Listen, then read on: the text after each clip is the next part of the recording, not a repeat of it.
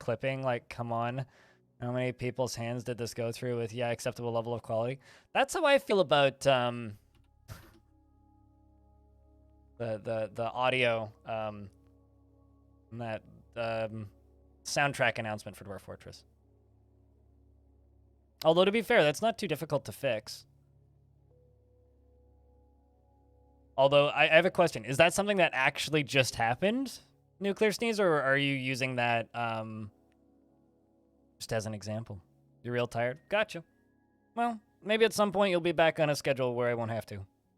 Are we going to see you later tonight, then? Or are you sticking around for a bit? I do need to get started on big projects again, though, because the humans have stopped attacking us as frequently, which means maybe we can actually get back to constructing things.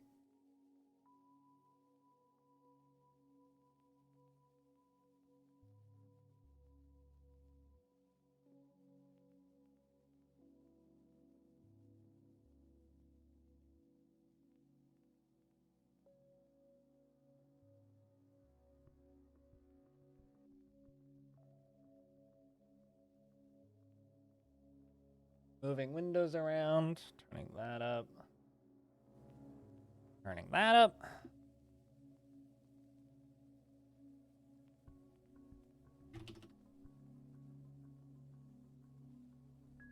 Oh, I actually have the ability to make moments now.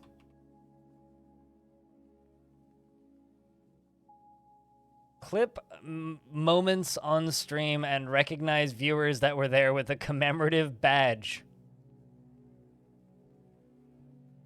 Huh.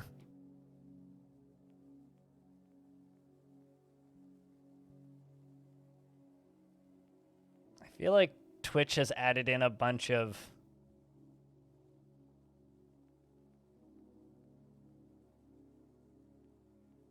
commands I've never seen before. Why are you even still sitting here? That's why I was asking if you're heading to bed, because you sounded like it, Stone. See you in a number of hours, not sure how many. 2 days ago it was 5 odd hours, then yesterday it was 9, nearly 10. I mean, there was that one day that you almost completely slept through the stream, which is an impressively long sleep, to be honest. Like, an impressively long sleep. But go get some sleep, Stone. Alright. Hopefully Stone tunes in after Longdeath is done, but we're on the year 422, which means the fort is... So if we're on 422, that means we're on 417? Yeah, 417. 417 years old fortress.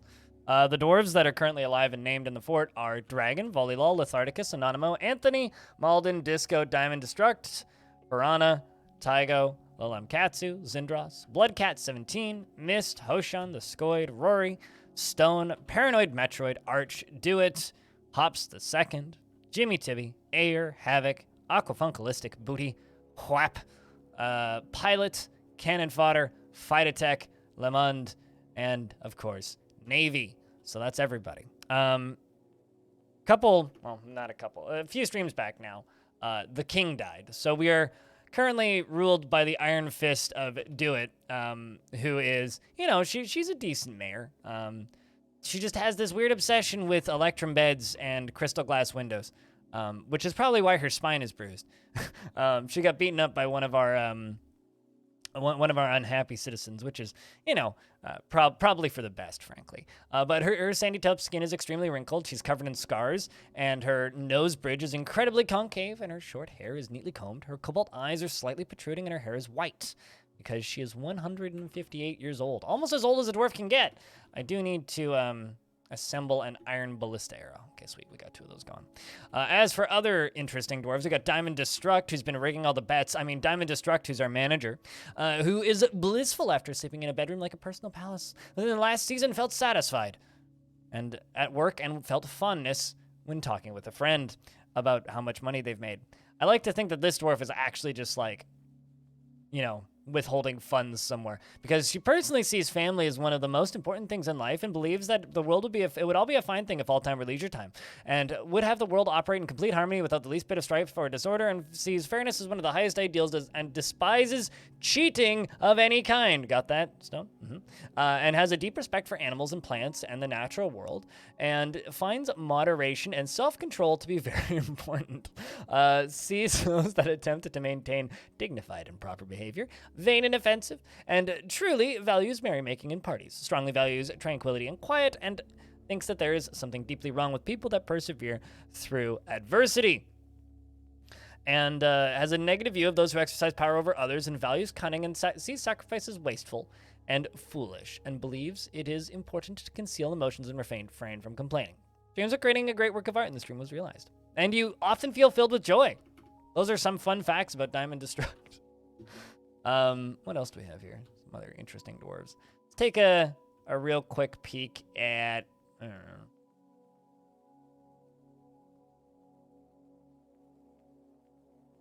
Chat, anybody want me to read about your dwarf?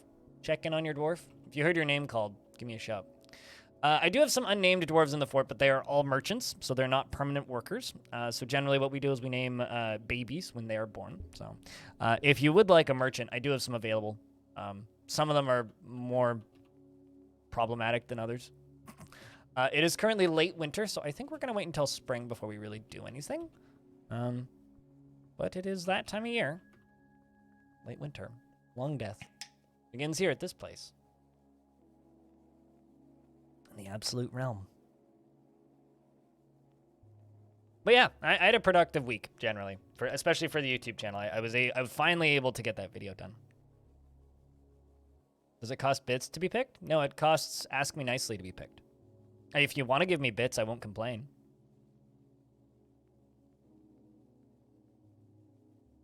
I don't charge people for stupid shit like having a username put into the video game. Anybody who does should be squinted at. Because honestly, it just adds entertainment value. But I won't complain if you choose to give me money, because that would increase my revenue from today from about $5.25 to, I don't know. Pick you, pretty please? Okay. You can have this merchant. Although this merchant's going to have some problems. So let's give you a different one. Let's give you Saigon instead of Kavish. I think Saigon's good. Saigon's in an alright situation. Alright, Finian. Welcome to the fort. Oh, you actually meant to 35 bits. That's fine. Thanks for the 35 cents. Chat, can I get a couple beers for the 35-cent tip from Finian? I think I spelled that right. I always think that there's an H in your name for some reason. Anyway, hard work is the true sign of character. The true sign of character. Chat, we need more beers because Taylor used to be rich. He felt lonely after being away from friends for too long and didn't feel anything after being able to help anybody for too long and was bored after being unable to practice a martial art, but was bored after being able to practice a craft. Do you have any skills? I don't give them skills when they first move in, and then I start giving them skills as I feel that they need it. Let's give you weaving and clothes making, leatherworking, crafting, wood crafting. We'll give you stoneworking. We'll give you mining, and I will give you general healthcare stuff. Feed patients and prisoners and recovering wounded.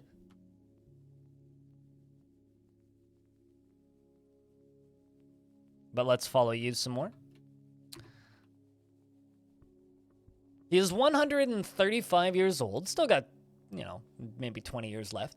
135 years old, born on the year 287. 25 years left. He has very long sideburns are neatly combed. His very long mustache is neatly combed. His very long beard is arranged in double braids. And his hair is clean shaven. His slightly protruding cobalt eyes have very large irises. And he has a square chin. And his somewhat short, small-lobed ears are flattened. His sandy-tailed skin is wrinkled. And his nose bridge is somewhat concave. And his hair is gray with some white. He likes rose gold, praise and dingo leather, sheep's hoof, and naff fabric, and battle axes, and crutches, and rabbit monsters for their horrifying features. Rabbit monsters? As in, like, demons? When possible, prefers to consume cougar, fisherberry wine, rice flour, and sangaro fruit, and absolutely hates blood gnats.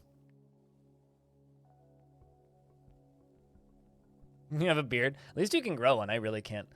He personally views tranquility as one of the highest ideals. Speaking of beards, I was watching music videos last night, and I found a music video, or a live recording of like a funk cover of a Tame Impala song, and the keyboardist looks like Simcopter. Anyway, it's gonna literally just straight up looks like Simcopter. Like to the point where if somebody sent that to me and was like, hey, do you know Simcopter was in a music video? I'd be like, what? He personally views tranquility as one of the highest ideals in life. He believes that the world would be a fine thing if all time were leisure time. Has a deep dislike of the natural world and strongly believes that a peaceful and ordered society without deceit is best. Finds the pursuit of skill mastery off-putting and sees sacrifice as wasteful and foolish. Dreams of raising a family, and this dream was realized. He's truly fulfilled by assisting those in need, and though he wishes this were not the case, as he considers altruism foolish. He has no sense of vengeance or retribution, and he is utterly humorless. Did you hear that, Finian? You're utterly humorless. And he rarely develops negative feelings towards things, and can get caught in internal deliberations when action is necessary. He is very ambitious, and he's always looking for a way to better his situation. He is a pessimist, and he can be very happy and optimistic. Likes to brawl, and is disturbed by this since he values quiet, at least in the abstract. He is slow to trust others and has a calm demeanor, and he occasionally can lose focus on the matter at hand, and he isn't given to flights of fancy, and is somewhat quarrelsome. Though he is conflicted by this for more than one reason. He does not try to get things done perfectly, and he likes to take it easy. He taps his feet when he's annoyed and needs alcohol to get through the working day, and likes working outdoors and only grumbles mildly at crappy weather.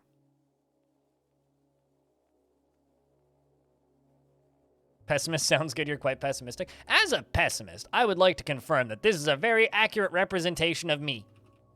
Up top here, we are deconstructing parts of this walkway. And I'm thinking we're going to deconstruct the last bit of this walkway, like this center section, and then instead rebuild it so it goes across here instead of across here. I think that's what we're going to be working on today. I think we're also going to cut out the top of this temple right here and just kind of go straight through the temple instead of kind of going up and over like we did previously. So I think the one of the first things to do here is to knock a bunch of this out so that we can construct there. And also then we'll need to knock the, middle bits out. We're going to be going through the roof of that temple instead of, the way that we went previously. We could also put stairs down there, but...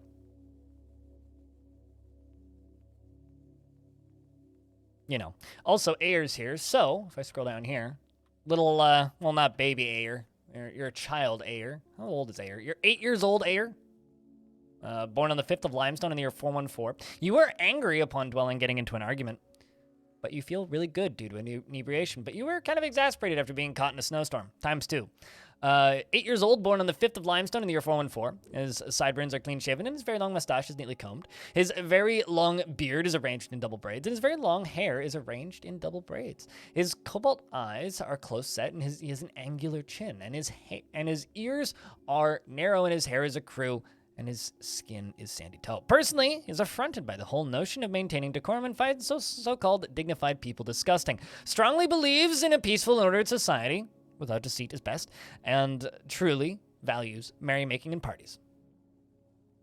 I like how the thing with this fortress is all of the children have made an artifact before they're an adult. Like, this dwarf dreams of creating a great work of art and has already completed his dream. It's like, you're not even 8 years old and you've fulfilled your life completely. Like, you're already just like, you've completed your life goal. Your maximum life goal, you've already completed it. It's one of my favorite things about this fort. It's like, oh, well, artifacts, what's that? They're all done by the time they're an adult. Also, the fact that the mayor is the one putting together the ballista arrows is kind of funny. You demand that you make it. Yeah. You also peaked in elementary school? Is 8 even elementary school? I guess that's like grade 1. Now I'm like trying to remember like what age kids start elementary school. I don't know if I'd say I don't think I peaked in elementary school. I think I can that. I'm pretty sure that wasn't me.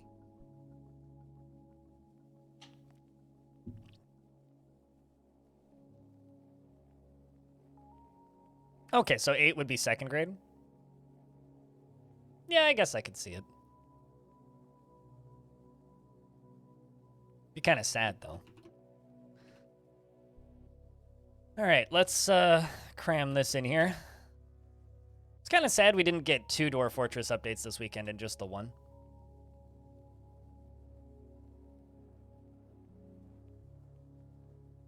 Let's make this out of bronze, why not? First year of elementary is 6 to 8. Okay, so I mean, I was sort of right. I was close. I guess like if you're born at the very beginning, I could see a few like instances where you could end up being 8 in 1st grade, but.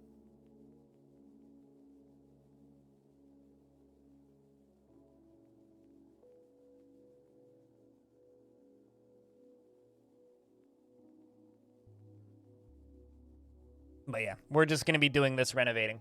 That's the plan for today, is renovating. Renovating the upper levels. Maybe I might even redo how this is connected. I mean, it's not a bad place for that side walkway, but I'm looking at this further out one and going like, do I even need this? I kind of want it to go around the edge. Chad, how do you feel about this upper walkway? Should I shift it? Trying to think how I can make it fit the fort better. Because I still kind of have that long-term plan of rebuilding large chunks of the fort into obsidian. But I need to acquire the obsidian first in order to actually do that.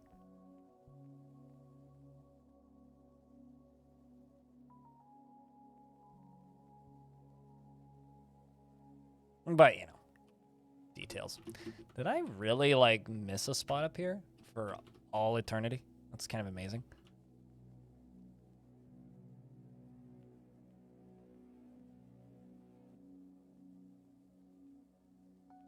Get rid of all that, and get rid of all that, so that we can build across.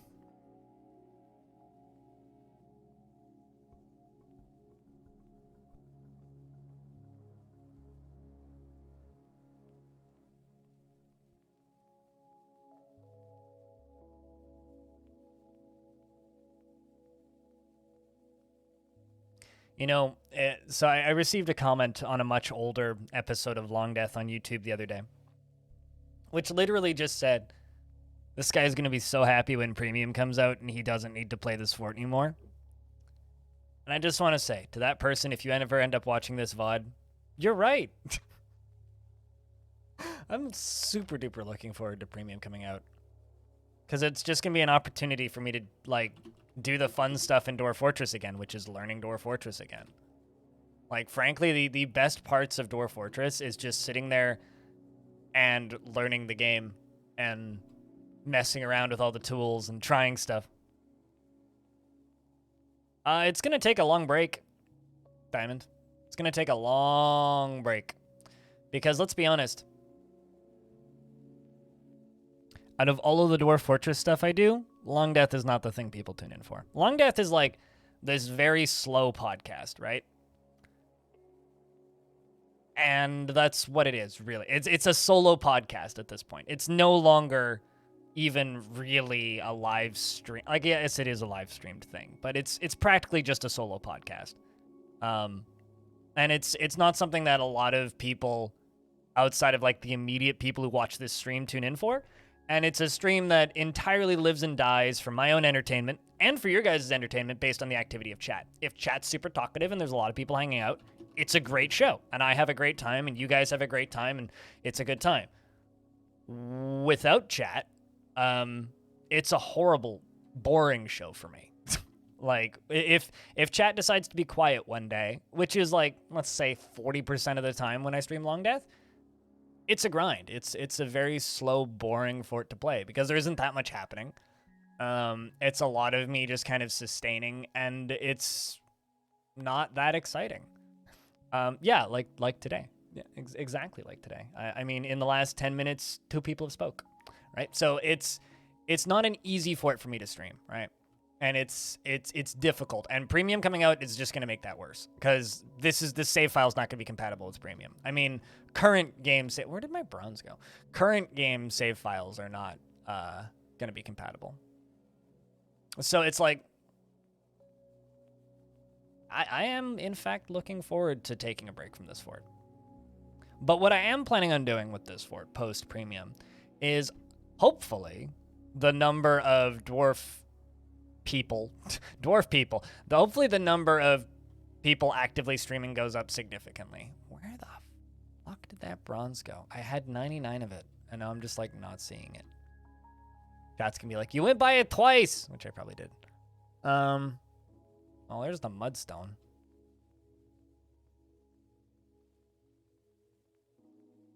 Seriously, like, where did it go? I mean, copper works, but I wanted to use bronze. Okay, fine. I'll use copper. Premium is... Well, number one, I'm never doing Longdeath a second time.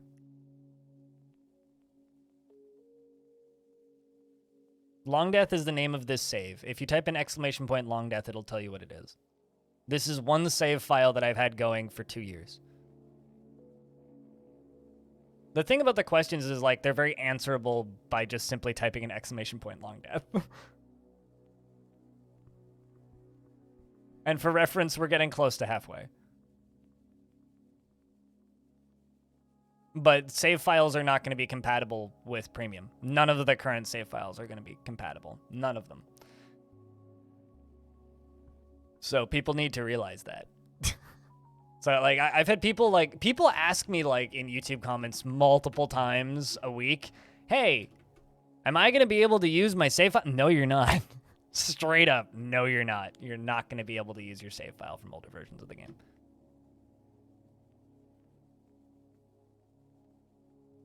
Doesn't matter if it makes you sad. It's just, it's not going to happen. So because of that, that includes, like, Longdeath, right? Like, this save file won't work in premium. So I'm not even going to be making an attempt.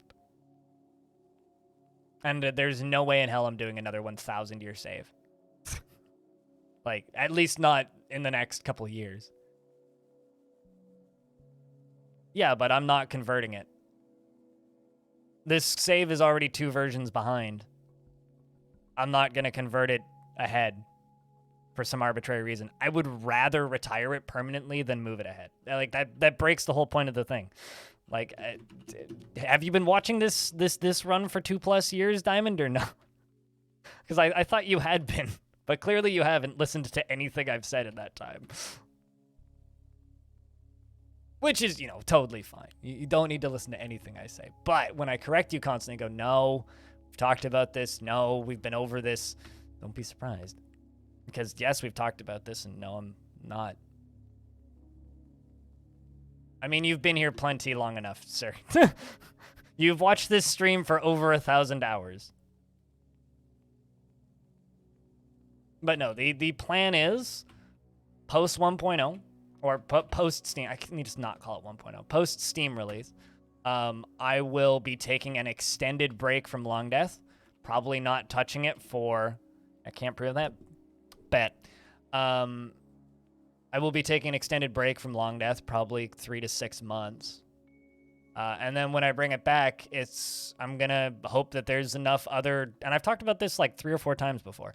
I'm hoping that there will be enough other people streaming Dwarf Fortress that I can make it into more of a Dwarf Fortress talk show where I just have other creators on. I've had people, a number of people, compare Longdeath to Farlands or Bust. And that's what Farlands or Bust is now. It's literally like a Minecraft talk show where he has other Dwarf Fortress, other Minecraft creators on, and they just talk about Minecraft and Minecraft adjacent things. And I think that's what I need to do with this fort eventually. Otherwise, it's just gonna, you know, become a view sink and not in a good way. Like, once Premium's out, if I stream Premium 4 days a week and then do this 1 day a week, what day do you think is going to have the most people watching?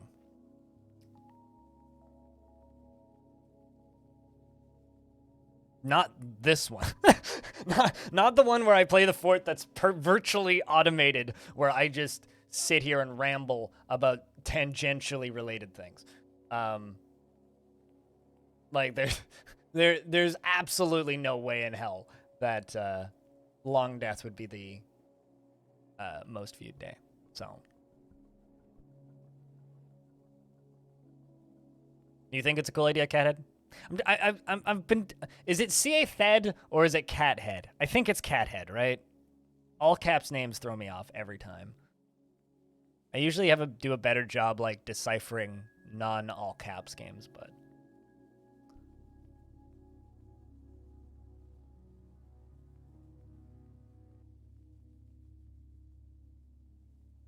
But yeah, that's my plan for this fort. Is I will keep it going, but there will be a long break.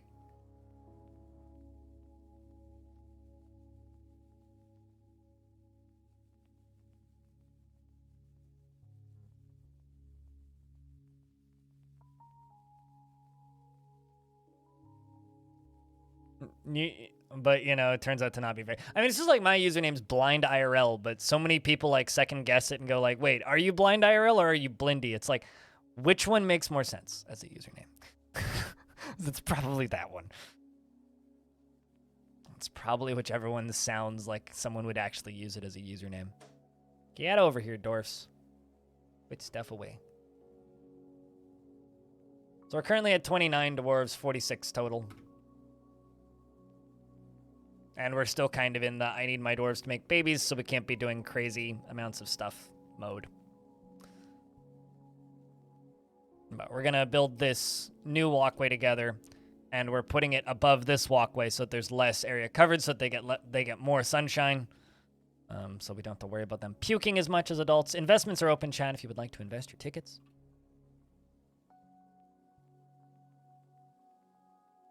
But, you know.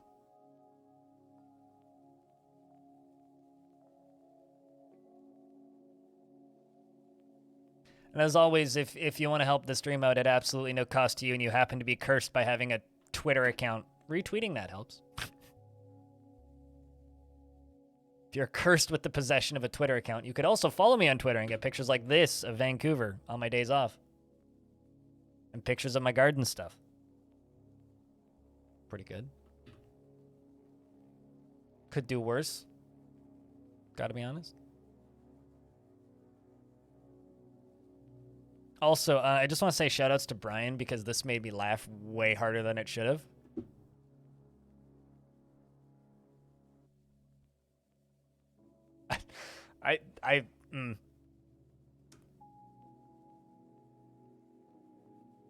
Brian Becklew is a really good Twitter follow.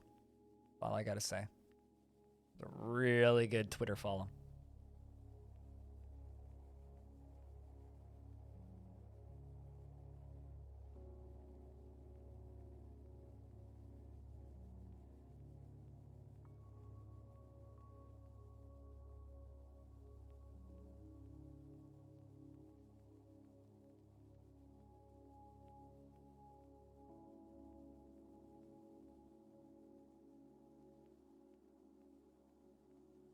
But yeah, aside from that, like, there's just other small games that I'm kind of loosely keeping an eye on.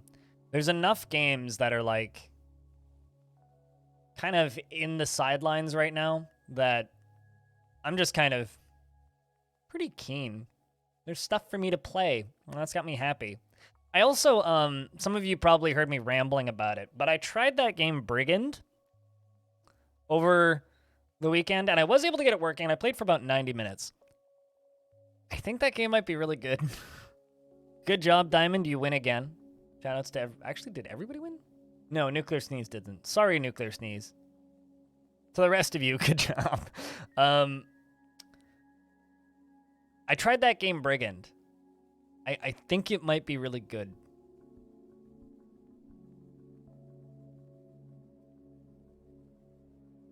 Like I said, Nuclear Sneeze. I think you'll survive. Pretty sure you'll survive. Not your imaginary numbers. I know, right? I'll fine you imaginary numbers if you start to get too attached to them.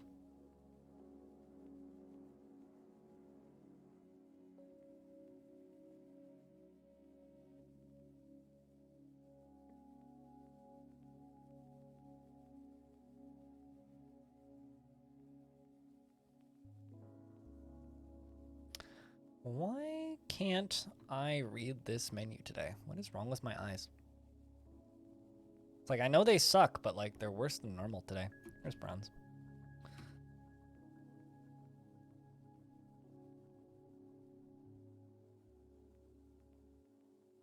And I just need to find bronze again. Bronze or copper, even. Doesn't help that, you know, like when I'm running like my younger forts and I have like 4 different types of stone, it's kind of nice. It's not having to go through this massive list every time. It's like, oh yeah, there's 4 different kinds of stone in this entire fort. Unlike this one where it's like, yes, we have everything and 45 of everything. Hundreds of everything in some instances.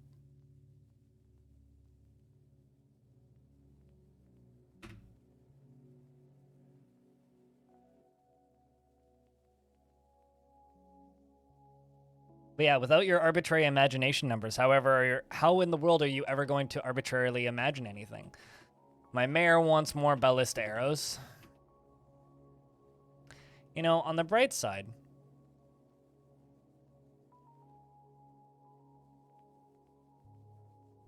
it's nice that we just have like enough materials to make ballista arrows for kind of forever. It's kind of nice, to be honest. I also need to give like one other person ballista arrow assembly because clearly we need another person to do that. Diamond is going to go manage work orders. But yeah, that's kind of my hope and plan for the future of Longdeath is I want to turn this fortress just into a Dwarf Fortress show, per se, where there's, you know, multiple different people come on and we actually put on a show instead of just kind of this weird... Like, I like this part of the stream. This is actually, like, one of the days of the week that I personally look forward to. I really enjoy streaming Longdeath. But I do honestly get the feeling that sometimes chat's just bored as shit. And it's this really difficult thing to kind of comprehend as a streamer because I only see my perspective of it, right? And to me, chat quiet equal chat bored. Thanks for the 25 cents, I are stupid. To me, if chat doesn't say anything, that just means chat's bored. And I don't like bored chat, and I assume chat's bored right now because chat's being quiet. But in reality, it's just chat's quiet. So, I don't know. Because my job programs me to want to force engagement in all instances, it's like, I don't know what's right and wrong anymore in this industry. You like hearing Blind ramble? Then talk to Blind, because then he'll continue to ramble. Otherwise, Blind will eventually change the show so that he doesn't have to ramble as much. Because Blind rambling means Blind's having a hard time doing his job. Oh, I know. I'm well aware. But that doesn't change the fact that that's what my brain tells me, right?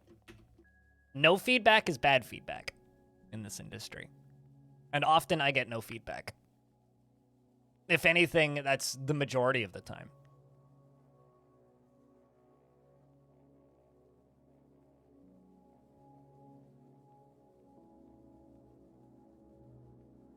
Well, you know, going crazy means Blind's not going to stream much longer, right? Blind going crazy means Blind's depressed and Blind needs a break. So I wouldn't glorify that as a positive thing, even with a Kappa, sir.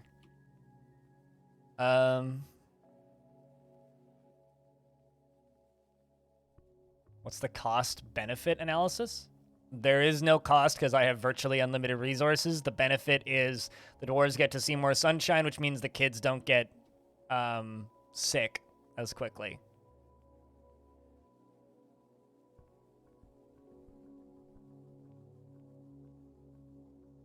Assuming I don't kill any dwarves in the process, that would be a cost.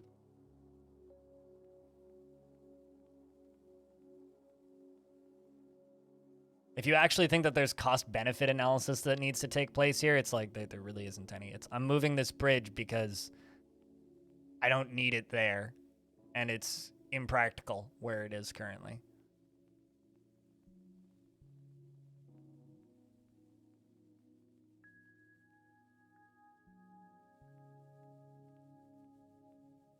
Also, Air, for what it's worth, I'm just rambling because I have nothing else to talk to, because there's for a while there wasn't many people speaking in chat, right? So I ramble about what's on my mind, right? And if what's on my mind is chat's quiet, that's what I'm going to ramble about, because this stream is a stream of consciousness, literally.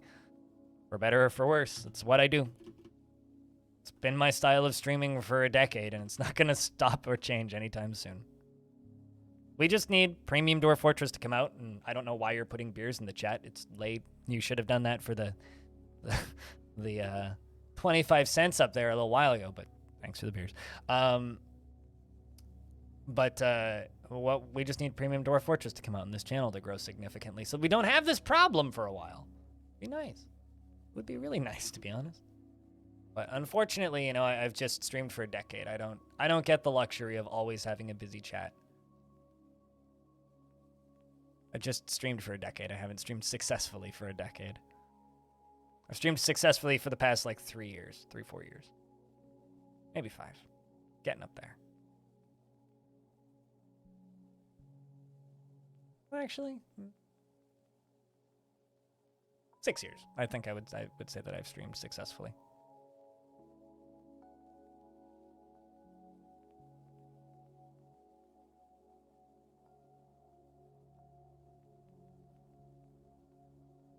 Sure, but the thing is,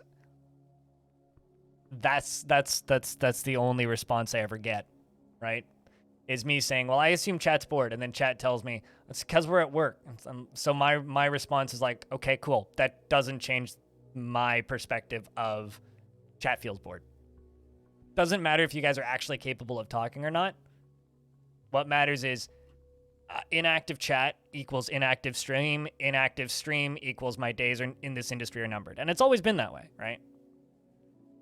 The entire job description of streaming is make your chat as active as possible. That might as well be the job description, is just engage, interact, make chat active.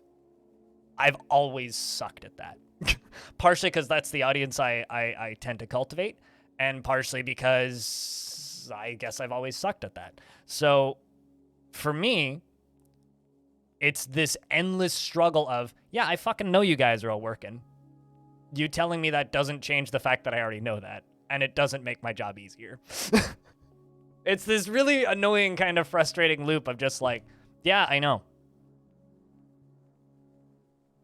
Then it doesn't change anything that I know. I'm gonna sell them prepared meals, because I can sell them rock pots, no problem. We're making a bunch of arrowheads.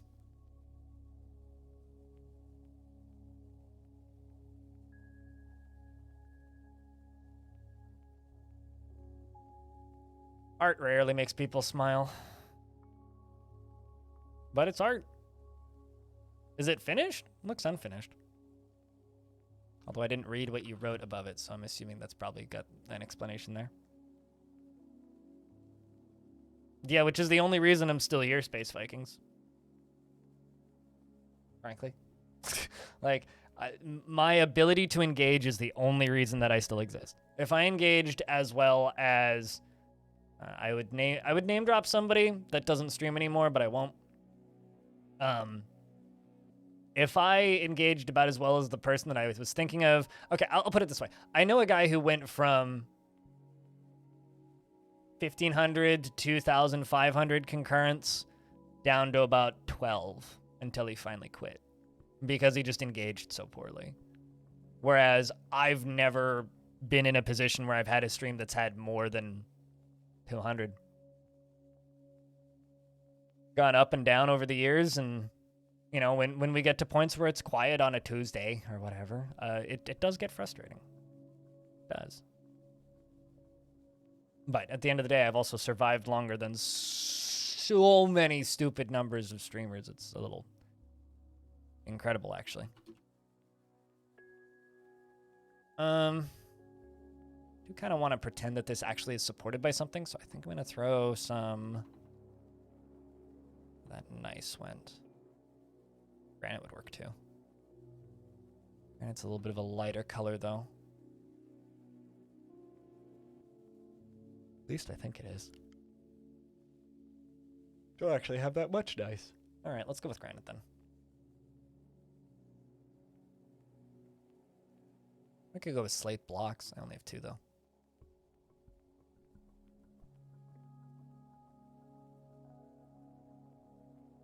Well, there's the nice blocks. Never going to be able to find those again.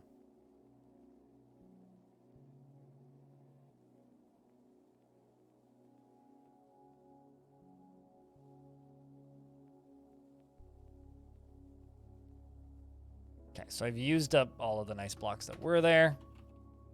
That's just a matter of going around the corners.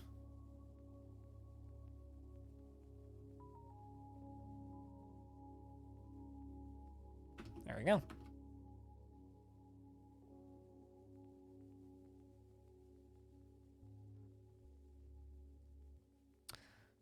So that's going to give us supports because I always want that.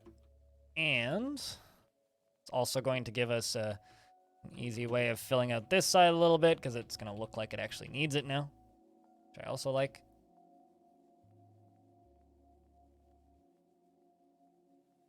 So you know that sound when someone in another room leaves an alarm clock on? Sounds like somebody in my building, like, through one of these walls somewhere, left an alarm clock on. You're beep, beep, beep.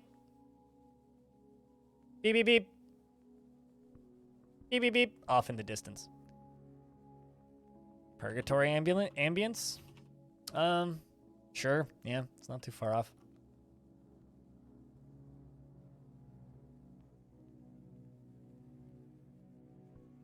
Sort of like, I think that there should be a special prison for people that leave the default ringtones on any Apple device.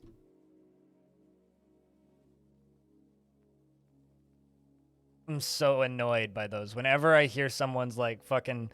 That and like Samsung devices too. Any like cell phone that has the default ring still on. There's a special place in some horrible nightmare prison for you. That I hope you get trapped in one day. It's like people go on about Elon Musk and Jeff Bezos being primeval. And you haven't seen shit. Have you heard that lady who still has the do-do-do-do fucking whistle bullshit on her phone on the bus? Now that's primeval.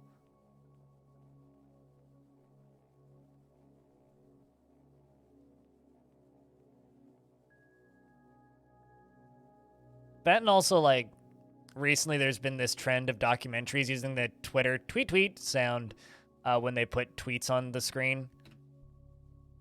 Same feel. That is not Skype. Skype goes pa-dong or pa-dong or what it's more like a dropping sound. But no, that is not Skype.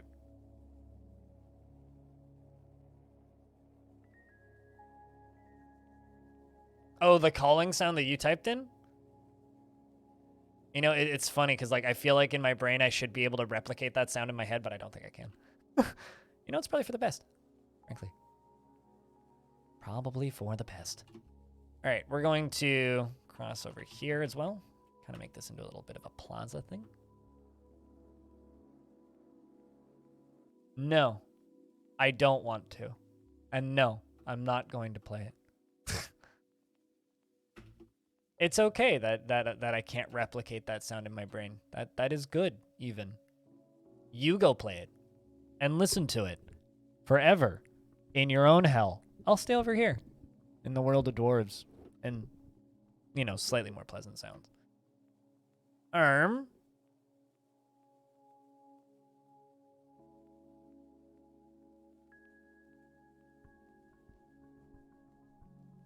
It's okay. It'll be playing forever now. You can never let it stop. Even when you do stop it from playing, it'll keep replaying in your head.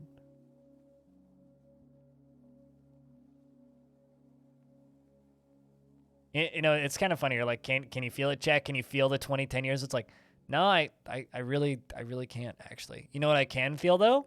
The almost 30 years that I've been alive and the knee pain that I've developed. That I can feel. Although, oddly enough, I can tell you the reason I can't remember the ringtone sound for Skype. It's for the same reason that I don't know the ringtone sound for Discord. And the same reason that I forget the notification sound for Discord. Because you know what I do whenever I install a piece of software like that that has some sort of video calling or some sort of calling thing built in? I disable every notification. If it has a sound associated with it, muted. If it makes noises, disabled. If it's even remotely bothersome, muted, disabled, just send it into space. Do not want it.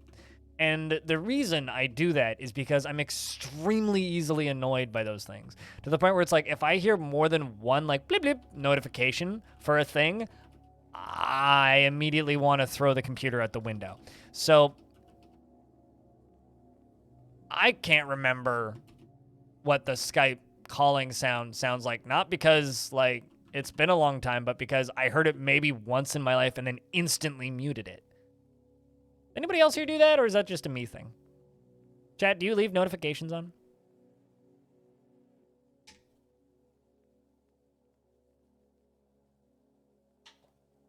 Yeah, exactly. It's just like when every now and again, like, I'll have people be like, you know, so Diamond, right? I see the little +1 on my Discord server, right? Mm-hmm. But it makes no sounds. I'm okay with the little +1.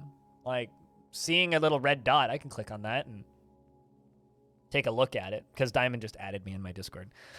But, like, I don't need to hear a sound. So, you could do that all you want, and all it's going to do is it's going to get you timed out on my Discord server. So you leave all the sounds on, Giratoro?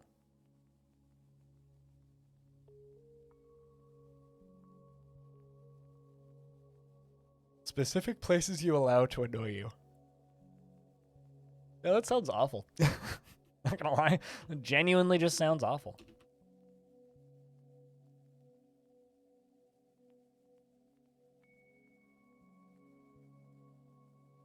Really tempted to just cave this whole thing in, but I feel like that's a really good way to accidentally kill a bunch of dwarves. Okay, so you do turn them off. Just checking. Because I asked if people turn their notifications off, and your response was hell no. It's like, really? Really? Only sound is calling? I don't even have that on. I mean, I have voices on, so I can hear people talking.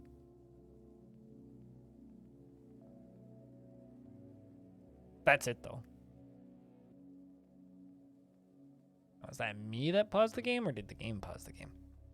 I've had that happen every now and again. The game will just, like, pause and be like, did I do that? Shit.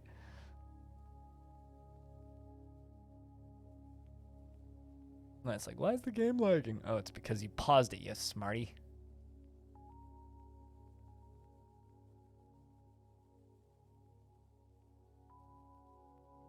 You see, I did the same thing in Windows 98. Okay, this is probably a crime that requires some sort of capital punishment. But when I had a Windows 98 computer, I disabled all of the sounds, Space Vikings. Even the startup sounds. I've been doing this with computers as long as I've had computers. Computer makes sound, boom, kill it.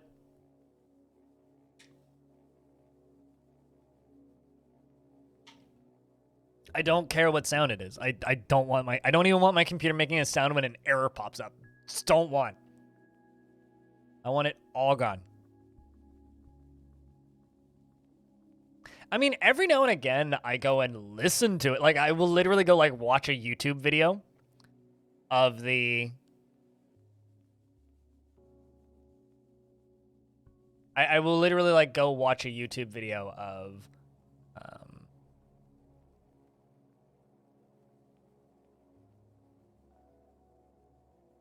of like the starting up sequence of like old operating systems. I'll do that. But man, Hops, you've seen better days, haven't you? Banner bodice, it's like the opposite of a banner lord. This poor dwarf. Really need to just take you off of like the big heavy intensity jobs and just let you go do something else. That dwarf got beaten up pretty bad. G'day, arrow.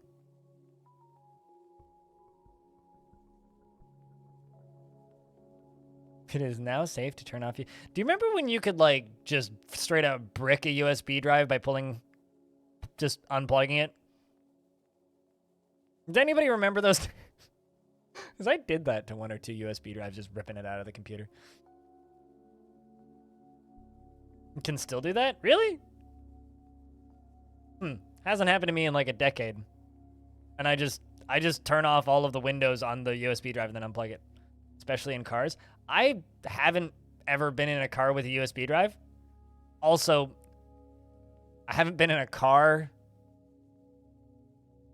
I guess, since PAX. Since I went to Seattle. I like never get into cars, let alone car with USB drives, so. But, you know, I would also expect cars to be running on outdated technology, so yeah, I guess that would make some sense. Also, Farana, you have a dwarf in this fort. Stonecrafter, 14 years old. You do actually have jobs assigned. You are euphoric due to inebriation and satisfied remembering work and content after having a pretty decent drink. Your drink of choice, of course, is strawberry wine, which is possibly the most prolific drink we have in this fortress. You also prefer to consume leopard gecko, which I question a little bit, and you don't like toads, which I also question a bit. You do dream of mastering a skill, and you're in a constant state of internal rage. We should put you in the military. Give you a chance to, like, punch things. You want to fight. All right, you know what? Actually, let's put you into the Eternal Guard. Let's get the Eternal Guard training for a little bit. Why not? Give you the opportunity to learn the way of the stab. Good luck there, dwarf.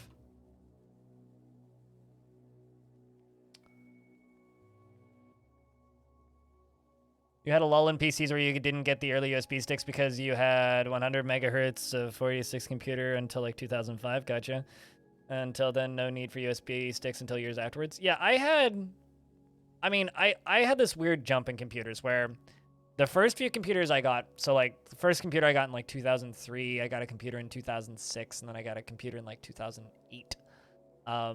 Computer I got in 03 was a used school, like high school library computer, which ran horribly and had, I think it was like 1,500 megabytes of memory.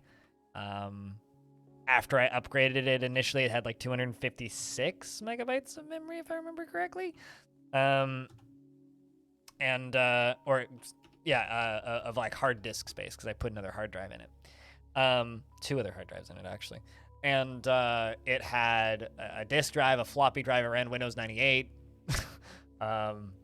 So that was my first computer, no internet connection. My second computer was slightly better, but still same sort of deal. It was like a used computer that we got for free. And then after that, I started buying like little laptops that I bought one from Dell. I bought another pre-made one. And then eventually switched over to proper computers, but USB sticks are future-ish, but don't look cool, and they need to have some sort of design flair like sci-fi. Often has data crystals that just look cool. So as somebody who has like kind of a hippie aunt who's way into like crystals, I don't think crystals look that cool, but okay. Also, how you doing, by the way, Aqua? Were you ever able to get another Discord account set up and running?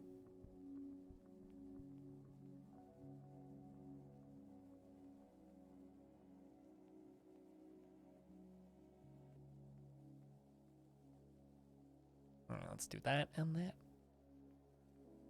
Nuke both of those out. At the very least, they only got the one Discord account.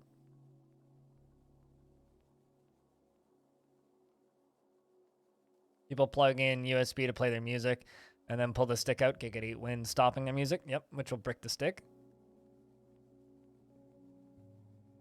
There's too many innuendos in there. I shouldn't talk.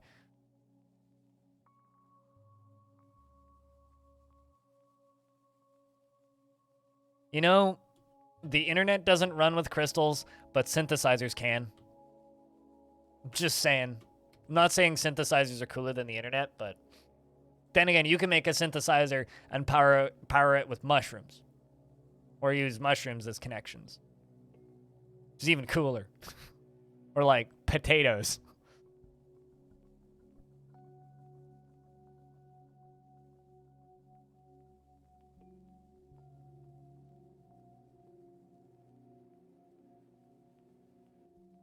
Oh, so the speeds are absurd. Sure. Be much way cooler. Okay, so I don't know if I agree with that. I think that my USB sticks are pretty cool.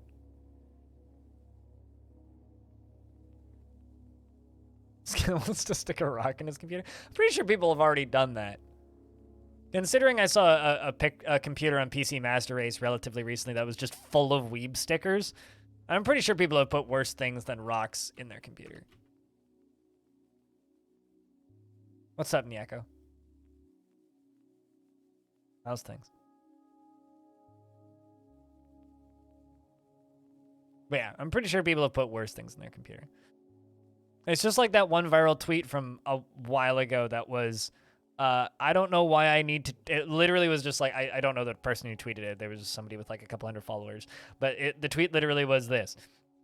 I don't know why I need to say this out loud, but do not put anal lubricant in your computer water cooling setup. So I'm pretty sure people have put worse things than rocks in computers, okay? I'll gladly put a rock in my computer. Gladly.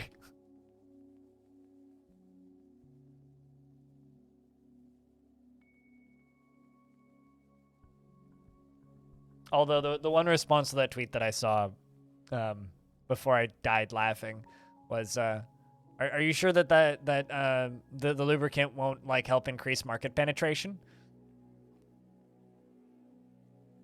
Anyway,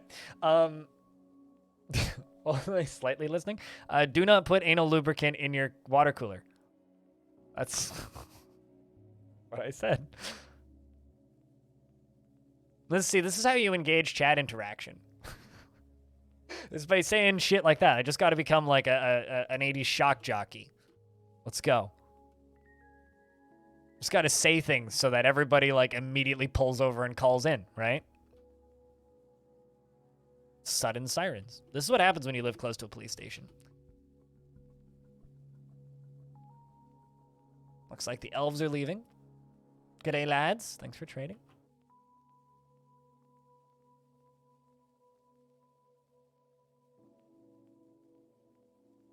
Are there any names open? I mean, there's always names open. They're just merchants. So you have to be okay with being a merchant. We named a merchant today. So if you want a merchant, I can give you a merchant. How about purple onions?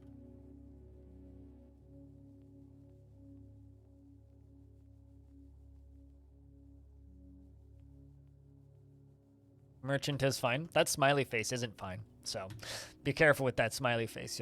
People will think you're being passive aggressive. All right, well, let's give you Kib then.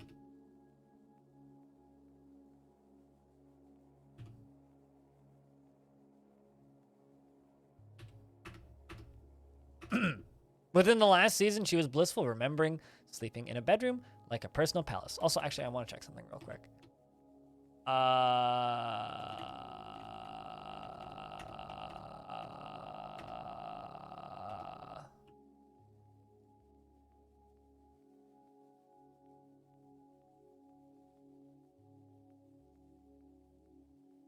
Okay, we're good. Finian hasn't had 2.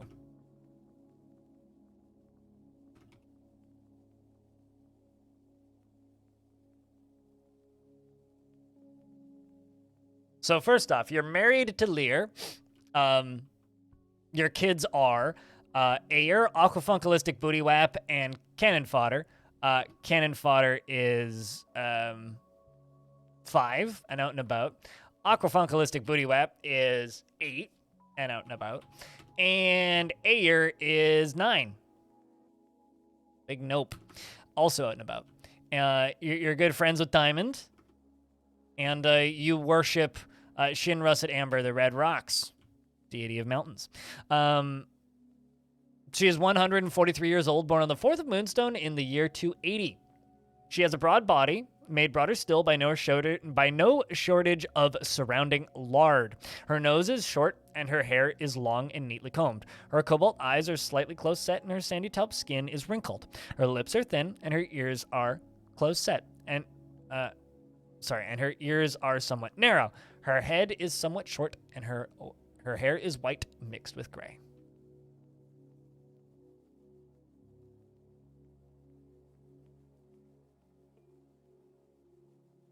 I don't know what that means, Nyako, but okay. I've heard them called purple onions, but red onions are the technical term. But I've heard people call them purple onions because they are kind of purple. I've also heard them called pink onions, but I guess it depends on like the color pigments in your vision. How well you see. But Nyako likes magnetite, steel, goshenite, green glass, giant cockatiel leather, fox, squirrel, bone, and backpacks and scepters. And Impossible prefers to consume penguin. You know, every now and again I go, there's like penguins in this game? I don't believe I've ever seen penguins in Dwarf Fortress. So. I've seen puffins, but I've never seen a penguin. Not that those are even remotely related, aside from that they're both birds. But Wheatbeer and absolutely hates leeches. Personally believes that little is better in life than a good party, and sees concealment of emotions as a betrayal, and tries her best to never associate with such secretive fools. She sees family as one of the most important things in life, and believes that that it would be a fine thing if all time were leisure time. Strongly values tranquility and quiet, and finds sacrifice to be the height of folly, and values a harmonious existence. Often feels filled with joy, never fails to seek out the most stressful and even dangerous situations. And she is conflicted by this because she considers tranquility preferable to tumult. But can you have a character? No! Of course you can. Give me just after this one. Do you want to be this one's husband? She is conflicted by this because she is very emotionally rewarding, or she is conflicted by this because she finds helping others to be emotionally rewarding. Though she wishes this were not the case, she considers altruism foolish. She is confident under pressure and is easily moved to mercy, and she tends to be a little tight with resources when working on projects and is grateful when others help her out. She tries to return favors, though she is conflicted by this for more than one reason and tends to avoid any physical confrontations. She works to square this natural tendency with her respective martial prowess and thinks she is fairly important in the grand scheme of change. And she does not easily hate or develop negative feelings, and tends to share her own experiences and thoughts with others, and tends to be passive in discussions. She often greets others with a hug, and she tends to be passive. She often greets others with a hug, and she needs alcohol to get through the working day. There we go. But deadliest, sure. Deadless. But yeah, there's no requirements for a dwarf. There's never been, and there never will be. It's literally just ask nicely if there's one available. I can give you one. They more blow snot out your nose. They don't suck anything. Within the last season, he was blissful after sleeping in a bedroom like a personal palace. So you are, of course, married to Nyako, so go kiss, have fun. You're best friends with Rovad, Letharticus, Anonymo, Libash, and Yushrir. And you worship Sungur, who's the fuchsia, who often takes the form of a male dwarf and is associated with persuasion and speech. You're 144 years old, born on the 17th of Glenna in the year 279.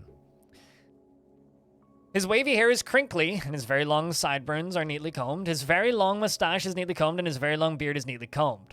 His medium-length hair is neatly combed, and his eyebrows are incredibly high and not neatly combed.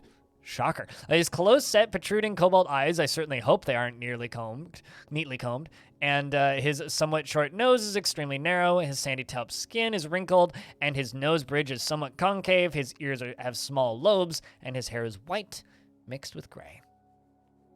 He very rarely feels sick. Likes olivine and brass and black pyrope, wagon wood and clear glass, amber and naff paper, and cap hoppers for their swinging antics. And the sound of the chant of blossoms and the sight of the heliotrope berry, and when possible prefers to consume yellow bullhead, gutter crewer, and want two humped camel's milk and teff flour, eggplant seeds, apples, and hates mosquitoes. The only part of that that's relatable is the last bit. Personally, views tranquility as one of the highest ideals. Believes the idea of war is utterly repellent and would have peace at all costs, strengthening after becoming a parent, and believes that it would be a fine thing if all time were leisure time. Sees family as one of the most important things in life, as strengthening after becoming a parent, and doesn't particularly respect commerce. Always acts with mercy and compassion at the forefront of his actions and considerations, and does everything in his power to avoid excitement and stress. Never becomes angry, and is truly fulfilled by assisting those in need. Very easily falls into love and develops positive feelings. Relies on the advice of others during decision-making, and he has a greedy streak. He has a sense of duty, and he is trusting and often cheerful, and doesn't mind wearing something special now and again. He enjoys the company of others, and he somewhat acts with little determination and confidence. He often feels lustful, can handle stress, and occasionally overindulges. Needs alcohol to get through the working day.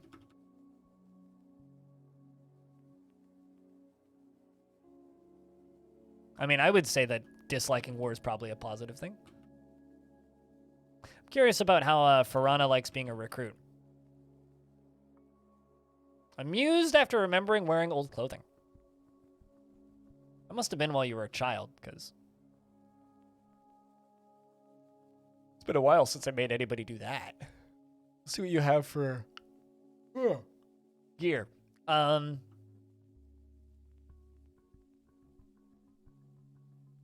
All right, well.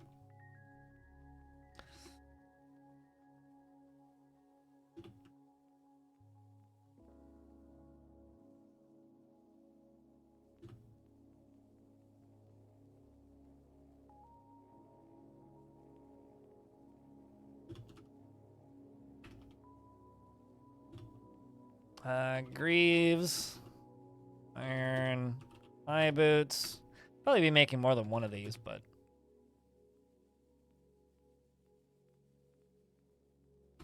make 30 iron low boots. All right, so they're gonna go do that, and you're still removing constructions up here. But there we go. Dwarves named. Woo! Yeah, some people like to charge for things like that. I don't see the point. I figure that if somebody wants a dwarf, damn right I'll give you a dwarf. And if you want to give me money after the fact, that's cool. But it's about where I leave it at. It's like, it's cool if you do, but I don't need it. Don't require it. What are we building right now? I'm unbuilding something, actually. I'm moving a walkway. Well, I've moved a walkway. I'm moving a walkway from up here to down here. So it's directly above this other walkway instead of being just kind of out in the open. I'm rebuilding old things from ages ago that were literally built 320 years ago.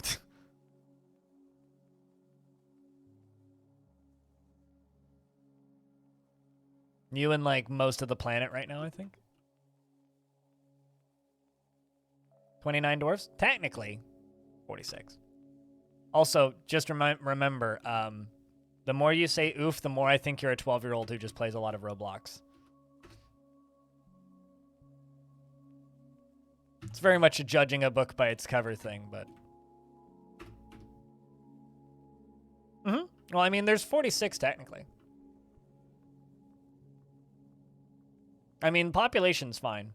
It got down to 19 once. It's been as high as 45 recently. Like, it goes up and down. But thank you for highlighting my failures. It's much appreciated. Makes me feel good. Warm and fuzzy inside. Freeways, what's up? It's good to see you. 10 minutes to roll up a joint and then the rest of your with the rest of your weed supply, or just savor it. You know, don't.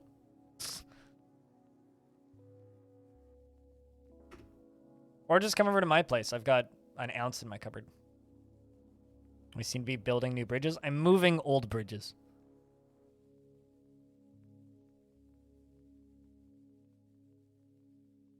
Like, I'm also probably going to move this over here. So they'll come in this way, go down along the bottom here, and then go straight up this way. Instead of, like, going along this, whatever this is.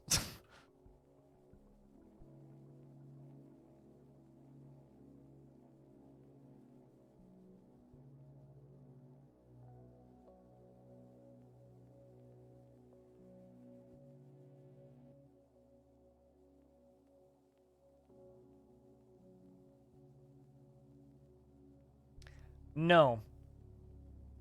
Yeah, go.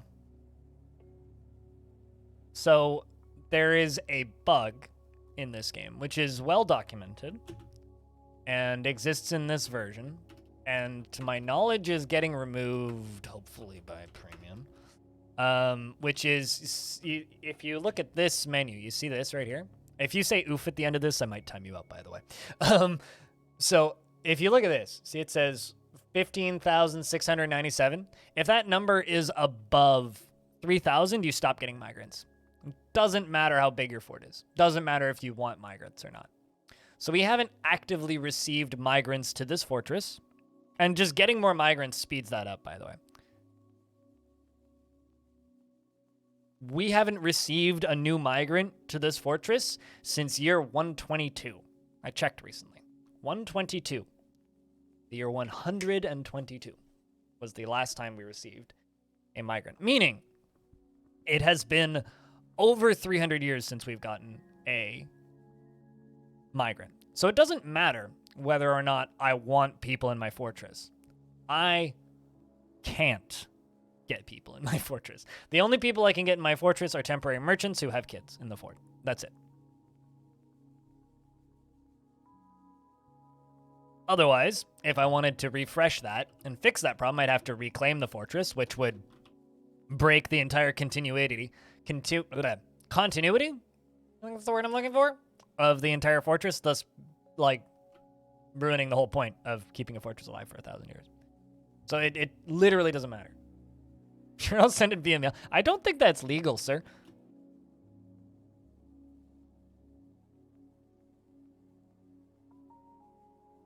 Yep. Only children. Which is why, you know, I have these and why I have a relatively frequent cycle of merchants, which is why I always ask people, like, are you sure you want a merchant? Because I expel them and bring in new ones pretty regularly to keep bringing in new family trees so that they get married and have kids and keep the fortress alive. And we've been at about this number of dwarves for like the last 300-something years. So, outside of cheating, this is my only option.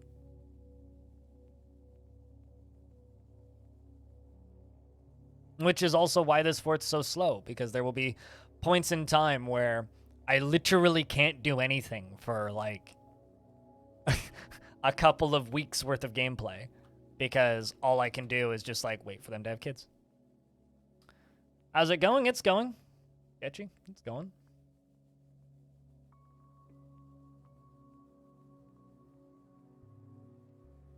Well, come up to Canada, Deadless. Canada's got notoriously good weed.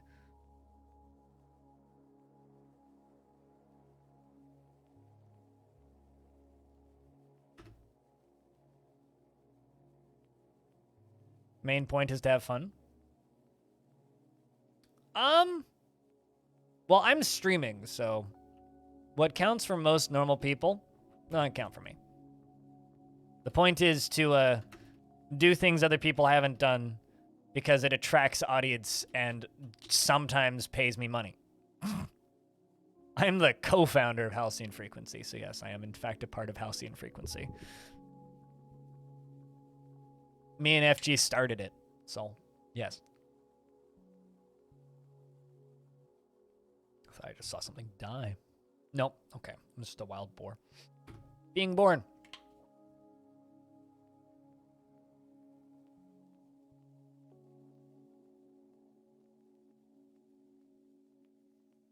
Basically, how's your? Can I ask what your Twitter handle is? I'm curious about how it's such a fail in your opinion. But yeah, I'm all right, Sketchy. Had a relatively productive weekend. Not the greatest weekend, but productive. Got stuff done. I've scoped out all of my winter camping gear that I need, as well as things like ice picks and folding snow shovels. So I now I know how much money I need to save by like December for winter camping, because there's a cliff that we need to scale to actually get to where we want to get to. Ice picks are smart to have. We did it last year without ice picks, but it would be much easier with ice picks. I read Ignorance After the End, and it is interesting, says Lebash. Well, that's good. I'm glad that you found that interesting. And Lycott was near a table and was very pleased by this.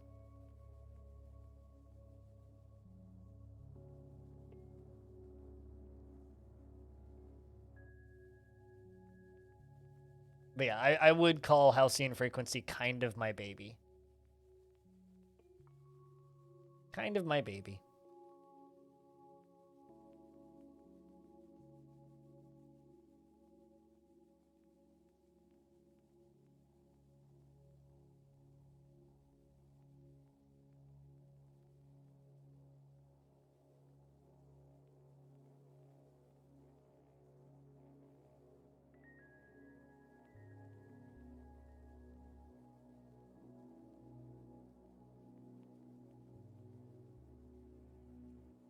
Has this fort had any interesting science discoveries? Also, thanks for the Prime sub. Chat, can I get a round of beers for Freeways keeping that Prime sub alive for 2 years? Any interesting science discoveries? Let me go look.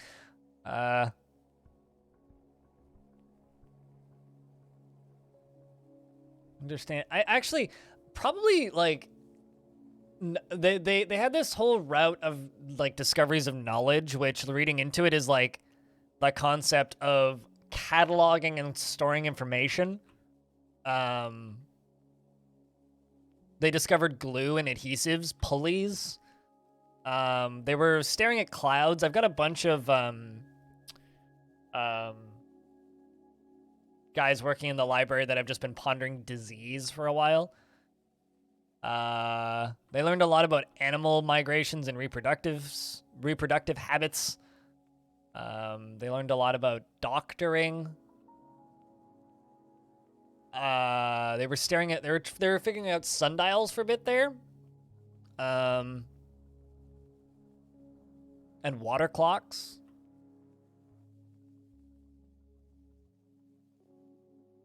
I mean, I have a book with, or not a book, a library with 313 books. So minus like 50 because I've moved all of the first editions out of the library. So I would say, yeah, we're pretty good at it. Dwarves don't suffer from lead poisoning, and not many humans visit, so it's fine. I mean, I'm sure we could use it as a blunt force trauma weapon. A lead-bound codex. My parents have a bunch of lead beer steins, actually, which are kind of awesome.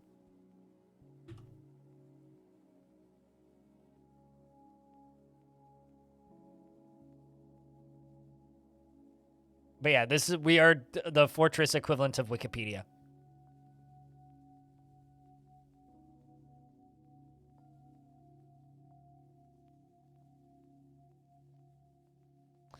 Speaking of, let's see.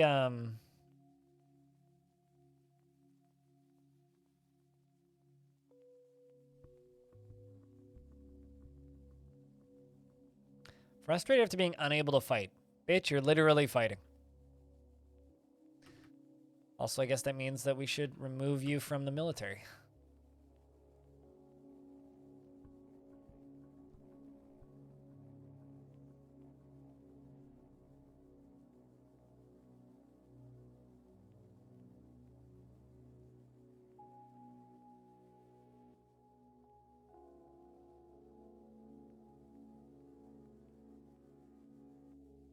It's time to start investing higher. I mean, I seem to recall telling you, I'm like, if you invest lower numbers, you'll make more money. And you were like, I don't care. So did you start caring, Freeways?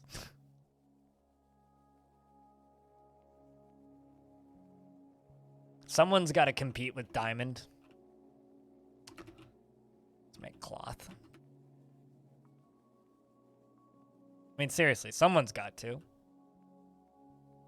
And if not you, then who?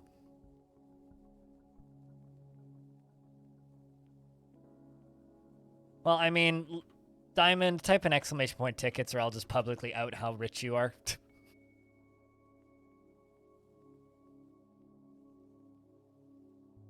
Also, I haven't looked in a while because Diamond was probably investing all weekend while I wasn't paying attention to the bot. You only need to win a couple hundred times in a row? That's not how math works. Less than a couple hundred times in a row, that's for sure.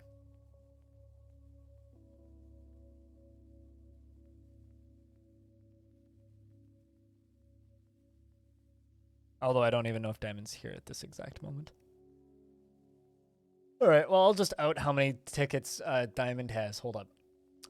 Diamond has 1,132,711 tickets.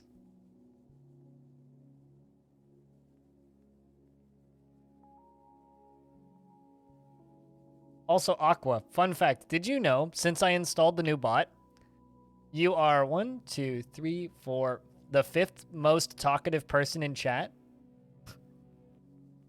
The 5th most talkative person in chat.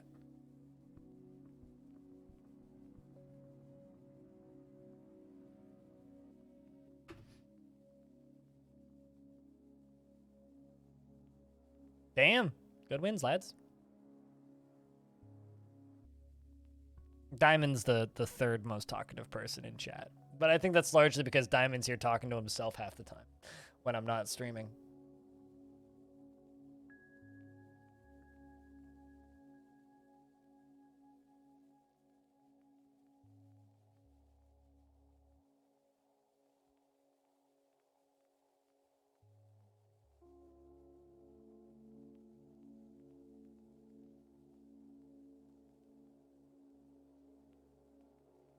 Every time you look away, you miss the invest. Well.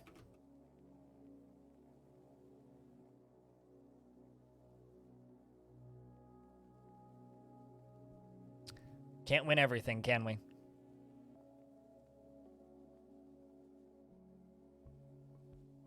Bah.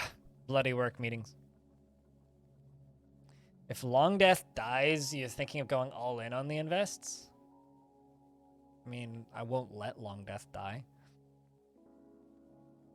I think the only thing that could really kill Longdeath would be like a surprise loyalty cascade. It's like the only thing that could do it. Like, really? It's the only thing that could do it.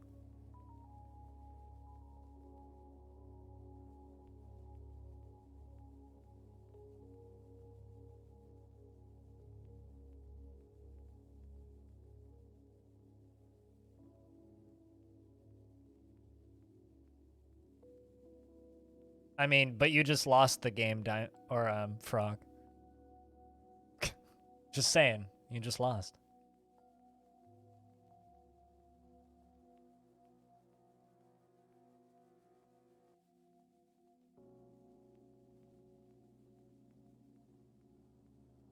So then, Diamond, you should be cheering for me to taking a break from Longdeath, because it means that the odds that you'll have to all in your tickets are significantly lower. You know what I'm saying? Like, if I take, let's just say, 5 months off Longdeath whenever premium comes out to stream a whole bunch of premium and then eventually bring it back as like some sort of interactive talk show with multiple Dwarf Fortress creators. Wouldn't like that be a good thing for you because it's less likely that Longdeath will die? I'm just saying. I think that would be actually a positive thing for the future prospects for your investing habits.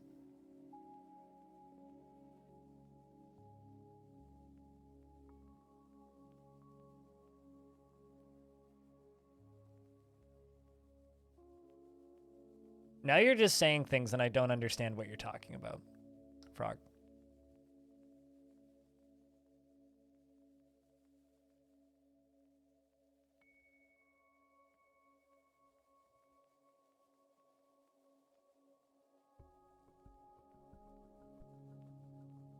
Genuinely have no idea what you're talking about.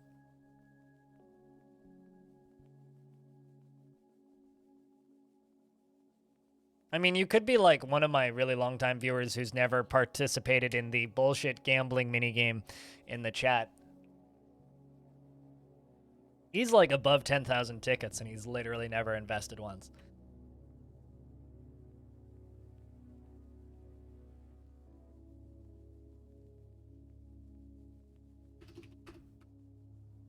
Because you do get them relatively quickly.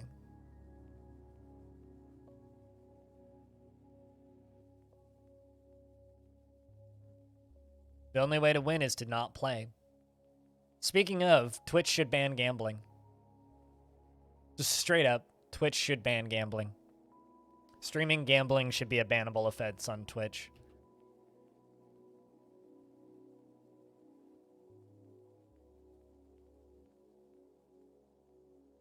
And it's ridiculous that it's been allowed this long. Especially streaming fucking slots. Like, it's actually disgusting. Surprise mechanics. Doesn't make it good. It does make it kind of funny, though. I have a question. What makes you think... And I've seen people make this statement a number of times, Frana. What makes you think that gambling on Twitch makes Twitch more money than anything else streamed on Twitch? It's the exact same engagement. It's the exact same viewer numbers. In fact, it's lower viewer numbers in some cases. The thing that it makes money is it makes money for streamers, not for Twitch. If anything, it's streamers undercutting Twitch because Twitch isn't getting a cut of the gambling, right? So if I stream slots, Twitch's end is going to make roughly the same amount of money, if not less, because the way those streams end up working is the audience gives the streamer money to keep gambling. It's like a self-enabling cycle, and that money would go direct into a PayPal account, not into Twitch. So how does Twitch make, air quotes, shit tons of money off of gambling streams? Where's this money coming from? Since you're an expert. It kind of is, yeah. Okay, well, see, here's the problem with sarcasm when it comes to very serious contexts, right? We're talking about Twitch permitting a thing that the entirety of the Twitch community is saying, please get rid of this thing. And it's very likely Twitch is going to get rid of this thing. And I always see the argument of, but it makes Twitch shit tons of money. No, it doesn't. It makes them the exact same amount of money as any kind of live streams. It's the audience that is perpetuating streamers to make shit tons of money doing the thing. Okay? That's who's making money. It's the streamers. Not Twitch. I mean, Twitch makes the same amount of money regardless, because they make money off of ads and subs.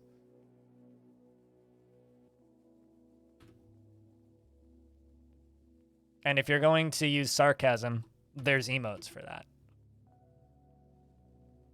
Because there's sarcasm and then there's literally just spreading false information, and what you're doing is stating something that is false, labeling it like it's true, but you still state it. And then you say it's sarcasm. It's like, okay, put a kappa. Please. Like, you don't need to always do that, but please indicate your sarcasm. The gambling site's the one making money? Sure. Yeah. Duh. The house is the one making money, which isn't Twitch.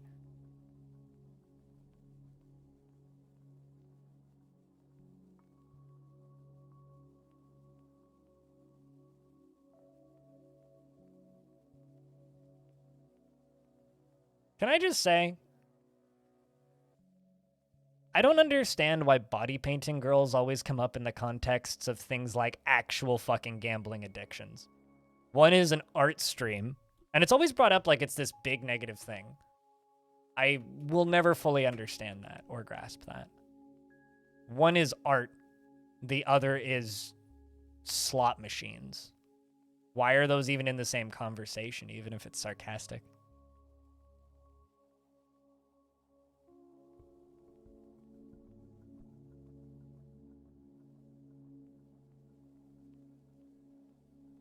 Also, the enemy have come and are laying siege to the fortress. The humans are back. Time to take a break from our constructions. Time to, we can go pull a lever, sure. Give them a nice fountain to get sprayed by. Let's just make sure that the... Good day! You have arrived, Beermanir. Why are you sieging my fortress? Pull that lever, do that one first. And... So what? They're boobs. They've never hurt anybody. See, here's the thing, right? Boobs are great. They're also not causing children to develop gambling addictions. Women should be allowed to go around topless outside anyway. Like, I do not care about tits. Gambling is something that will ruin your life. Boobs improve my life. So why are they in the same conversation? What? Oh no, a titty was seen. Fucking cares. We're gonna let's see how many there is. Get an idea. It's not the same conversation, Purple Onion. I mean, children shouldn't really be on Twitch, for one thing. But it doesn't matter when it comes to gambling. And if you're gonna argue about what's worse for your children, seeing a boobie once, or seeing, like, you know, a boobie covered in paint once, or actual slot machines, it's not once, though, then don't let your kid on Twitch. If that's like, if you're going to draw that line there, that's mind-numbing to me. That it, like, if you're going to point at those two things and be like, that is the same discussion. Woof. Okay. Why the issue with gambling? You know what? I'm going to time you out for 600 seconds. Because if you have such a pea-sized fucking brain that you can't figure out that, if you can't put two and two together, I'd rather just play Dwarf Fortress and not listen to you talk. All right. We're going to let the humans walk up and around and see where they end up. Hopefully, they go in one group because they've been splitting up recently, which is kind of annoying.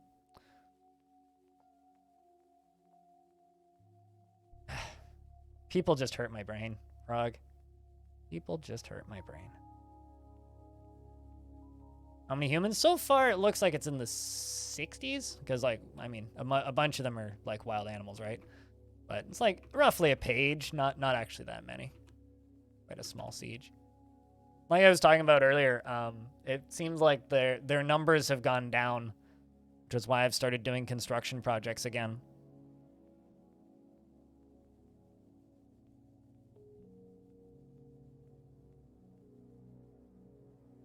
I don't. Nuclear sneeze. If you genuinely are confusing those two things, that's all I can say. Then you've never known somebody with a gambling addiction. All right. Let's stare at It's okay. So that's the group that's going to hang back. These ones are going to go up front and they're going to scout, and then these ones are going to hang back. Although it looks like they're moving now. The human sieges have this annoying tendency of just like spreading out.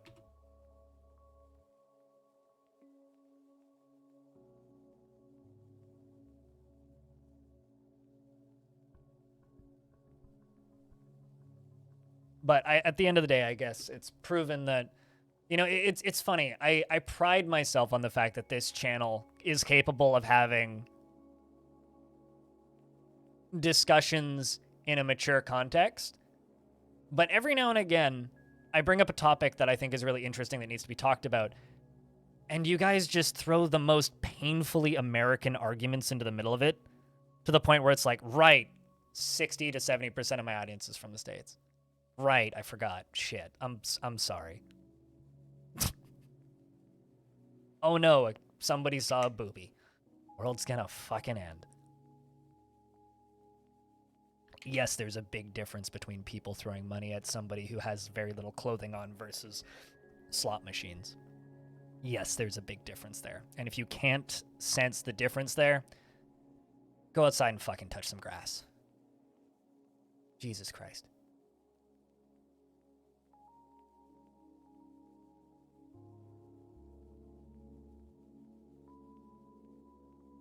Exactly. Face sitting improves your life. Gambling can ruin your life. Wow, you're a very enthusiastic little human. Running ahead of the rest.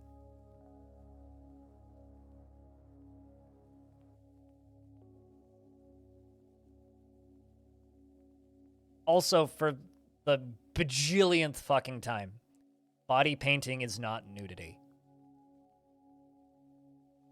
It's no different than going to a fucking swimming pool.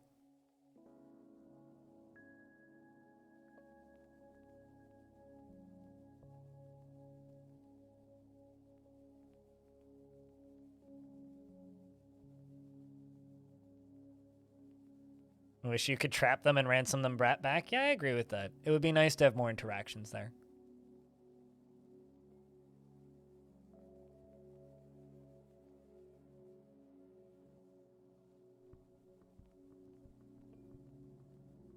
There's a lot of things I really wish that we could do in Dwarf that we can't, which makes the fighting less interesting, unfortunately.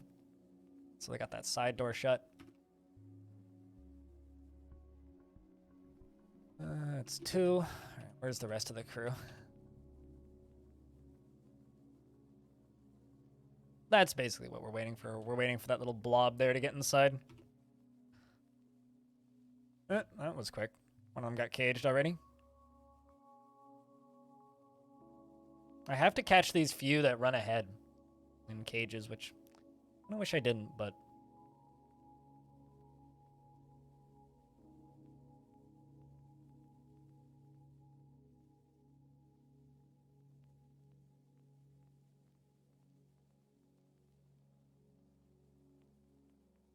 I mean, why is being hot a problem, Beermanier? Genuine question.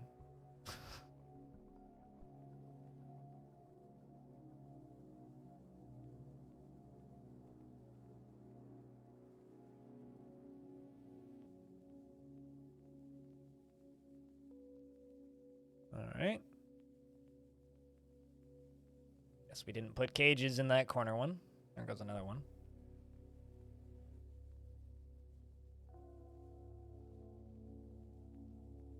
Is there actually a cage in that corner? Oh, interesting. There's melted cages. I mean, hot beer is good cooked into a sauce. Not sure why we're talking about hot beer, though. Good as part of, like, a marinade. I also don't think that either of them should be allowed in the current context on the platform that I work for. But automatically conflating the two is sexist at best and depressing at worst.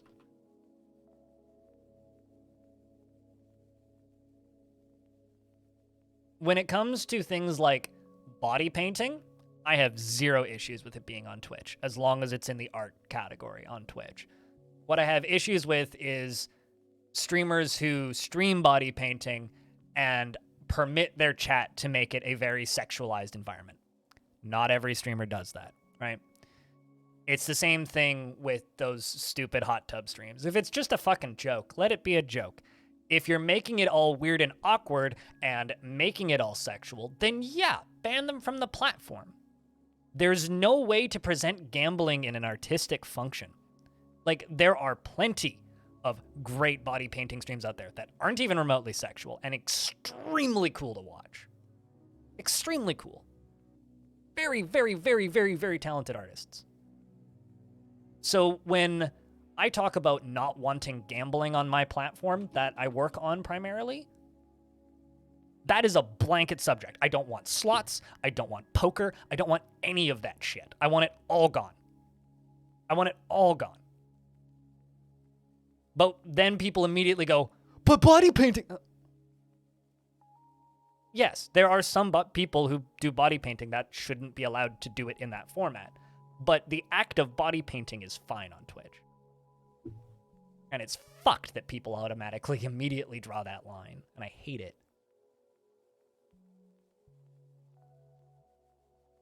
Sure. I don't want it on Twitch, though. Go watch it on YouTube, where they actually do decent age gating. Also, I would say there's a difference between watching videos. And also, frankly, I don't give a shit if you enjoy watching it. It shouldn't be on Twitch. Twitch is a platform that you can make an account on at 14. Gambling should not be on Twitch, period. I mean, utility beer is... I don't think games should be allowed to have gambling in them, but that's just me talking my politics at this point.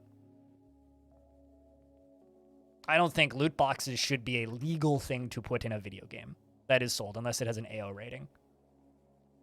But I'm talking as somebody who's had family members who have gambling problems.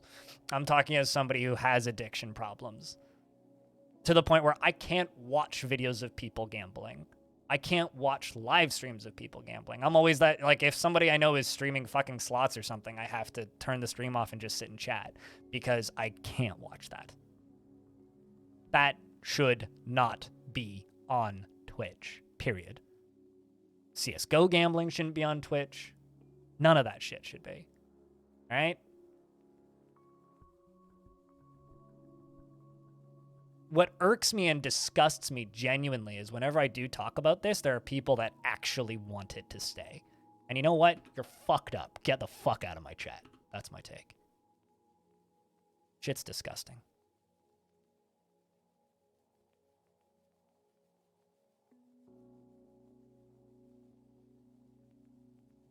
It should be considered gambling. Loot boxes should not be legal.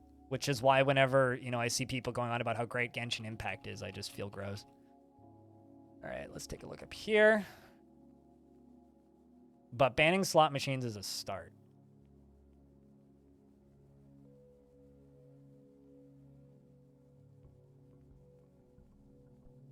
All right, get down there. Come on, you slowpokes.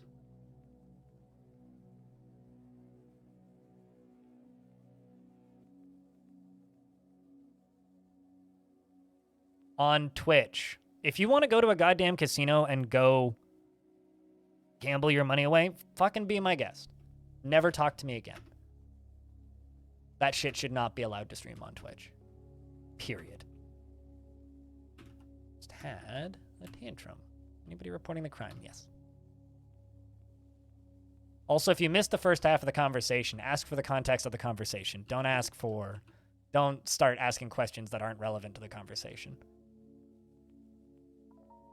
Which is the on Twitch or in general. I'm specifically talking about banning gambling on Twitch, which Twitch should do. I'd rather talk about literally anything else as well, but you idiots keep on conflating gambling and fucking bikini streamers. One of these things is a problem to human lives, the other is a problem to human decency. Okay, cool. Do you want people to grow up as gambling addicts or slightly more interested in titties? Because frankly, I'd take the second one.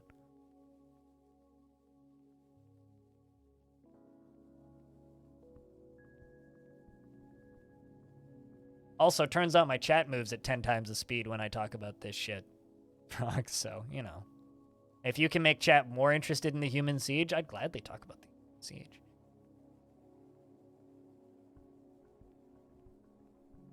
Currently, we're just sieged by human stupidity.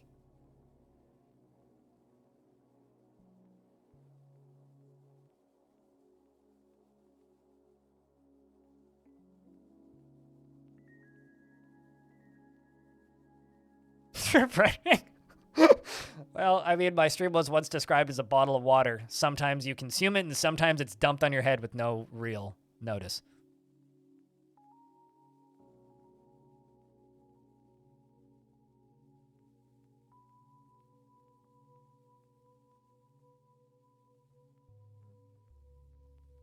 Going. I think they might be going to go kill my one unicorn that didn't make it inside for some stupid reason.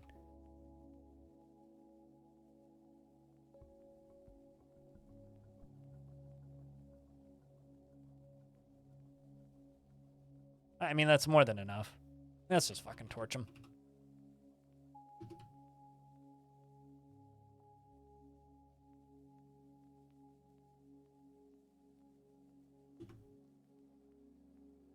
Let's just torch him. How many invaders did they said? Nothing exciting, no. I would have been exclamating and talking about it if there was something exciting. The fact that I've just kind of kept talking means it's not a super interesting siege. Hex Wrench, what's up? It's good to see you. Well, this human's about to regret the steps they just took.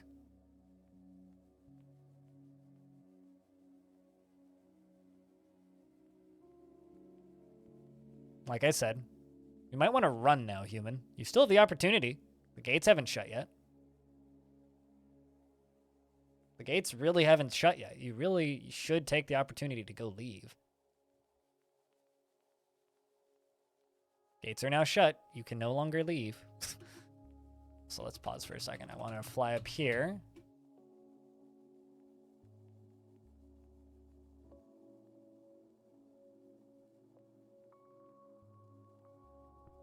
Well, they're killing one of my unicorns, so that's a shame. I was right. They were going for the one unicorn that didn't make it inside for some reason.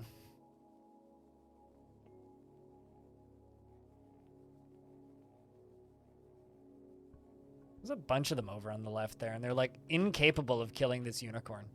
They're trying to kill this unicorn, and they've been fighting with it for a while. I'm starting to think that, like, none of them are armed or something. Or something equally silly.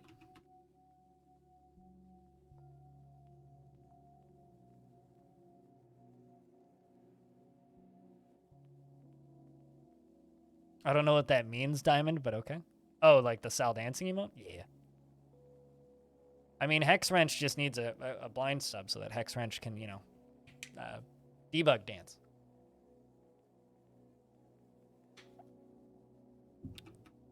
Yeah, I don't know. Me being brutally honest with my opinions, some call it refreshing, some call me insufferable, so I guess it depends on whether or not you consider me refreshing or insufferable. Whether or not you agree and how badly you disagree.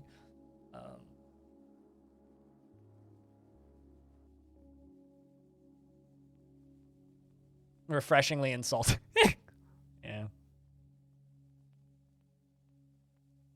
You just make me feel like refreshingly uneducated, Hex Wrench, with your massive words.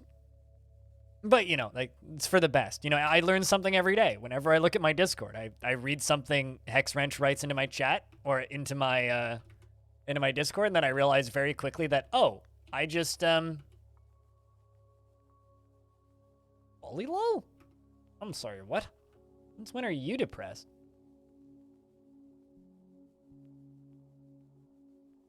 Stray unicorn's been found dead? Did somebody else die? Somebody must have died of old age. We went from 46 to 45. But, like, not sure who. Hold on a second. How did you commit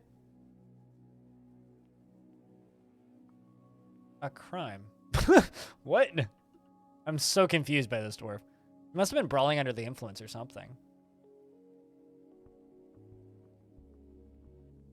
Oh! Oh! Oh, okay. I get it. There's a ghost. This makes a lot of sense now. Now, where the hell did I put my craft dwarf shops? That's a good question. Actually, I know where there's one. Oh, no, I know where they are. They're right here. Dummy. Yep. Yep. Wait, what?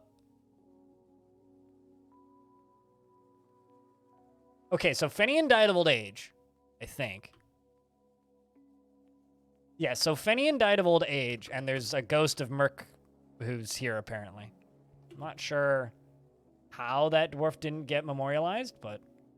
Whoops. Yeah, usually we are.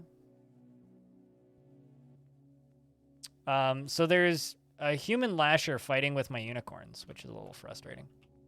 It's okay, I just, like, sealed the door. I may actually have to just, like, cut this guy to pieces. Which is what I think I'm about to do.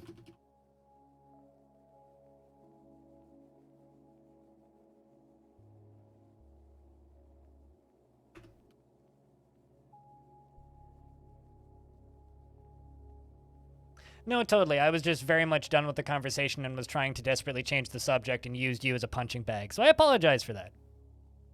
But appreciate the good luck. Carry on. Have a nice life.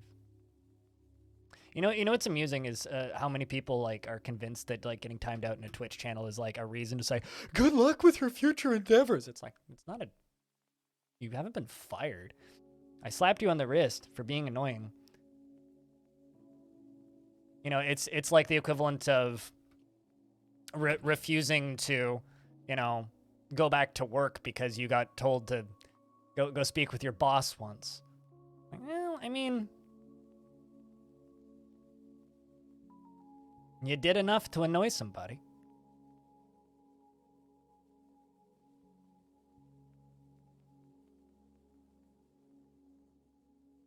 I say cowardice is retreating. But, you know, you do you. You live your life. Taking out a human. Someone just got cut in the leg pretty bad, I think.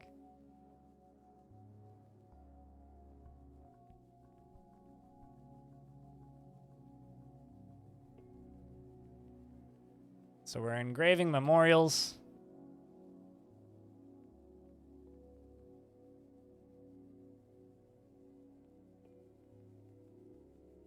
I killed quite a few of my unicorns. You assholes. Okay, so there's apparently a human around here. I'm not seeing him.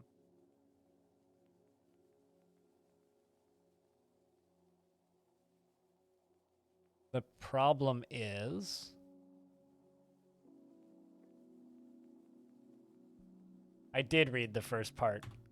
I read the whole thing. You just like in there somewhere?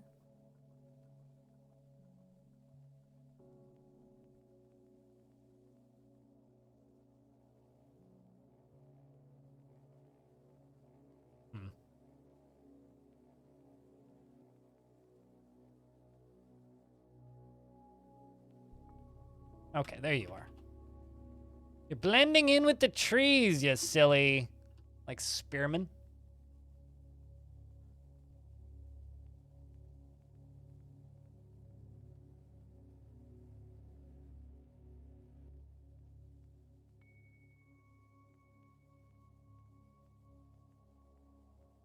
Let's just cut you to pieces and find the others. Who's left? I think the rest are all down here, I think.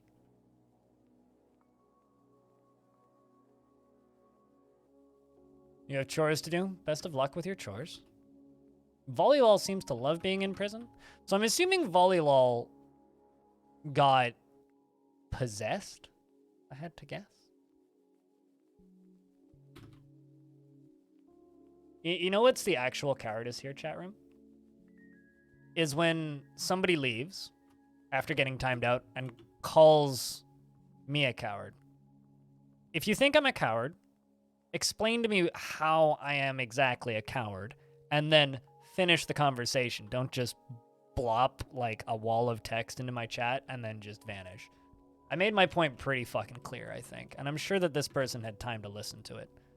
They know exactly what my stance is, and I wanted to end this conversation 30 minutes ago.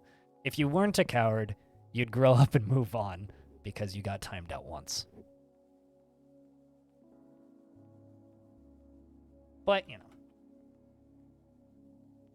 There is no winning here, because regardless of what I say, I'm a coward. There's cowardice, and then there's just being tired of the fucking subject. So, Diamond, is it just you and me left in chat, then? Aye, laddie.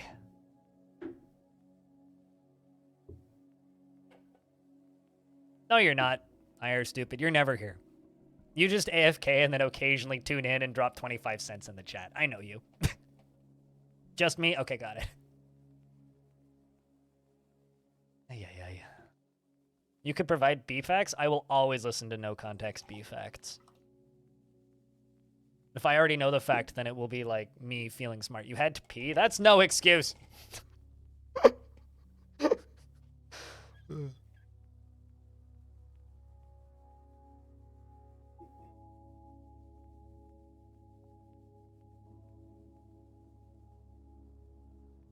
I had a conversation that I wanted to end. Everybody seems to think Twitch channels are democracies. They're not. You say something that annoys me, you get timed out. You know, back in the day, and this is actually something that I fucking hate about modern Twitch, and I don't know if this is just like the audience changing or the audience getting older or what.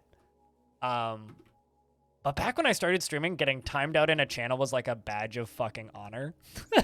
People used to brag and like keep track of how many times they'd been timed out for doing dumb shit. And timeouts used to be something that people would throw around like extremely frequently. It was like, you did this, like, bopped. Okay, what did I do? Oh, I got bopped.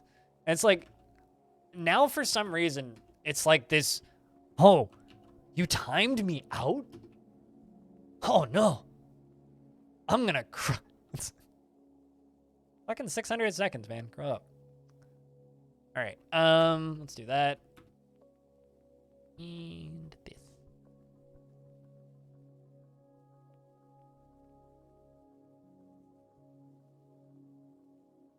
That's not even remotely true, Diamond.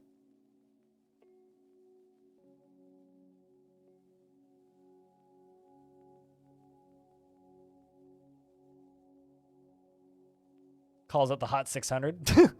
Yeah, I don't know. I guess I miss the days of being allowed to just time people out and not risk like offending their family over it. It's like, Christ, calm down. You got timed out. The world's not going to end. You will continue living. We can continue to be friends. I've timed Diamond out for doing almost nothing before.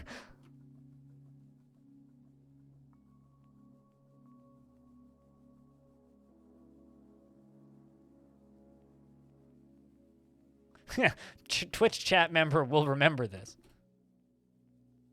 Christ, this is enough. Yeah, that's interesting. Thanks for the 6 pennies, I are stupid. You know, I are stupid. On the topic of people being annoying, you know, it's true that there's many channels on Twitch that do not allow cheering in like numbers less than $1. In fact, it's like to the point where Twitch recommends, like when you set up bits on the back end of Twitch, Twitch recommends that you require people to cheer a minimum of $1.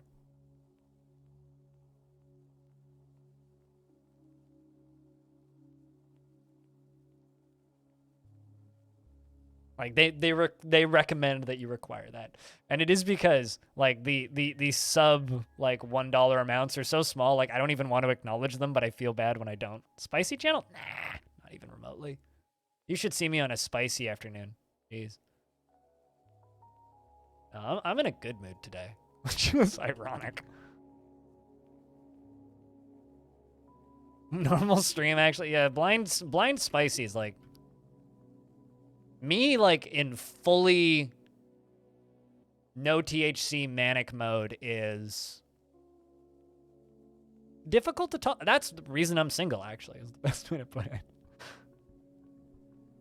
I very rarely get like that, though. It takes a lot. Exclamation point bingo if you want to know what Diamond's talking about.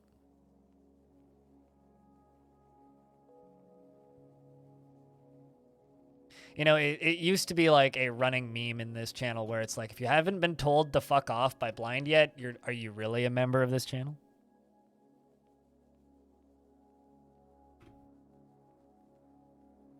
I don't know if I agree with that, Alisar.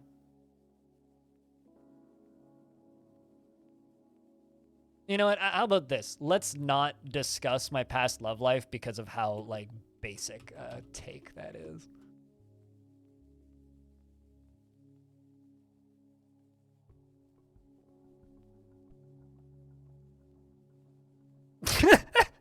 Yes, obviously I'm a coward. Good luck with my channel, indeed. Thanks for the follow, by the way. You know what's funny is, like, it's really funny to me when people tell me good luck with your channel because, like, I've been doing this successfully and full time for 6 years, and I've been streaming consistently for a decade. So it's like September 1st. September 1st is my I've been streaming for 10 years. November 1st is my I've been streaming consistently for 9. And then October 30th is I've been partnered for 4. So good luck with my channel. I'm technically already one of the most successful channels on Twitch. Is it big and flashy? No, because a lot of the longest running channels aren't. But by all accounts, I'm there. Good for you, Costlord. I'm very happy for you. We just need like 4 more humans to get torched, and then we can just drain this thing. There's one in the cage right there, but that's fine.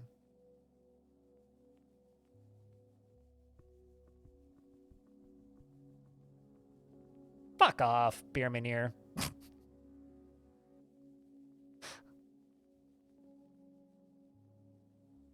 Did I start off streaming? Yeah, fuck no, dude. No, I started... What was the first game I ever streamed?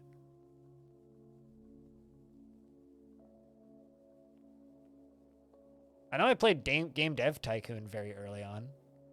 2 times? You want 3? I can make it a hat trick. No, first game, I think the first game I ever streamed was Ziggurat, actually. Because that was just what I was playing at the time. Which is just a like run-based wizard shooter. No, I started off with modded Roller Coaster Tycoon. That was like what people actually watched me for back in the day. Modded Roller Coaster Tycoon, Transport Tycoon, various train games. I mean, still like weird PC gaming shit. But back in those days, I didn't think anybody would want to watch me play Dwarf Fortress. I mean, we could talk about the amount of coffee I've had so far this stream if you want to talk about addictions. We could talk about the amount of caffeine I drink in a day. She was distressed after reliving seeing Finian die. Oh.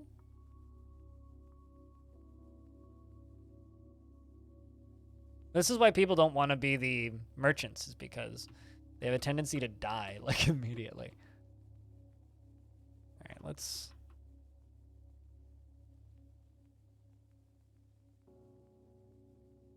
Slain by the dwarf. Wait, what? In the year 422. Yep, that happened last stream.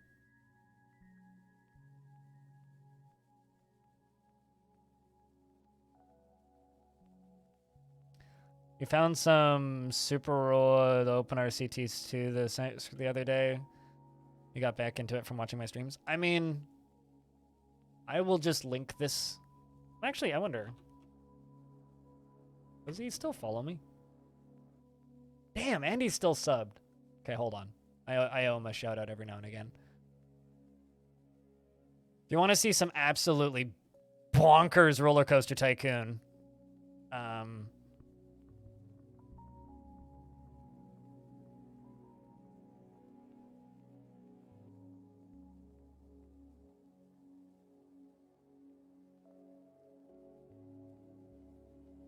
there's some absolutely bonkers roller coaster tycoon. Every now and again, this channel gets graced by his presence of the glorious Royer. All right, come on, Dwarfy. You can place that.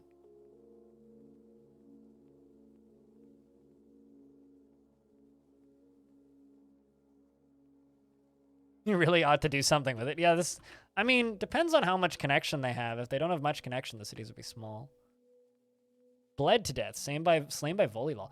Okay, so what happened here was Volleyball got possessed by a ghost, the ghost of Merc, who then murdered Finian. Fortunately, it was just a possession, and he's repentant, so that's good. Secondly, he only murdered a merchant, so also not that bad. Hey, some Taxagon. My light's still hanging from the ceiling, if that's what you're asking about. Yeah, just a haunting possession. And the only person that died wasn't that valuable, so.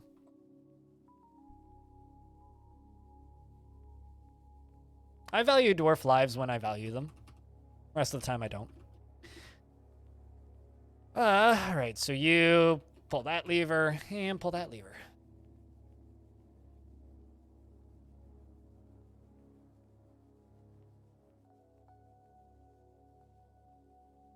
This kind of reminds me of like when I accidentally left a Project Zomboid server running for a couple of weeks and then logged into it, not realizing that it was set to like have time passing when people weren't logged on the server. And everything was like in the hyper post-apocalypse. I was like, huh, power's out, all the water's out, everything's super overgrown. I was like, well, reset this. Ghost killed the merchant. It's just kind of funny that it's one of the merchants that I named today. Paid me 35 cents and asked for a dwarf. Gave him a dwarf, gets killed by a dwarf possessed by a ghost shortly after. Whoops. Ghost crime? I mean, I don't think I can... Actually, I wonder, can I? Because I know who did it.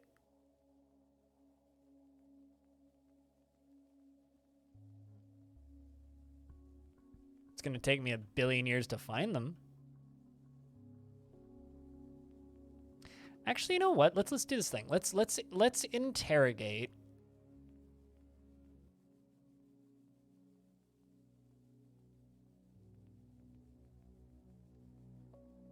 This is interesting.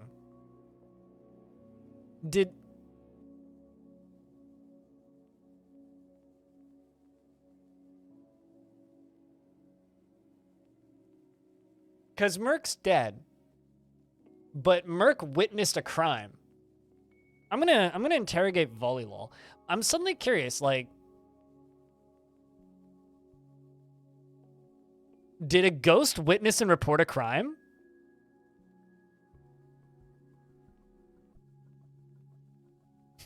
I think that might have happened.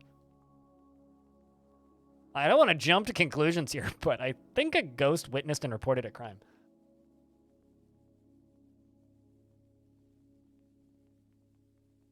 But we're going to go interrogate Volleyball real quick.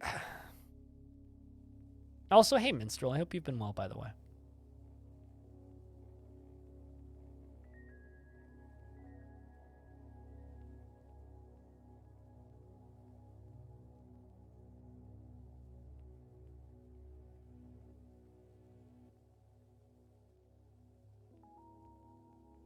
On Longdeath Ghost Detectives.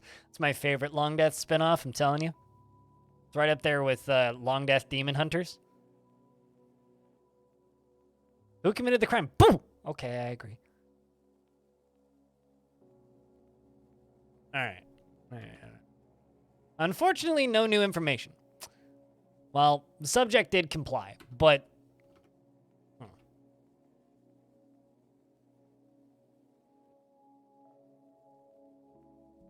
See, what's interesting about this is this crime happened on the 6th of Obsidian 422, right? But it was reported on the 17th of Hematite 423. Close to a year after this dwarf died. But it was reported by the dwarf that died.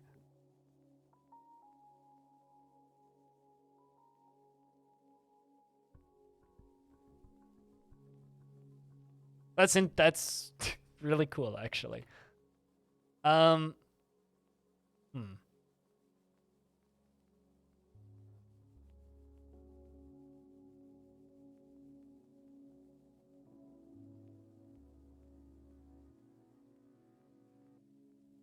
I think it's implicating Wait What.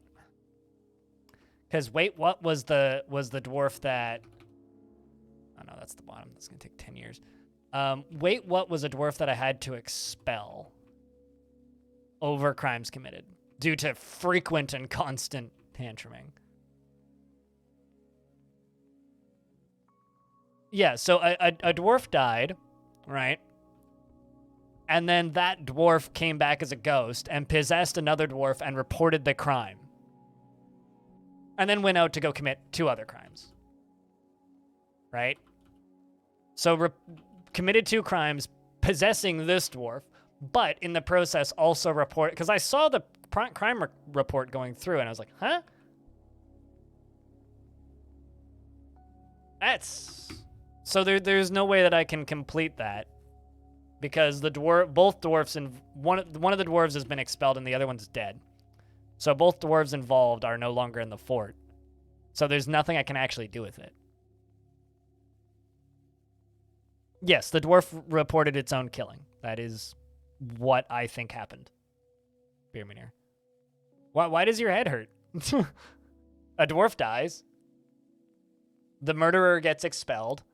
Dwarf possesses another dwarf and reports their own murder. Well, because dwarves can possess other dwarves, right? So a ghost can do several different things. There's like a whole page list on the wiki of like what ghosts can do. But one of the things that they can do is they can take over the body of a living dwarf and make them do things. They can make them tantrum. They can make them brawl. They can make them topple furniture. They can make them go pray. They can make them report their own death, apparently. It's one of the most Dwarf Fortress things that you've ever heard. I mean, I live to spread Dwarf Fortressy things, Soulshiner.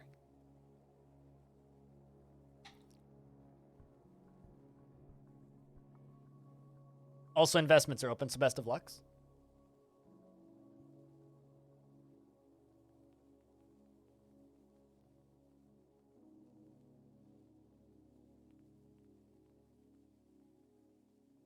You know, honestly, I think I might need to add coward to my list of things I've been called. Because I think that one is new.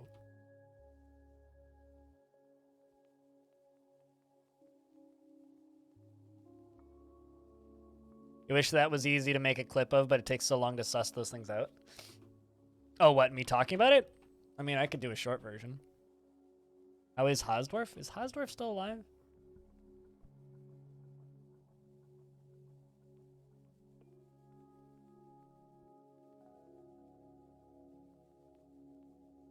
I can't remember if Hasdorf is still alive. Yeah, Hasdorf passed away, unfortunately.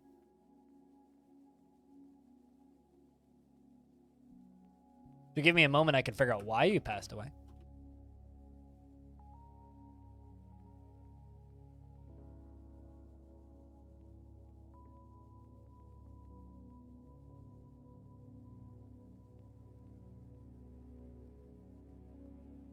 I really wish that this was in some semblance of order. Because it's definitely not.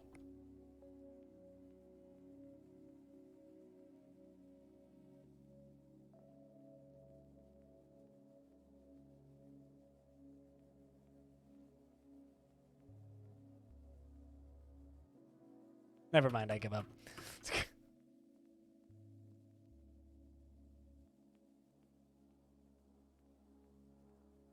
Well, generally with those, I'm pretty good at this point at like predicting when things are going to happen in Dwarf Fortress to the point where I can commentate over it. Although to be honest, that one clip that I did with that was still one of the coolest shorts you've watched in a long time. Really?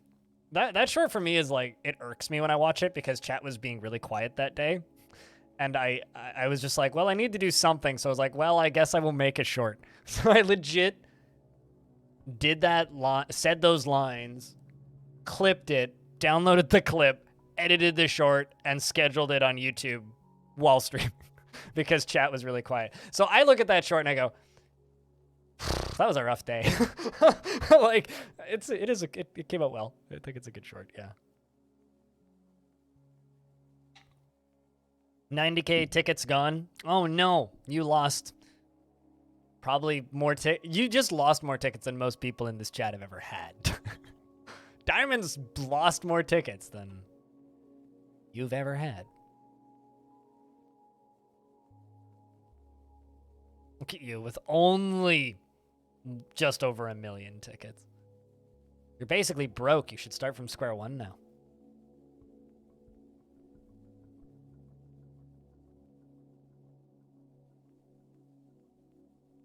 Speaking of chat being dead, though, I'm kind of torn on what to do for the evening game today. And I'm kind of, like, stuck between a few things. Oh, speaking of a few things, I bought this on Steam. It's going to be our Halloween game this year. Because, like, the past few Halloweens, I've played, like a spooky game or some sort of game, like, the last week or so of October. Last year we did Fear. We go and do Thief. Because I haven't played Thief in multiple decades. I have played Thief. I've never finished Thief.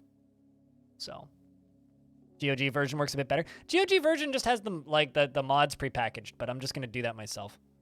So, it's fine. Because, like, it just comes with a community expanded mod pre-built in. So that's fine. I'm gonna do all that on my own time. Because like I think the highest resolution it supports is like 1280 by 720, I think.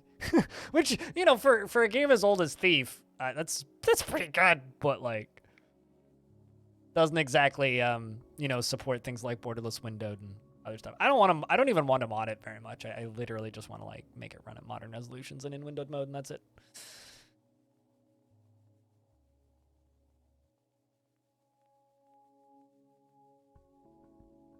Also, if you want to, like, melt your brain a little bit, go read Zorbus reviews.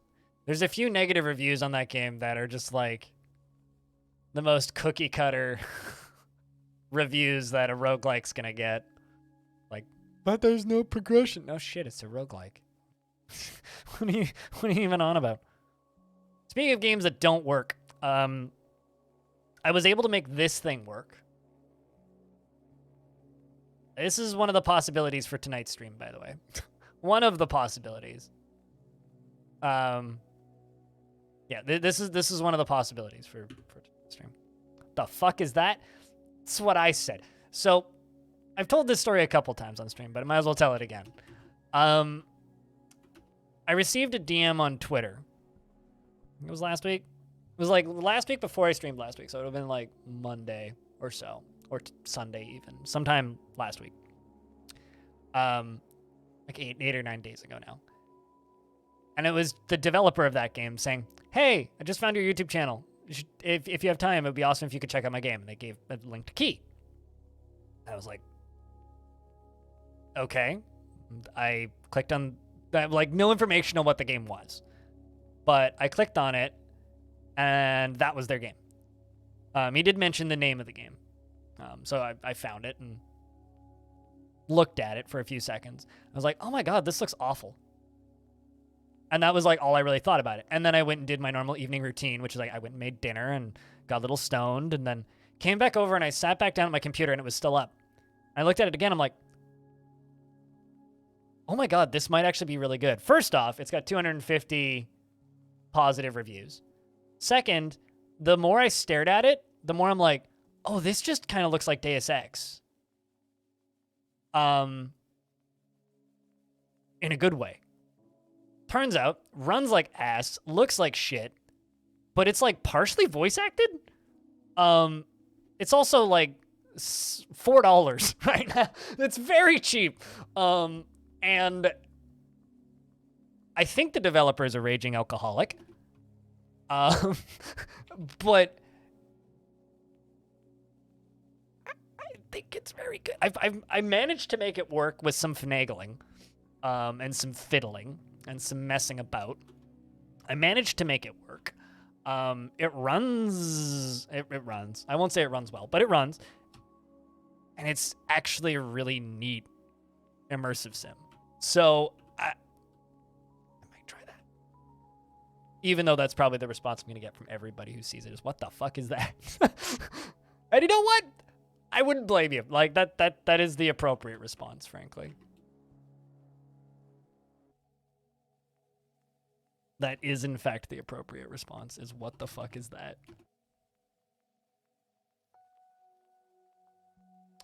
All right, we need to slaughter some unicorns, methinks.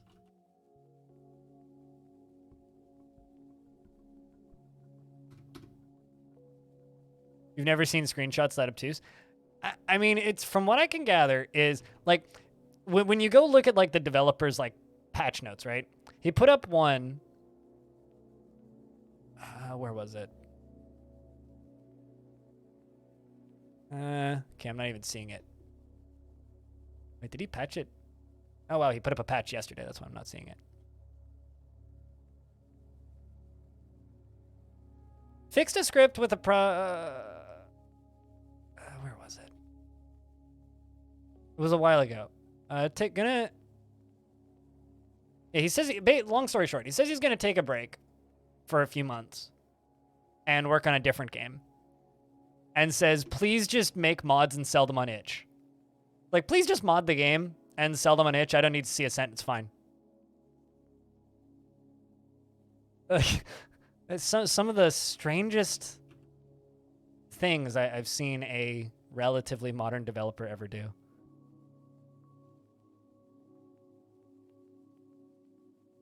Yeah, it kind of seems like YouTube bait.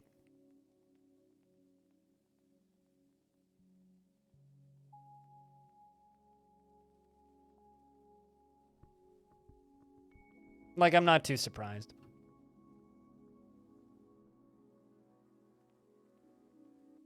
How come you don't want to follow? There you go. I hit VF like a dozen times.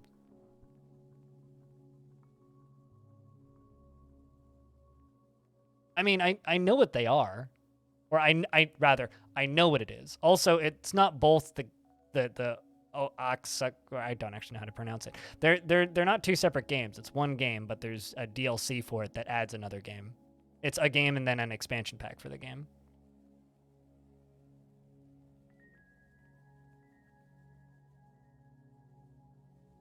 When you sell your stuff, but you gotta buy this shit first to play it, then it's good for both parties. Uh-huh. It's like I said, I think the developer's a raging alcoholic, but in kind of an endearing way. I mean, I'm also a raging stoner, so, you know, maybe I'm not to be trusted either. But I can relate. Like, when I went to the dev's Twitter, like, the first thing I saw was, like, him talking about this cute bartender. It's like, I wonder if she's single. It's like, okay.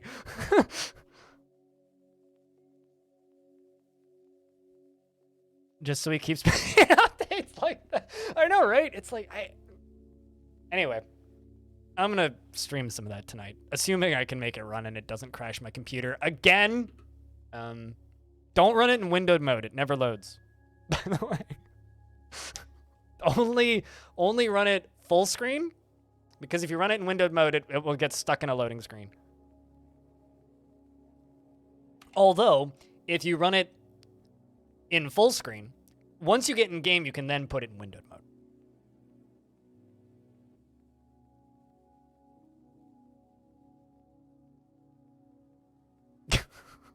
What is this? I don't know, man. I don't know. But like, either I was really stoned, or I think I might like that game. You're fucking wheezing.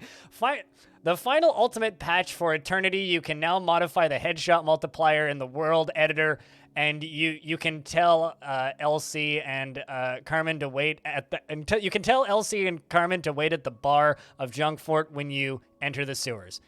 Complete list of fixes below.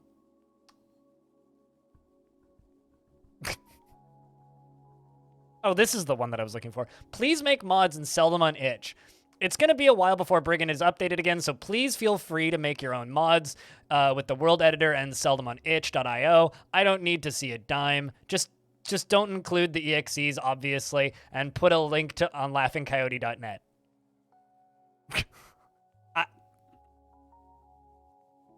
Okay. And then also he patched the game a week later. So it's like, okay. You're buying this game next month. I mean, it's cheaper than a Twitch subscription. Also, what's up, Keytracks? But yeah, that's what we're gonna be diving into this evening. We're gonna give that thing a look.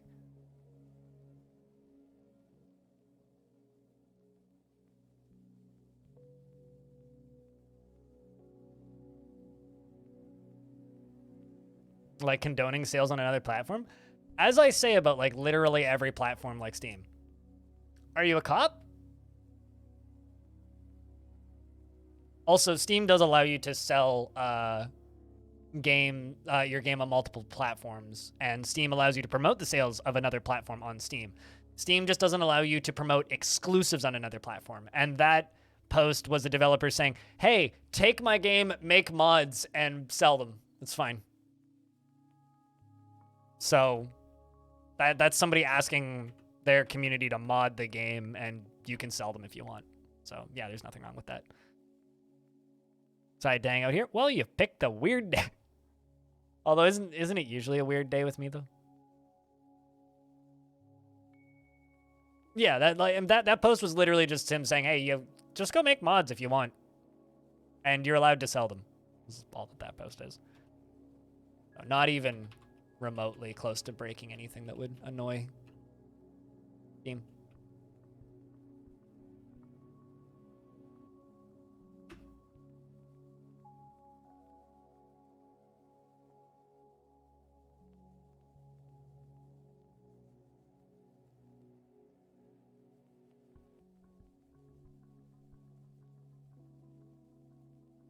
Yeah, I'm staring at that acronym as well. I was like, what? You what now? Anal is I'm not a lawyer. I never would have put those two things together.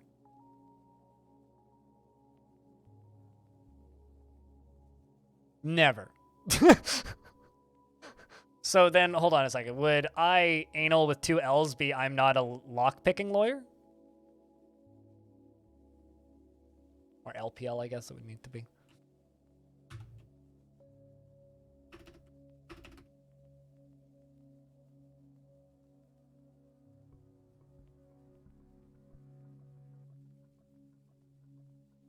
Apparently it means I'm not a lawyer. Was popular 20 years ago.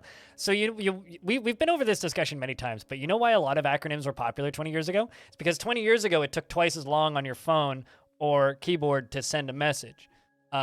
We've moved beyond the need for simple, outdated acronyms. But best case scenario, it's funny.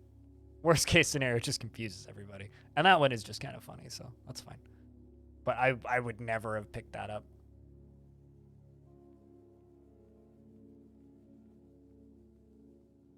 It's just like when people refer to video games things as DS, and it's like, sorry, my brain is stuck on Nintendo DS for all eternity. Hey, Dr. Pirate, how thing?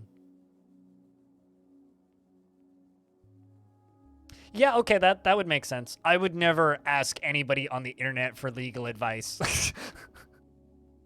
There is no way in hell I would ever ask for legal advice on the internet. But considering you're you might be a doctor, but I doubt you're actually a pirate. Anyway, what's going on? Chat, what's going on? I lost the thread like an hour and a half ago. I'm not gonna lie. Chat, can I get a TLDR on what's going on today? I mean, I am deconstructing a bridge in Longdeath.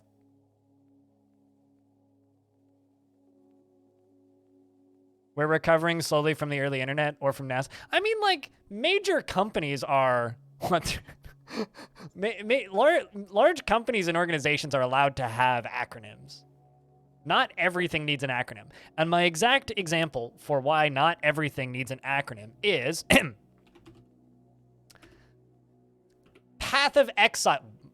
Mostly negative? The fuck did they do? Anyway, Path of Exile. P-O-E, okay? Pillars of Eternity. P-O-E. Power over Ethernet. P-O-E. I don't know what the fuck you're talking about when you start talking about P-O-E. That is all. Chat is devolving from gambling discussion into whatever the heck is going on now. Yeah, well, gambling bad. Any questions? What the fuck's up with Path of Exile, though? What'd they do? I mean, I have it in my library, but I haven't played it since the beta. So, like, I legit haven't played since, like, pre-2013. Like, 2011, I think, was the last time I played that. Why did they have mostly negative? What'd they do? Last patch was abysmal, I guess? Was it abysmal, or did they just, like, not like the drop rates or something? Wow. This person's got 7,000 hours and says, look at my hours and believe me when I say this game's in the worst state it's ever been in. Wow, that's impressive. Okay. They really messed with drops in endgame? That sucks. Hope they fix it.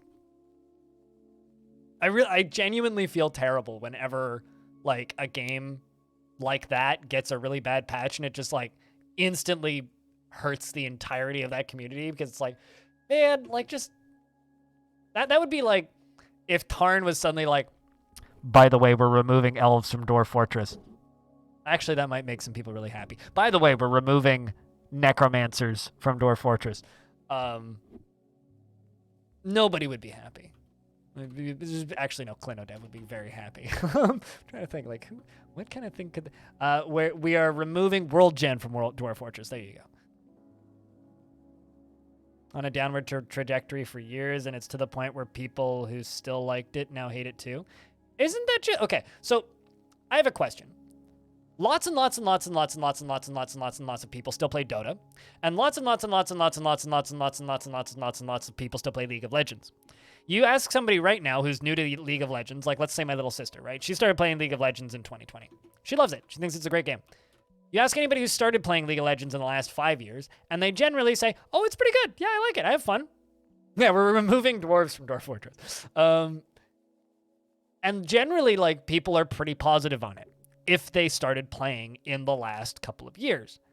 But if they played since beta, or if they've been playing a game for a very long time, vast majority of the time, I feel like it's they hate it. So is it the game has been on a downward trajectory for a long time, or have they just not had enough player turnover? Because I think that might actually be it in some cases. It might be they need to have higher player turnover, bring in more new players to get used to whatever the current state of the game is. And I feel like that's just kind of like a constant for all live games. After getting Grim done. I can't play action RPGs. They're too flashy for me. I can't follow what's going on in them. Like, the reason I like roguelikes is because it's the same kind of, or a similar gameplay loop with a higher skill ceiling and a higher knowledge ceiling without the problem of it being real time. Both longer than you, and it's just a bunch of stuff which is objectively not great for quality of life, but people got very used to it. Okay. Well, then it's probably for the better then. Sounds like growing pains, but that sucks.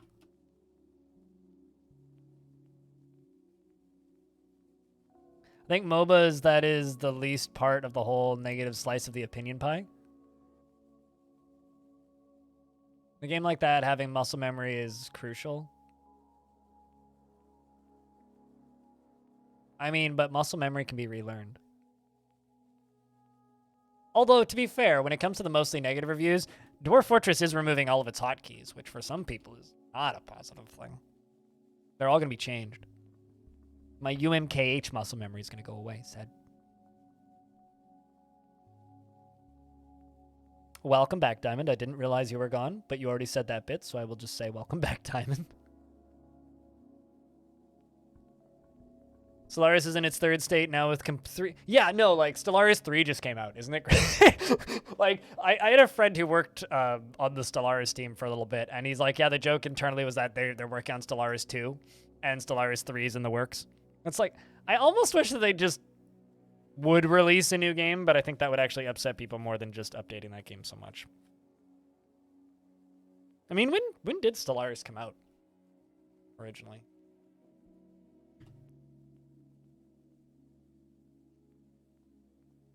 $2016? Yeah, they could be on Stellaris 3, and that would be reasonable.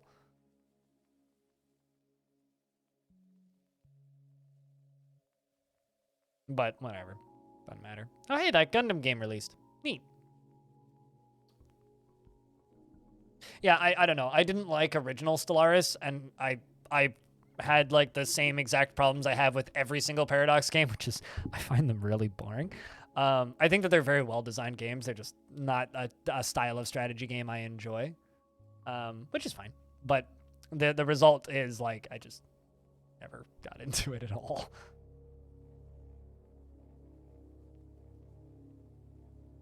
I mean, we're still going to have keyboard controls. They're just all changing, right?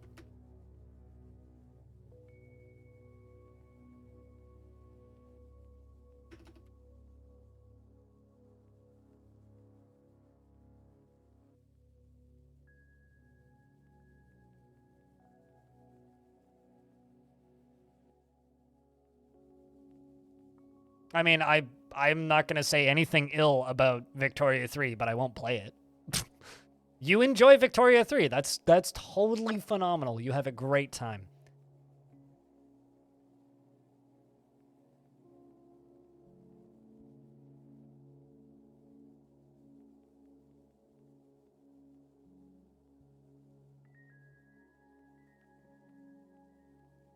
I mean, that's the same with any long-term DLC heavy game. Soul Shinery. And it's kind of the issue with any game that's powered with that business model, which is one of the reasons I'm not a huge fan of that business model. But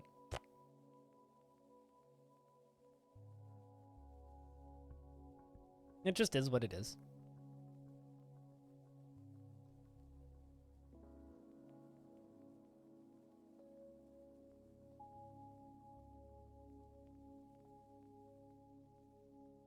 Actually, you know what? Let's not do that.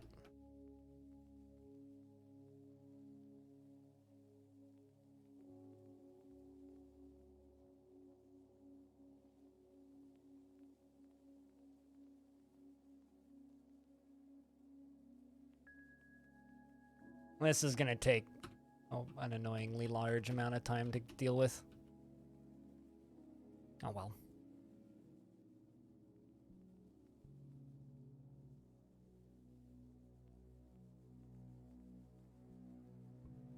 I mean, what I would do is I would just buy the DLC for the last release when the next DLC comes out, which is actually, that's what I do with Hunter Call of the Wild. I own almost all of the DLC for Hunter Call of the Wild. And I mean, I got keys for, I think, the first 2, but then I stopped streaming it a long time ago. And that game has, what, $150 in DLC? Sure as shit didn't cost me $150 for all that DLC. Because I buy the maps at, like, $1 or $2 a piece. Like, usually roughly a year after they come out. So I don't give a shit that's how they're running that business model, because it's a hell of a lot better than the free-to-play Hunter Classic is what they call it now, but it used to just be called the Hunter. It was a hell of a lot better business model than the business model Hunter Classic used. And frankly, I will gladly take this DLC over that one. You want to get back into The Sims, but holy shit. See, here's the thing about... Okay, so I do not like EA games, and I do not enjoy The Sims. It's not a franchise for me at all. But what I will say about The Sims is the base game, The Sims 4, has like 1,000 hours of content in it. Like the base, without any DLC. Without any DLC, that game has 1,000 hours of content in it. I had this... I was talking with a friend of mine, Dr. Gluon, who you might have encountered if you pay any attention to any Sims stuff. Because he streams a lot of The Sims. No, interesting White Pony one. But he streams a lot of The Sims, right? And he's streamed a lot of The Sims for a very long time. And I asked him once, I was like, what DLC is mandatory? Because I was going to gift The Sims 4 to my sister-in-law. And he goes, none of it. So if they haven't played the base game yet, you don't need any DLC. And then he's like, and then after that, maybe seasons. So, like, when it comes to The Sims, it's like that base game has had many free weeks before, and has so much content that, like, and it's not a multiplayer game, and unlike Paradox games, they don't have the issue where major mechanics get locked behind walls. So the game is perfectly playable without any DLC. So you can literally just like sit there and like just pick and choose a la carte the DLC that you really want. Which is the best way to do it. That is the way that you want to do it. As long as you're not like wrecking your modding community in the process. Fucking charge a reasonable amount for DLC. And just provide lots of content in the base game. Yeah, they seem to have got... I wonder if that's them intentionally moving away from that White Pony one, or I wonder if that's them just, like, changing how their engine works so it's more modular. Because I do actually wonder about that, because CK3 is the only Paradox game that runs in their new engine, right? Everything else runs in, like, some weird other variant of their older engines. But if I'm not mistaken, it's, like, Imperator and...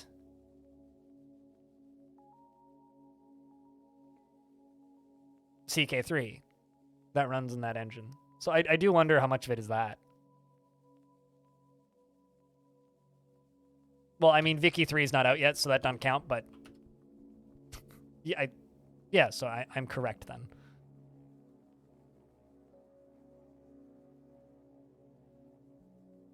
So I do wonder how much of that is engine related, because I don't know how modular that thing is. But then again, I also don't know how video games work, so don't ask me. I'm just an idiot.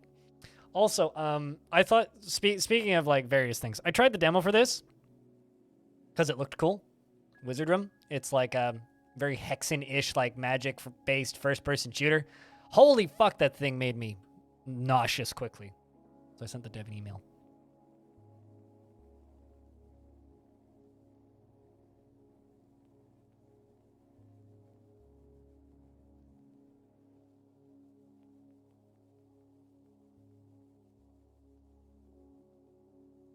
Go peek outside. I hear people fighting. Hold up.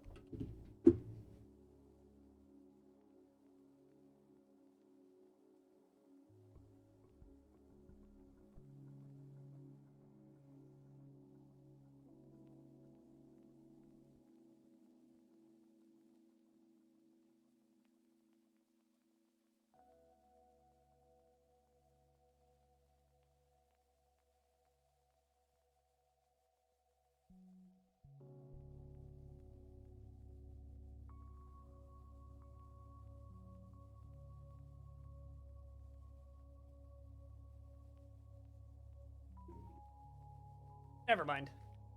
Not a fight or an argument. Just, as my grandma would call it, a Irish discussion. Very passionately shouting. Although those guys have been annoying me recently. The humans have arrived with their annual tributes.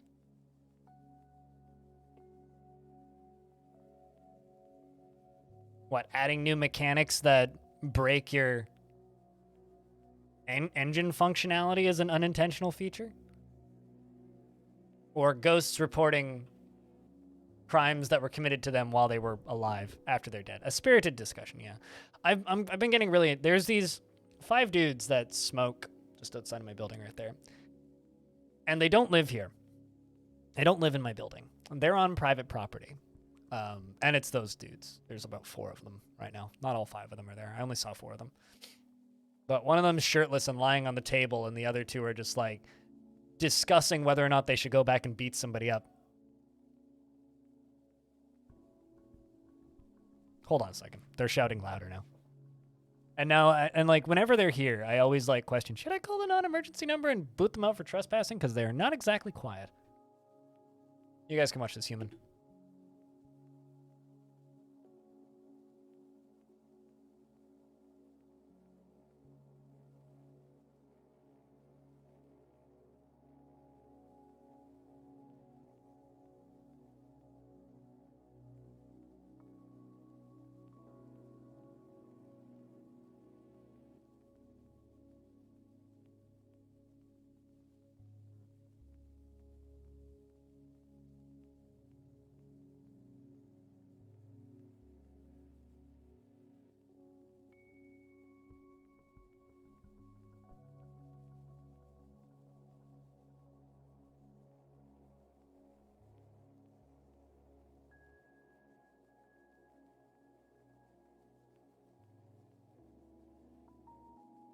My neighbor's dealing with it. I'm going to avoid them.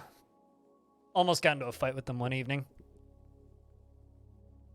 Because I went and threw the private property card at them. I was just like, hey, it's 10 to 11. They were like, what? I'm like, the building's quiet time is 11 o'clock. I go to bed at 11:30. And they're like, what's that supposed to mean? I mean, I'm like, it means turn your fucking music off and shut up at 11. They're just like, you don't have the right to tell us what to do. I'm like, you don't live here. I've filmed them. I've got documentation. I'm just working right now. Tribute report. See how big this one is.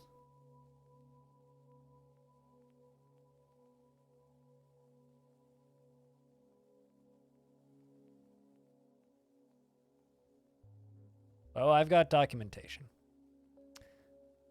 Wow, they brought a lot of animals. A horse, a ram, and a cavy. Damn.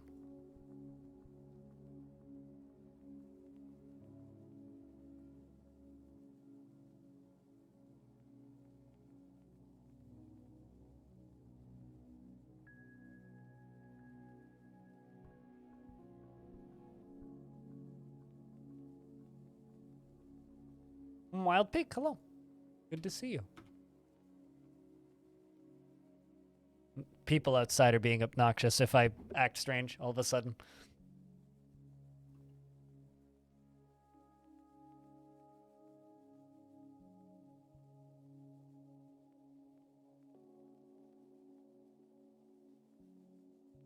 But I don't know. The tricky issue here is like they... How do I say this diplomatically without making myself sound like an idiot? They pull the racism card very quickly whenever I ask them to be quiet. Very quickly. So I just let my my neighbor, who's extremely Mexican, go out and deal with them. Because they actually listen to her. They don't listen to me.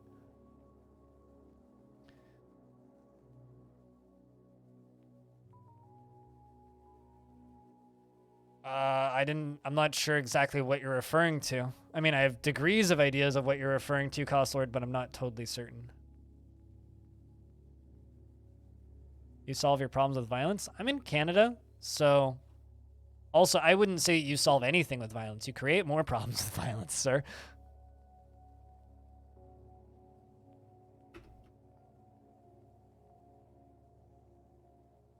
Are these humans from a vassal settlement? What, the ones that just delivered Tribute or the ones that are outside on my patio? Because the ones outside are definitely not from a vassal settlement. They're from a rival settlement.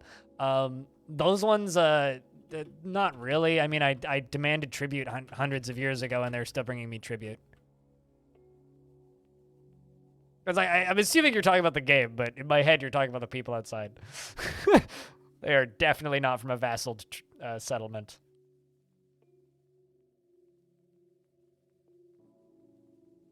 The outpost liaison and a caravan has arrived.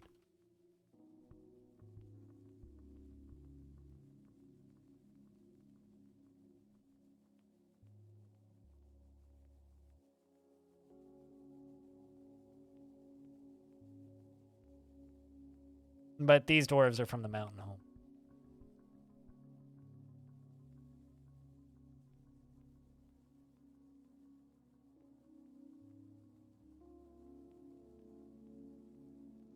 Is Gremlin mayor yet? You know that that's just a meme and not something that's actually possible for this save, right? Just checking.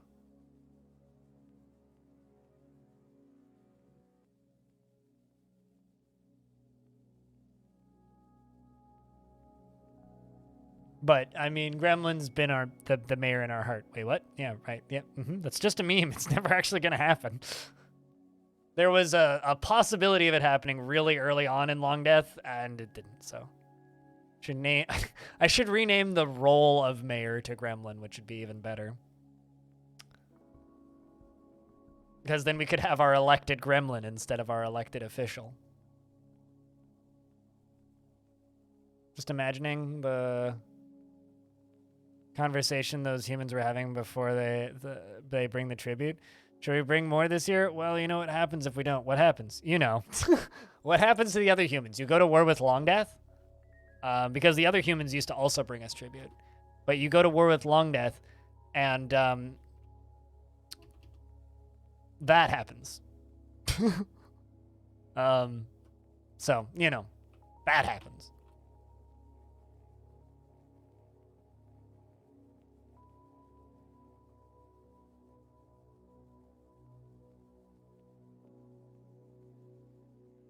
Not exactly something I think you'd want to have happen to you. It's being turned into melted metal.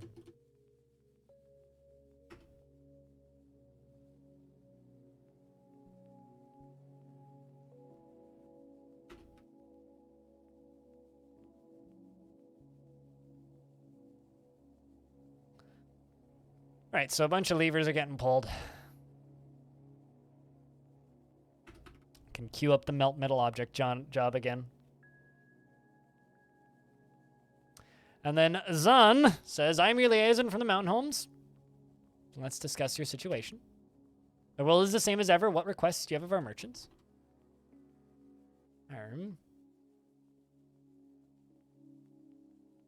You know what it is, chat.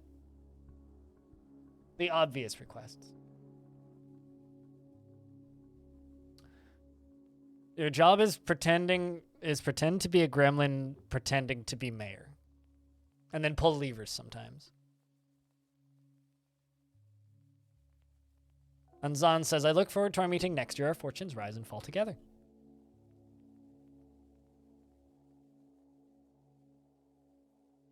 I actually like the forced meeting menu. I'm not super...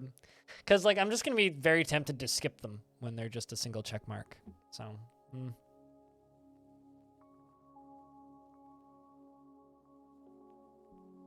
I actually, that's one of those menus that I'm going to be sad to see go. I'm one of those weird people who very much prefers the overly elaborate menu like that. But whatever. It's fine.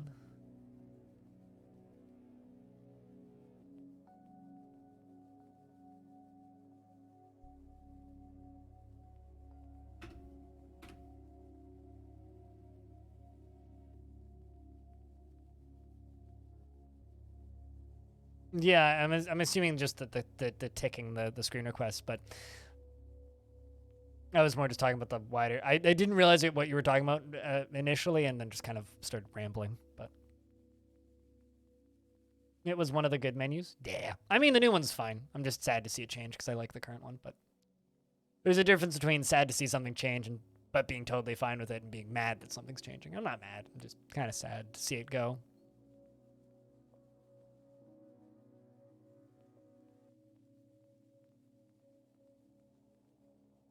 Melt.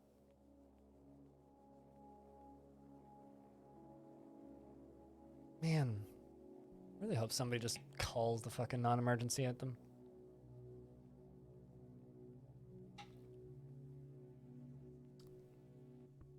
Arguing loudly on private property is an interesting choice. Although it's also partially an issue with this building. This building is not very clear that it's private property. And ever since they put a Domino's pizza on the property, it's gotten way worse. Everybody's just kind of decided it's like the extended lawn for the Domino's, which no, it certainly isn't. It's definitely not even remotely connected. Oh, I'm not going out there. Considering, like, they've made aggressive advances towards me, which is why I've started filming them in the evenings. Because I have a tendency to, especially when the weather's nice, to go outside and sit.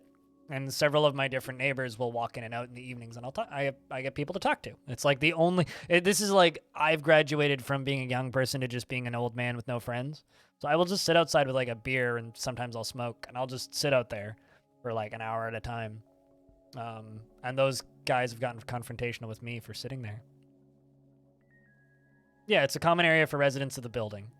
I mean, it is like you don't have to live in the building to hang out there. And like random people from the street will just like, well, not necessarily homeless people, but like just random passerbys will come up and sit in that area relatively frequently. And like, that's totally fine.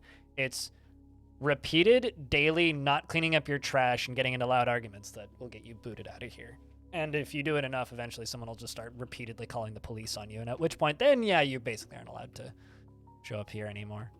Specifically because, like, the police station is, like, a spitting distance from here. Like, it's, like, right there. So.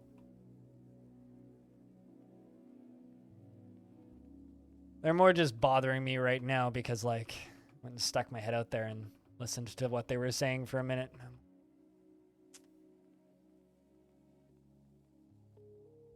I don't know if it's a crime, but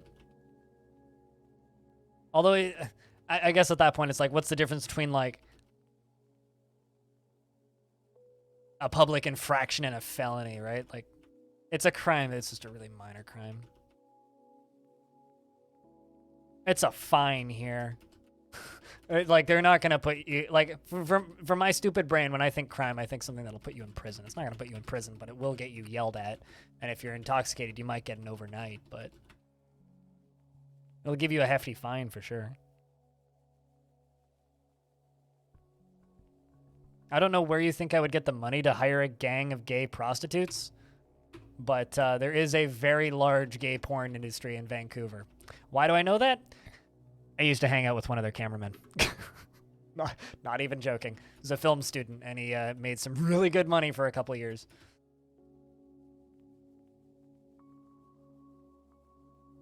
Turns out, they pay their camera people well.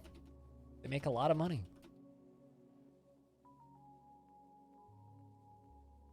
You're in the path of the hurricane? It'll be pretty mild by the time it hits you, though, wouldn't it? Or at least I would think it would be pretty mild by the time it hit you. But no, I would rather just, like, call the non-emergency number and request a removal due to public disturbance than anything. But they're not being consistently loud enough that I think that that would do very well right now.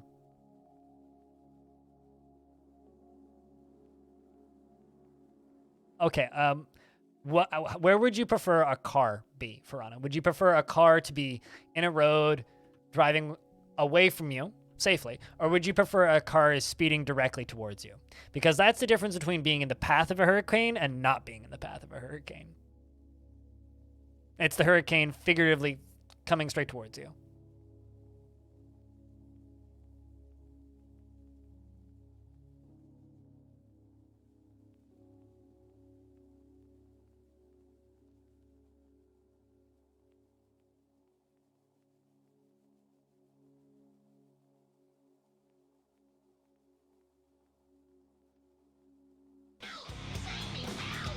Trench with the 58 months.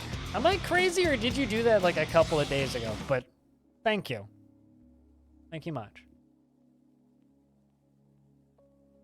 It's easier to hero leap over a car that's barreling towards you. I'm now just imagining somebody trying to jump over a hurricane, and in my own headcanon, that's just what the Florida man dude does every single time. You know the guy that's like famous for standing outside with his hair in the wind, playing guitar with American flags and all that shit? That guy?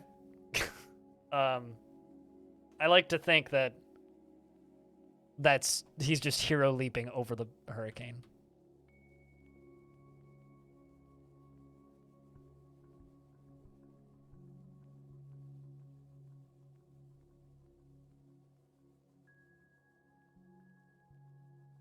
Subbing is one thing, and then showing off your streak is another thing? Really? They let you send 2 notifications for that?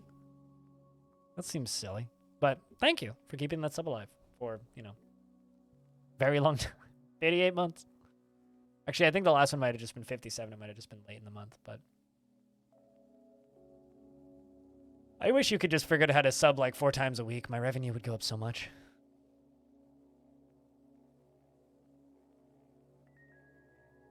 Back in the day on Twitch, before Twitch had multiple tiers and gift subbing and all that jazz,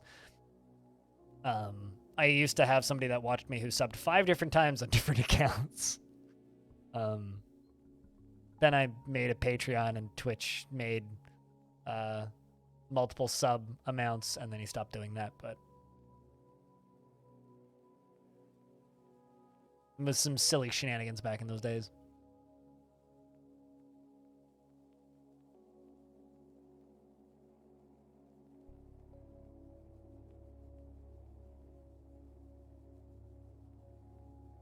One of my biggest sadnesses is that I didn't get to stream on Twitch around the time bits were added.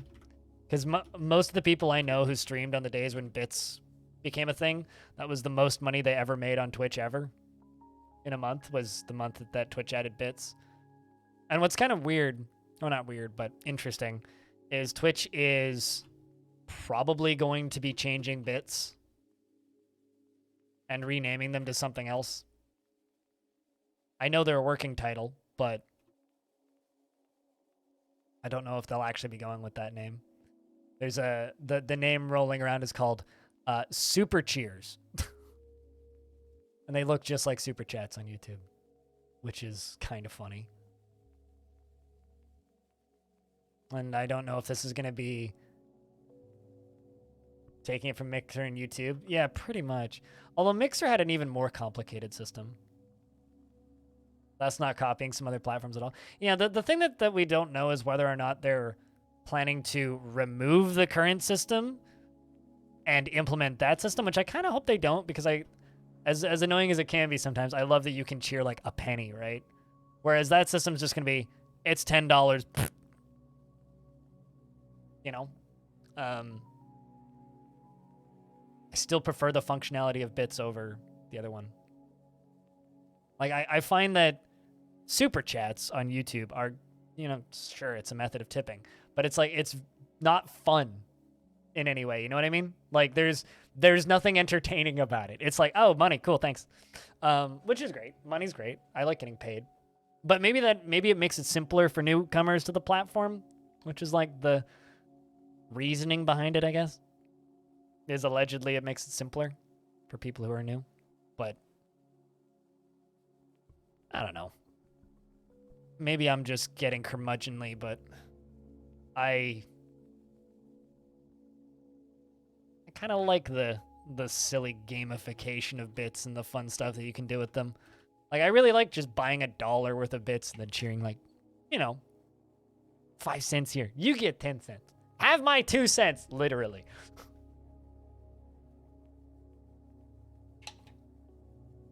It's good times.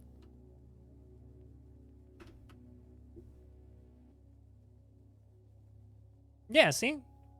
Like, Peak just gave me his 5 cents. Thanks for your 5 pennies.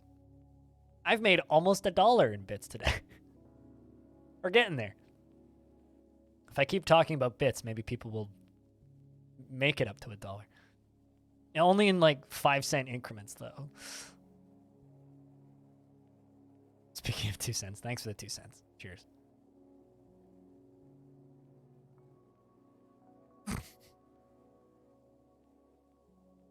Interesting. Why did that not make a... Oh, probably because the 2 cents isn't there. There it goes. Thanks for gifting a 5-pack. Cheers. You know, fun fact about that 5-pack. One of those 5 people blocked me on Twitch. That's actually really amusing. Thank you.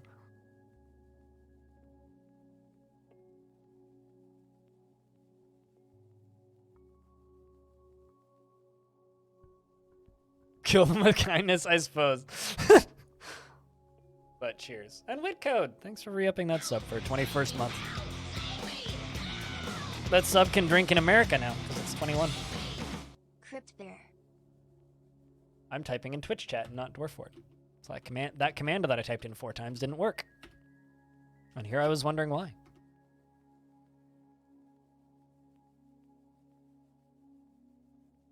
Thank you for your 5 cents. For hire. Cheers. But thank you very much for chucking up a 5-pack of subs. And Peak, thanks for gifting a sub too. Thanks for all the bits and the gift subs. You guys are very kind. Helping keep this strange channel funded. Hi, cart, I'll have you know, we don't have trains in Dwarf Fortress. We do have mine carts though. Okay? So that's what Crypt Zoom's for. Jeez.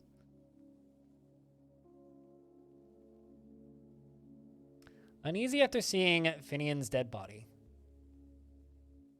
Thanks for the $1, Frog. Where is Finian's dead body?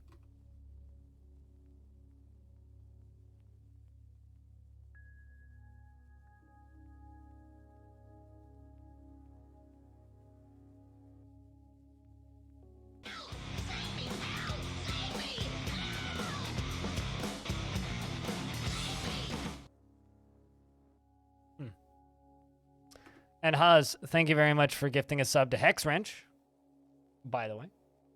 Welcome back, Hex.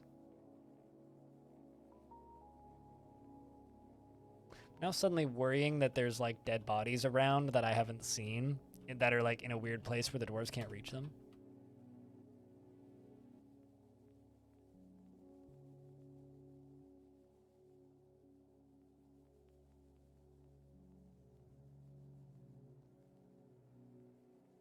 So where is Fenian's dead body?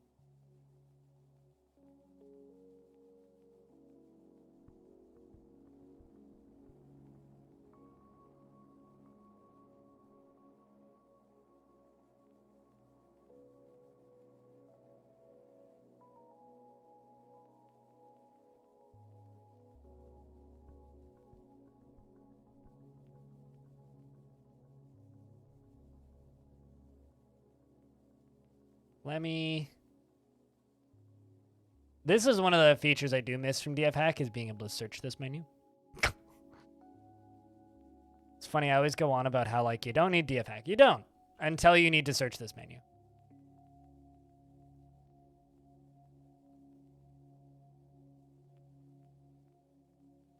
And good wins, Wild Peak.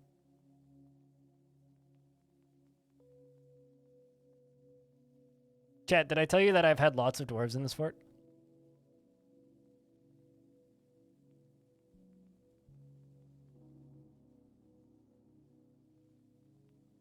It's true. We've had lots of dwarves in this fort.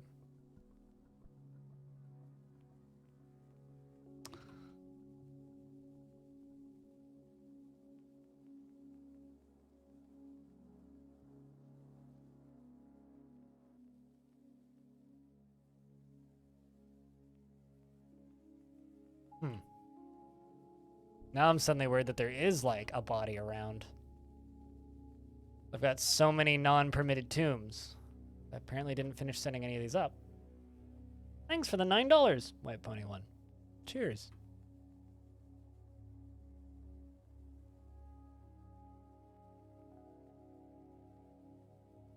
Well, let's see if they start putting bodies away. Because this fort is big enough that I'm not going to notice a body on the floor. Just ever. So if there is just a body somewhere, I'm never going to notice it. Like, ever. There's never going to be a point where I'm going to notice it. But thank you very much for the $9. And to everybody else for all the bits and gift subs.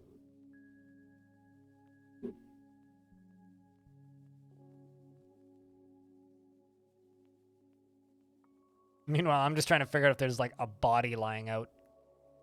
But I don't think that there is. I think it was just a violent murder.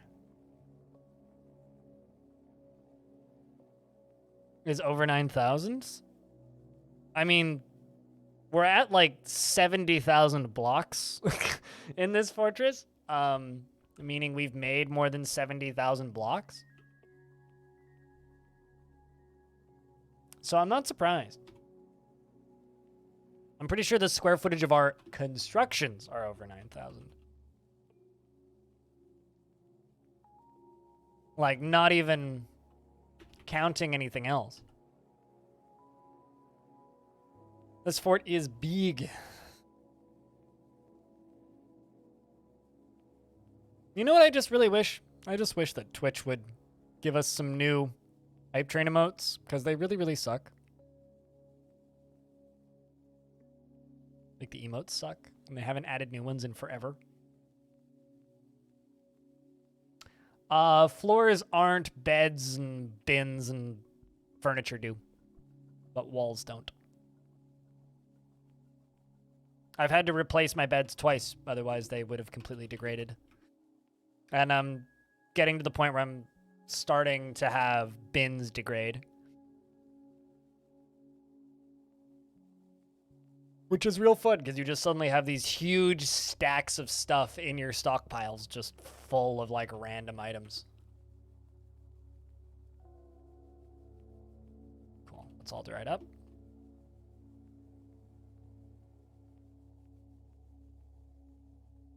So, yes.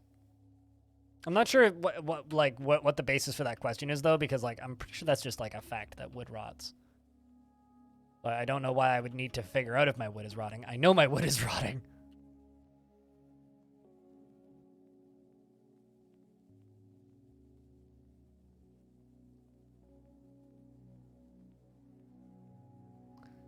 Dwarves are pretty busy. Oh, shit, we are placing items in tombs. Never mind, there were bodies somewhere. Okay, well, that explains why people... Okay, so that explains a few things. This explains why there was a ghost running around. Okay, first thing. And also why dwarves were getting upset after constantly seeing dead bodies. Like, I remember when that dwarf died, but I was under the impression that we made enough coffins, but apparently I'd never activated any of them.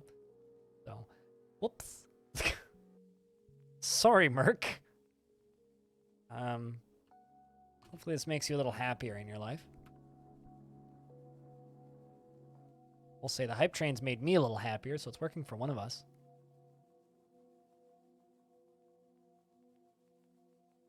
Your diamond knows what's up.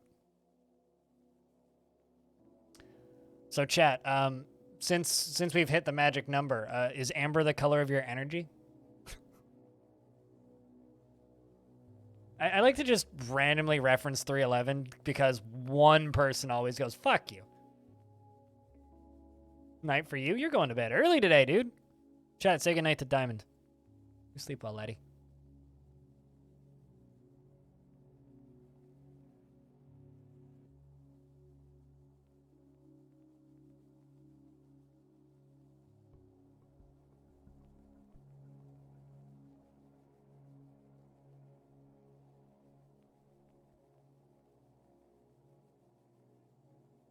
But regardless, 20 seconds left in the hype train. Chat, can I get a round of beers for everybody who took part in the silly scam of throwing money at the streamer? No clock, because, you know. Cheers. I get to pay bills and have this cool job because of you. So thank you.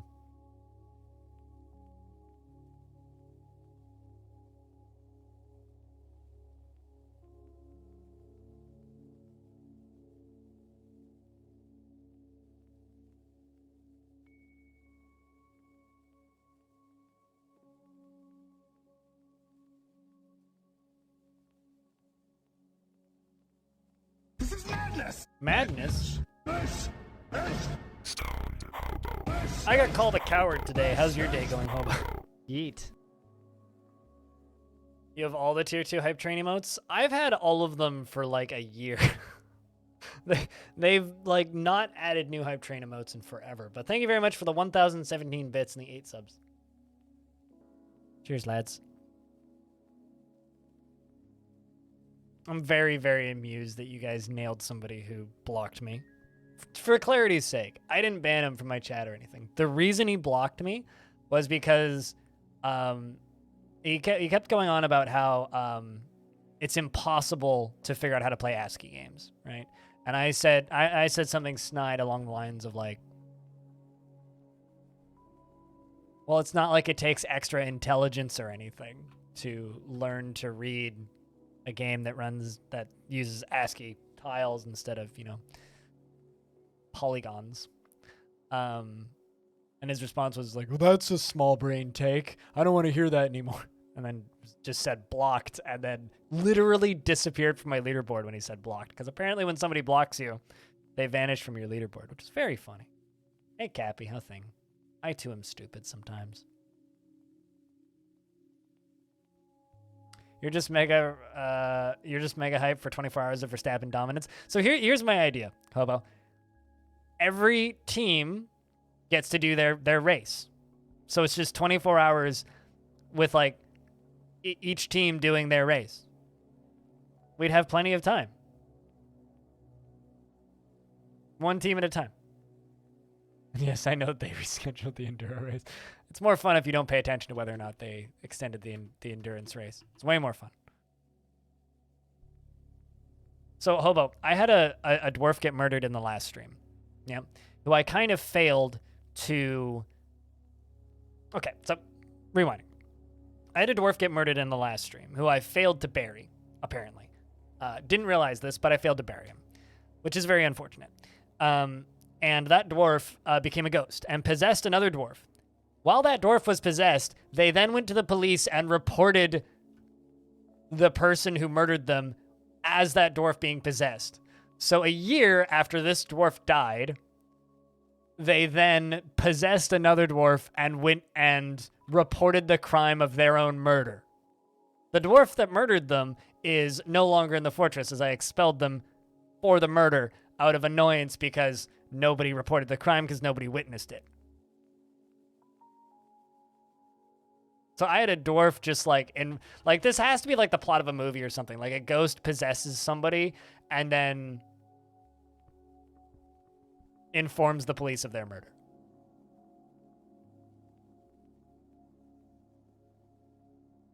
Dwarf Fortress. It's a pretty great game. I've also clipped that. So hopefully we got all of it. At least a portion of it.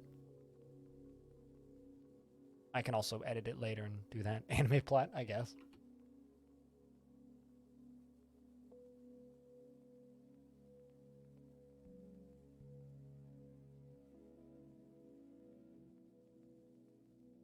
I'm pretty sure, that's also partially the plot of Sixth Sense, is it not? Like, most of those ghosts just want to know how they died. Pretty sure it's also the plot of... What's the name of that game?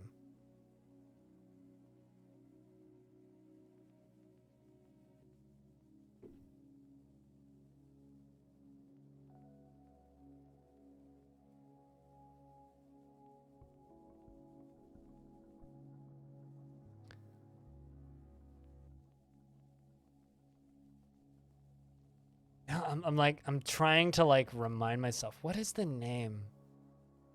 You do realize that when you do that, Cappy, you just make me feel disgusted, right? you know that, right? It genuinely just makes me feel gross.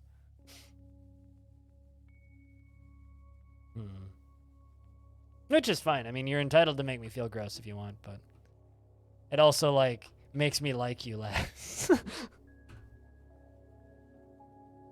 So I hope that you're getting entertainment out of that or something.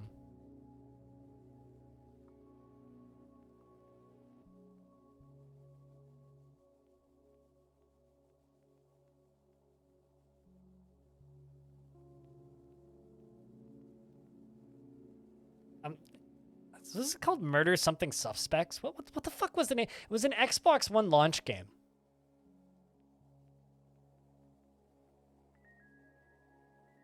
Went into Steam and typed in murder. I was not wrong. Ha! This fucking video game. Murdered Sole Suspect. Anybody else remember this? I really, really, really, really hate it when people do that, yeah. Go fucking shower, Cappy. Jesus. Yeah, this was the Murder Sole Suspect. I was thinking, I was like, Murdered Divine Suspect? Nobody's played it, don't worry. But I'm pretty sure that's like, I'm pretty sure like the plot of this game is you're a dead cop who is manifesting as a living cop solving crimes, or you're a dead cop that is working with a living cop to help solve crimes by talking to the dead people that are already dead. Anyway. It's a video game. Fresh out of the shower? Well, that's lovely then. How are you possibly filthy? If you've recently taken a lovely shower. You're the one who described yourself as filthy. I mean, sheesh.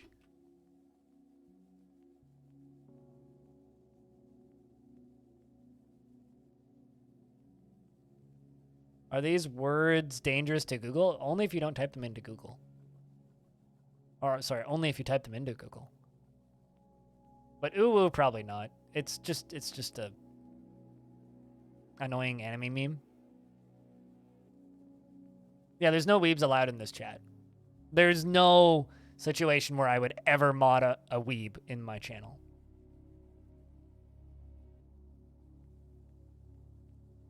All anime is illegal, just like ketchup. Don't worry, you don't need context. Quite literally, like you don't need you don't need context. The seeds, the vitamins, the nutrients, everything that's good about it, and just jam it full of shit, garbage, shit. It's a and put it in a face. shit bottle that sounds like shit when you put it on your shit. It's shit. Stop eating ketchup. PBR isn't illegal here. It's illegal in the beers room. Because I don't, like, allow mildly alcoholic fizzy water in my beers room. Come on.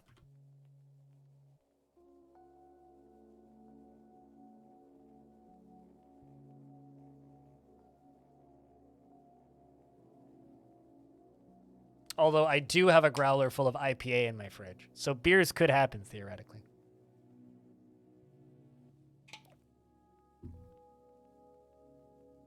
Anyway, how was your weekend, Hobo? You know what's kind of funny is the community manager at Kit Fox saw the same ghost tour you just saw. Was just like posting pictures. I was like, man, I'm seeing deja vu. It's I just saw pictures of this.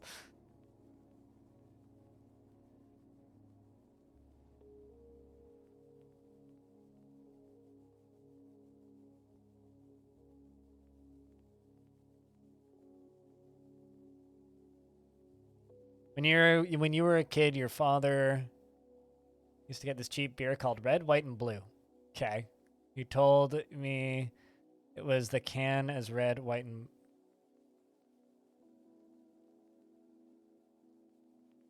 It was in the can as blue, white, and red, so it would come out as red, white, and blue when poured. If somebody poured me a beer and it was red, white, and blue, I would ask for a different beer. Not because of the colors, but because I don't want food coloring in my beer. That just sounds kind of gross to me.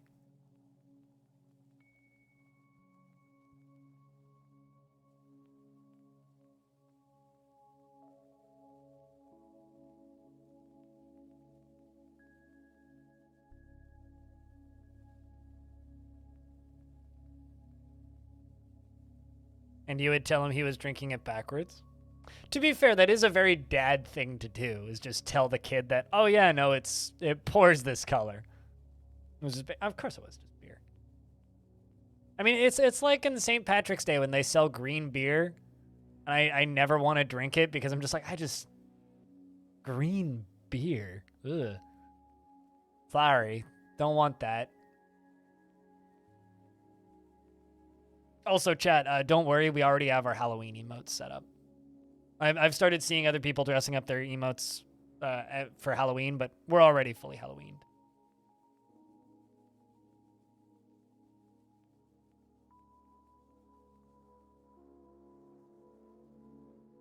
Oh, no, absolutely. I mean, adults tell kids all sorts of lies. Santa's real. Jesus is real. I don't know. Get a job. All of these lies. I mean, what would be truly terrifying is if they became... You know, we've joked about this a couple of times, that I should change that one to just like a human face in a hat during Halloween, and then the rest of the time make it into like just that. But you know.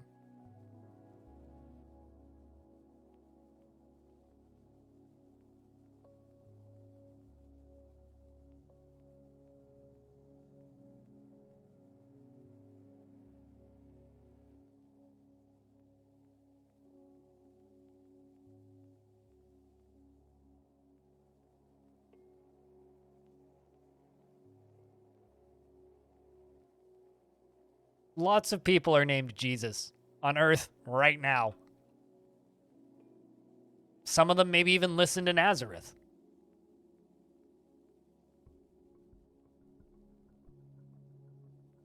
But the fictitious writings are about as real as Santa Claus. You can be anything you want when you grow up. Yeah, right?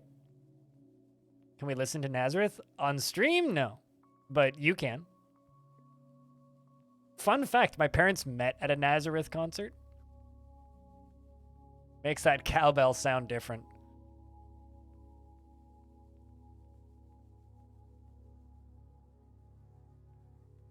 Yeah, unfortunately, I'll be shot down from the skies by copyright hell.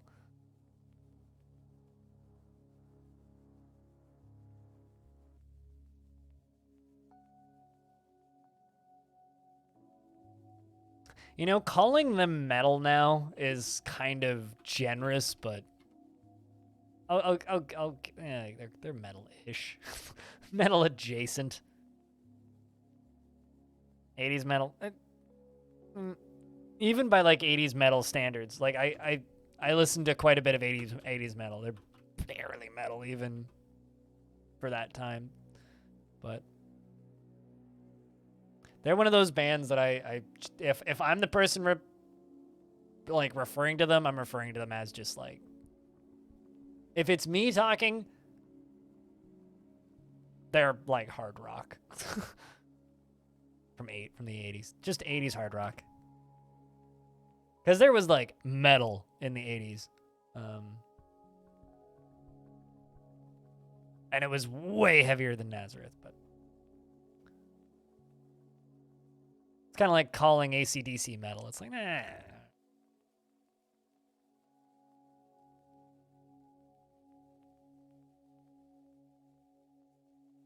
And he may as well have been unpersoned and overwritten with boring, milked. That's a spelling of milquetoast. Milquetoast Republican slander against the original extremely leftist cool dude. Yeah, probably. What's up, Shaw? Those things. You know, honestly, the concept of reading over Jesus being rewritten as a Republican milquetoast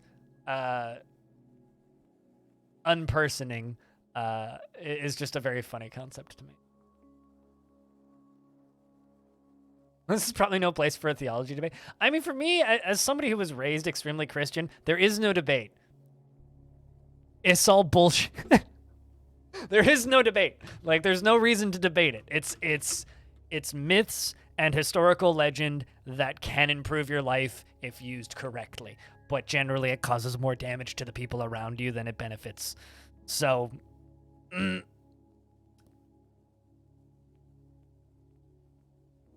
know. was just doing pranks with his friends and people believed him. Hey guys, you know what'd be hilarious? Bury me in this tomb. I'll walk out tomorrow. Yeah, I don't know about that. He was probably a real guy, but it's a whole lot of myth, as I call it. It's Earth lore. It's fun to learn, fun to read, but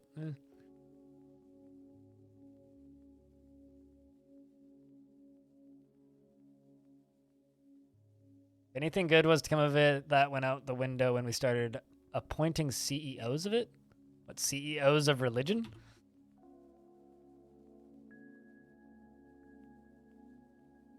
I mean, sure. But whatever. Anyway. Rolling back to what Hex said, this is probably not the place for a theology debate. I think that my takes on religion are pretty publicly known. Or shall I go and...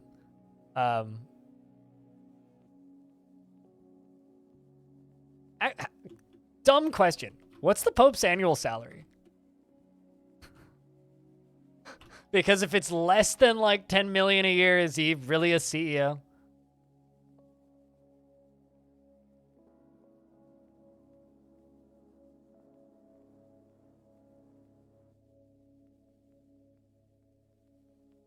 But I don't know. Honestly, I think Catholicism is like the branch of Christianity that I'm the least kept up on, because I was always Lutheran. I went to a Protestant church for a bit. Also went to an Anglican church briefly. Used to go to a, what they called public gospel, which is just non-denominational fucking summer program thing. I mean, okay, sure, but like as being a CEO would be a capitalist, is a capitalist position. So if he's not dealing with money, then he's not a CEO. I mean, you could say he's similar in importance as a CEO, but CEO, yeah, I mean that's what I would say. He's a monarch. He's like fucking King Chucky. Okay, it's like he's monarch. He's king, not CEO.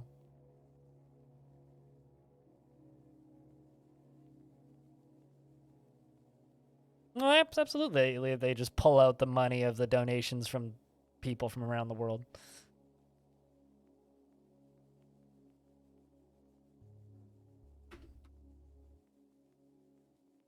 I feel bad for the person that just tuned in for the first time right in the middle of a religion debate. If you could even call this a debate. I think we're all kind of just in agreement. It's only a debate if people are disagreeing, and I don't think anyone is, fortunately.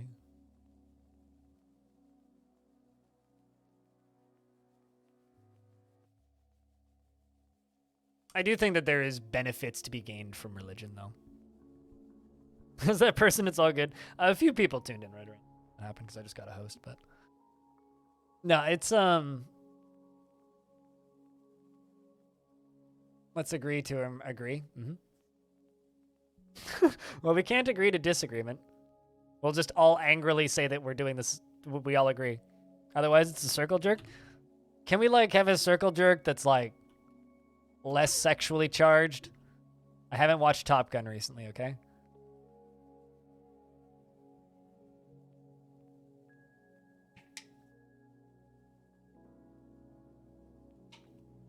Speaking of, I think I haven't seen either of them recently.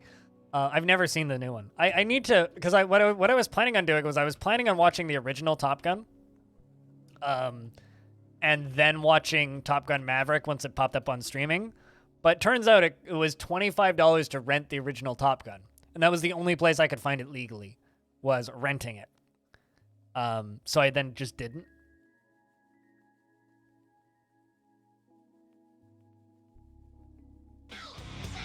Also, Lake Bear, thanks for the 18 months. Has it really been a while? I guess Been so. a while. Hamburger, hamburger, hamburger, hamburger. So what you're saying is you're agnostic, Keytrax. Hamburger, indeed. I can't hear the word hamburger without just immediately thinking of that one line from the recent Panther films when he goes, hamburger! Hamburger! Hamburger. It's just a hamburger. Anyway, good movie.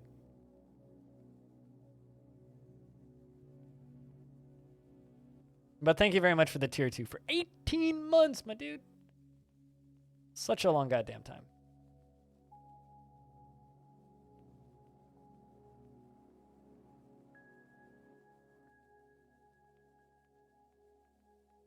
You're more antagonistic? Fair enough. Recent. I mean, have they made... Okay, question. Serious question. Have they made Pink Panther movies since those remakes? Because I don't think they have. Unless they've made more recent Pink Panther movies, in which case then I won't say recent and I will retract that statement. I realize those movies came out like 15 years ago. 2006? I was almost right. 15 years ago? 16 years ago? 17 years ago? If that's when the last ones came out, that is the most recent Pink Panther movies.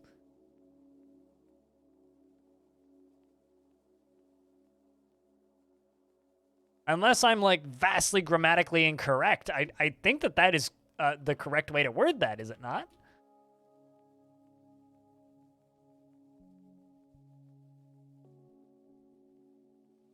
Anyway, entertaining films regardless. Yes, antagonistic is the better way to spell antagonistic.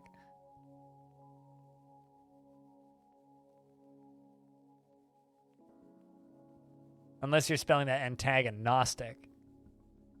Anyway. Reading words. Fuck the English language.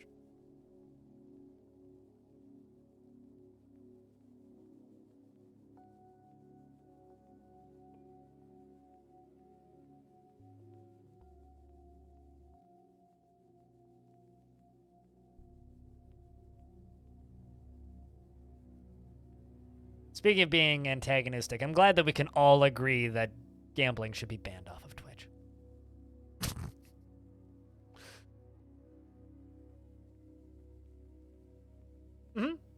God might exist.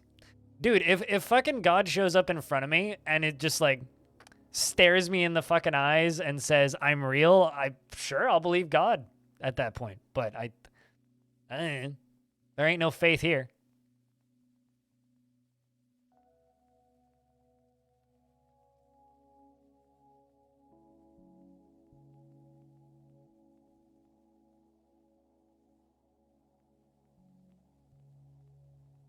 But the reason I'm agnostic is because there is plenty of teachings in plenty of religions that I think are fascinating and also kind of important to society.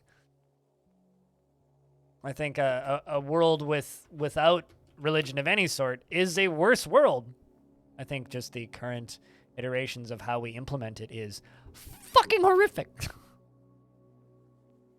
If God exists, they're an asshole and fuck him. That's still agnostic. Why did you make me so broken, you dickwad? Least he could have done is given me a body that, like, semi-functions. Or a brain that semi-functions. You've always been a proponent of prove it? Yeah, that's... it's a really good way to tie a lot of Christians in a knot.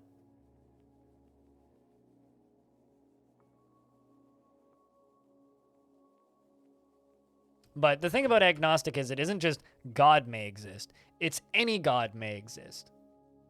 Right? Like any religion might be true. Like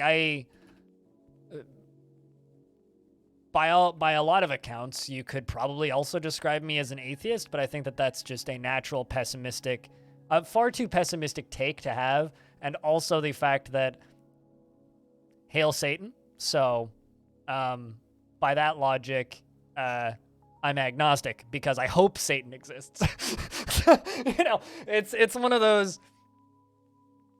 Yeah, I could just be an atheist, but then saying Hail Satan is a little bit redundant. So, thus I'm agnostic. But hello, Trevenor. You know, it's funny. You're not the first person to call me Blondie. Don't worry.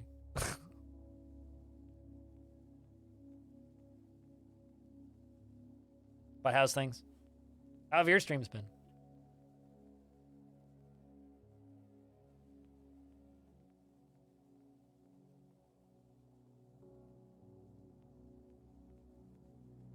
You like the universe egg theory?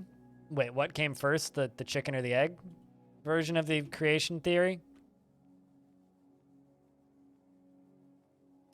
There is a shot in the documentary called The Most Unknown, which is kind of a confusing documentary and it's hard to watch. It's on Netflix. It's worth watching, but I enjoyed it. But there's a really good shot where they're showing these microbes. I mean, sure, but I'm not gonna watch it. They're looking at microbes under a microscope, and these are tiny little life forms that come out of the hottest pools in Arizona. Yeah, I've seen that video. That come out of the hottest pools in Death Valley, America, right? And they're just like dense as fuck salt. You can't touch the water or you will like get third-degree burns immediately. Yeah, they're studying extremophiles, but they're studying ones in Death Valley. And they're looking at them under a microscope, and they're the exact same shape as the formations of galaxies.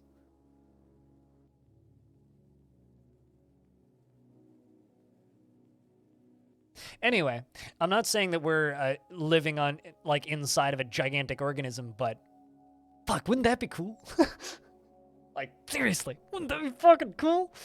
You just hate major religions because they can't admit that even the slightest contradictions in their religious materials. It's 2022, and they should be mature enough to say that there are some problems in their source material.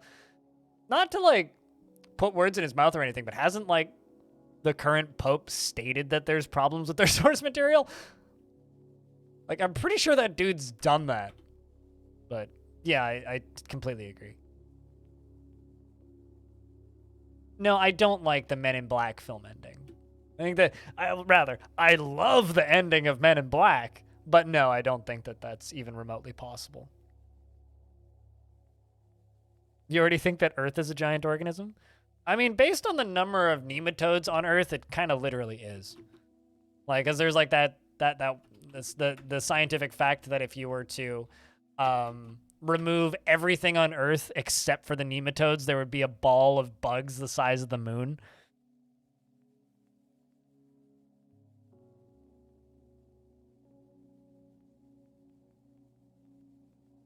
But like the god that set up I mean that's a extremely likely theory, Hobo, but it's like it's one of those, it might have been a god. It might have also just been like a perfect series of chemical events in a great vast space of nothingness.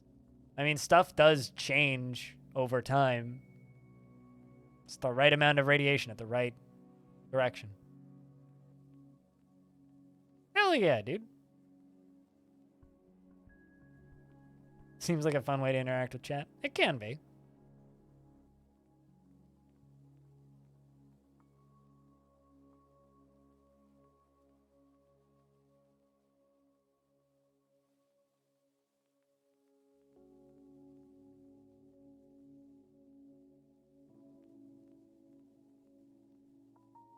What difference does it make to you and me? Abso-fucking-lutely zero.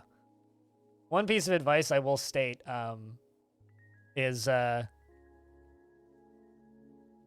like the work order bit buy thing that Tech had set up? One piece of advice that I will give you, though, is do not sign the affiliate contract.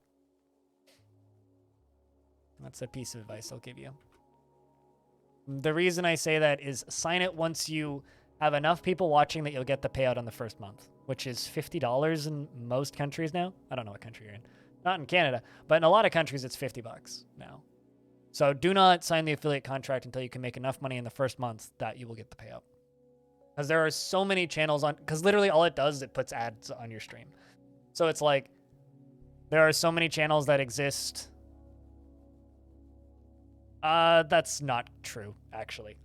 I don't know where you're hearing that, but no. TikTok, maybe.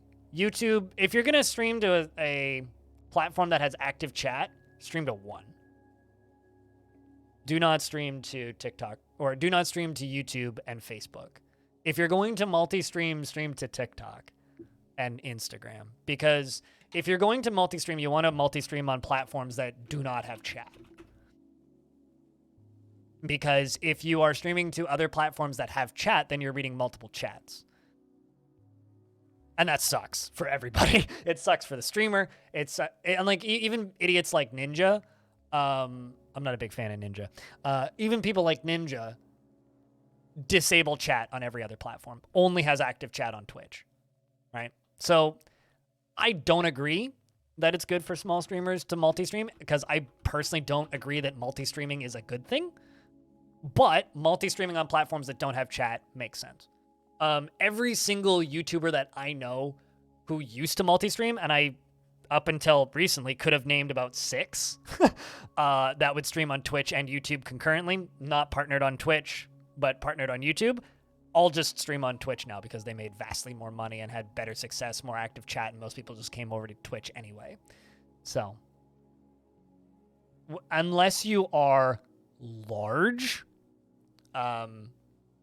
stream on Twitch, and then if you want to multi-stream or have the internet to multi-stream on platforms that don't have active chat.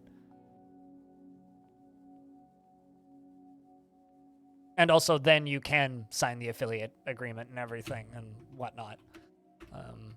I personally am a big fan of using every single platform to its strengths. So to elaborate on that for about 3 seconds without just becoming a how to stream, YouTube is best for video. Twitch is best for live streams. TikTok and Instagram are best for short formats. Although TikTok's apparently pretty good for streams these days. So multi-stream to TikTok and then short format stuff on TikTok. Reddit is good to promote other work. Although I'm actually planning, next time I have Zach and Tarn on the stream, I'm going to restream it to Reddit. So I'm going to stream on Reddit and Twitch.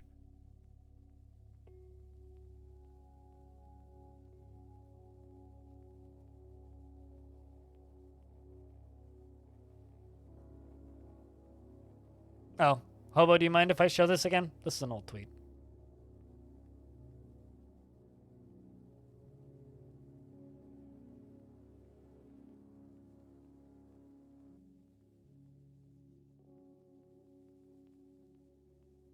That's Hobo's car.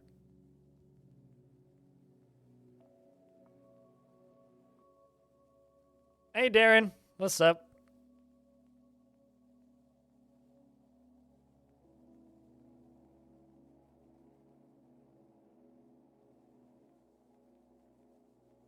Oh my god. I know, right? Yep. Mm-hmm. Many crimes were committed in the making of that car, but it's fine.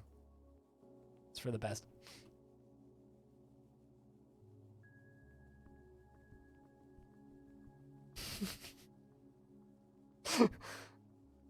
Oh my god, you actual criminal. You're so excited for the eventual Steam release? Hopefully this year. Hopefully. They didn't do a blog post yesterday. I was kind of sad. I was kind of hoping for one, but...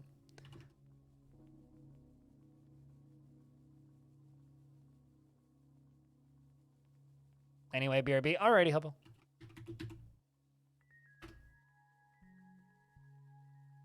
Last time they patched the Steam version was 3 days ago. You're hoping for an October release? My money, if it releases this year, it'll release... This is just me betting, right? This is, like, not factual information with evidence. My bet is if it releases this year, it'll release on the... in November, if it releases this year. That's my bet. Take my bet or leave my bet. It's up to you. If it releases this year, it will release in November. You drive a tiny Fiat? That's an appropriate sized car.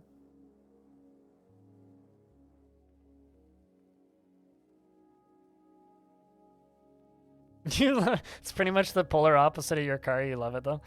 Yeah. The thing is, I know things that you guys don't know. And there are some things that are still quite some time away.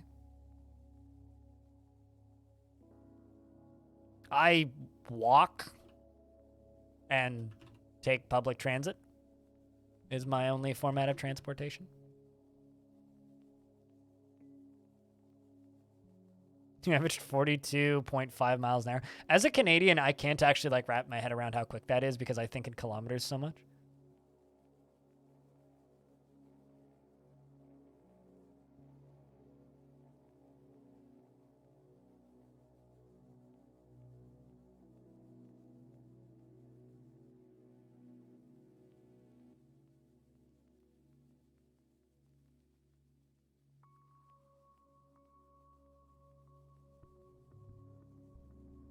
That's a lot of miles.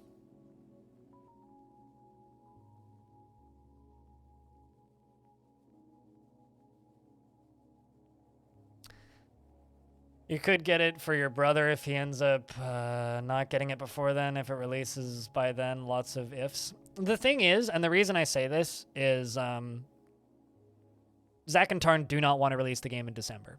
December is the worst time of year to release a video game. Period. Like, there's no question of that. It is the worst time of the year because there is the most competition is December. Because every single major release is out by December. So if they release this year, it'll be November. Because I know more about how much is still left to be done.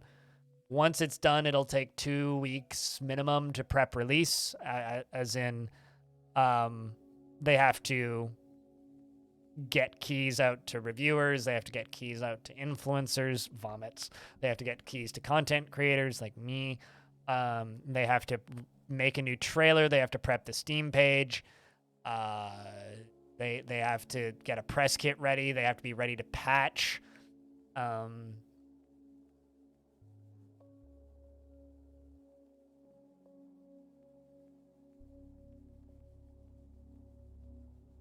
I mean, we're already through the early this year. So do you mean late this year?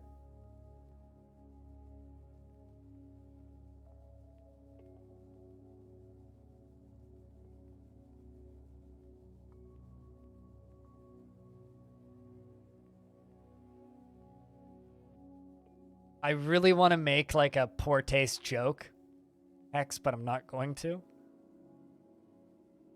But because like that sucks, and I know somebody with a similar-ish condition. I'm not sure exactly what yours is, but I know somebody with a similar condition, and that sucks. But also, really hard to not just make a mean joke at. I'm sorry. Like, I have this problem with being too ripped. But yeah, that fucking blows. I used to have this issue where like the muscles in my legs got way in my lower legs got way more developed than the muscles in my knees and actually pulled my kneecap out of alignment. So I kind of know how that feels. Fucking hurts. You know, your body getting ripped apart by your body is the worst way to destroy your body. Because that shit's painful. Early 2023? I mean, like I said, if it comes out this year, it'll be in November. And I'm standing by that.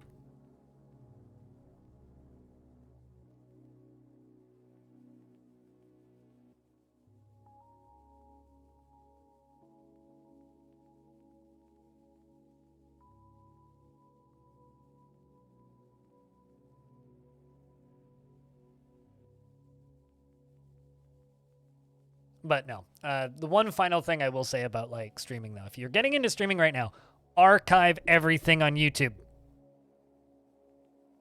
Archive all of your streams on YouTube. Don't stream any copyrighted content, music, unless you have express permission, and use every single platform. But that's only if you want this stupid industry to become a job. If you don't want it to become a job and you just want to have the best hobby you've ever had, just stream on Twitch. Fucking stream copyrighted material. Enjoy your music. Fuck the VODs. Have fun. It's a hormone condition, mostly in your calves. Quads are somewhat overdeveloped, but it's not as much necessary if you don't want to pop your knees to bits. Yep. That's crazy.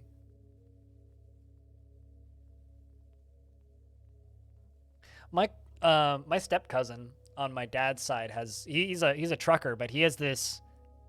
I don't even know the name of it, but essentially he has this disorder where all of his bones keep growing. So, like, you know how bones, they grow to the shape that they're supposed to be, and then they kind of stay there, and then if you crack or injure it or bruise it, they repair themselves. They just constantly are growing. So he has to have skin removed and have his bones shaved, like, once a year. I don't know the name of it, so I might be right. But, like, literally he has to go into the hospital and get, like, full body surgery once a year. And it's like, oh. He's one of the people that I envy the least. Started out as you feeling you weren't doing much and playing as many video games as you do, so you figured if you stream every time playing on your PC, then you can validate it a little bit. Fair enough. I mean, I started streaming as a way to stop me from playing League of Legends and also get some sort of social life back when I worked 2 jobs and one of them was night shift and I had a long commute. I just kind of never stopped. But don't let the goals ruin streaming. Goals often ruin streaming for people, and it often ruins games. They get too into the goal aspect of it, and then they decide they're tired of a game and they want to go stream something else, and then the result is everybody leaves. It's a, if not balanced correctly, it's very easy to, like, ruin games for yourself by streaming. And I say this as somebody who, you know, streams a lot.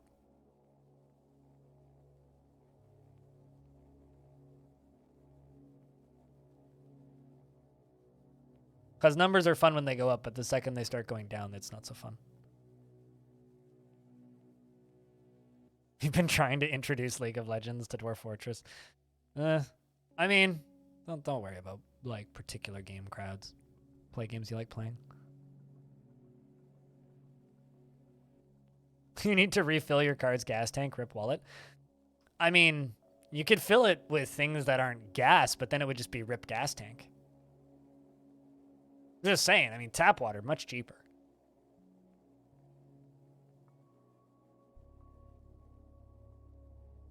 You don't have to fill it with gasoline. But if you want to go somewhere, yeah, you probably better fill it with gasoline. You'll be down $40. That's not too bad. Hello, wait, what? So I have a story to tell you about your dwarf. Your dwarf went a little batshit nuts and murdered somebody, right? I didn't find the body, which is fine. But because nobody reported the crime, I expelled your dwarf, which is what I do for dwarves that commit murders, right? So I expelled your dwarf. A year later, suddenly the crime appears, and another dwarf dies. Turns out, the dwarf you murdered possessed a living dwarf, right? And then while possessing the living dwarf, reported the crime for his own murder.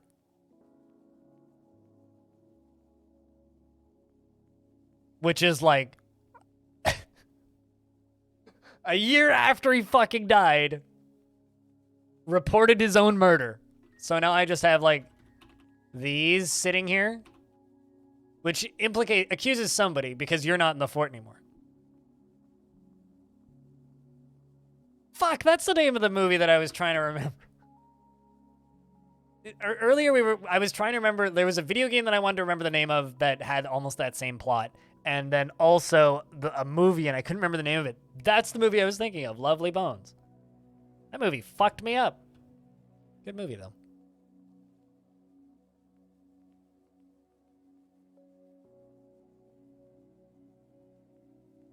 Like, that movie messed me up real bad.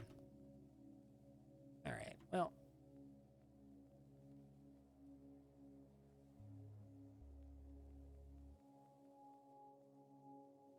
Looks like we've worked through all that. Can close the drain. Heartbreaking? Lovely Bones is the only film that I've ever seen in my entire life that's actually caused an emotional response from me. As in, it made me cry. It doesn't happen with movies for me. Like, ever. And I've seen a lot of really, like, sad movies in my life, but that's the only one I've ever seen that actually made me cry. You cried like a bitch when you were 6 watching Airbug. I was terrified of Captain Hook in Peter Pan when I was little. Scared shitless. And I also remember crying like a baby watching Flubber. The remakes of Flubber with Robin Williams in them when Weibo died. But also, I was like 6. So allow me to rephrase that statement from earlier. The Lovely Bones is the only film that's managed to get an emotional response from me as an adult. When I was a small child, yeah, fucking shit made me cry all the goddamn time.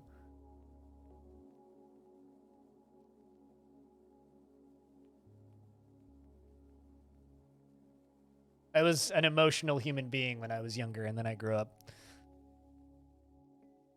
There was Flubber before Robin Williams. Oh boy, Flubber original 1961. Just wanted to look at the year.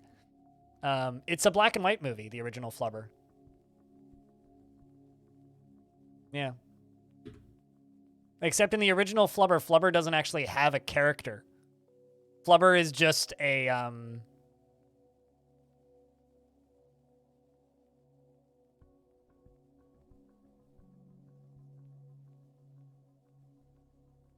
where is it?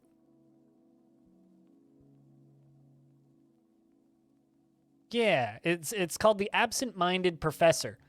A college professor invents an anti-gravity substance which a corrupt businessman wants for himself, and they call it Flubber, and the substance is called Flubber.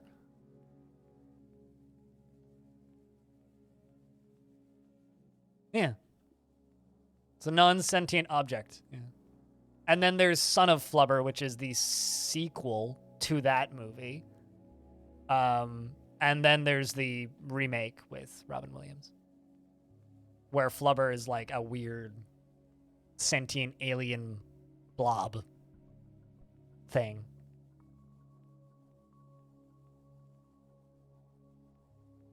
And they launch garbage cans into space for some reason.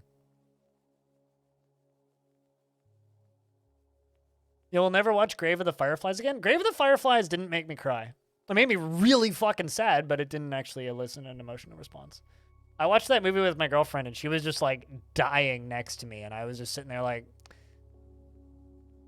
yep, that hurts.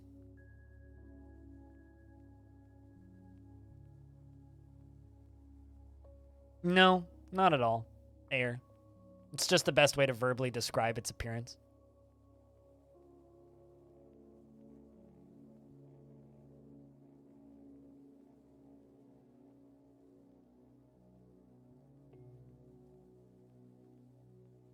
Over happy endings? Well, I mean, I like horror films, so yeah, I would agree.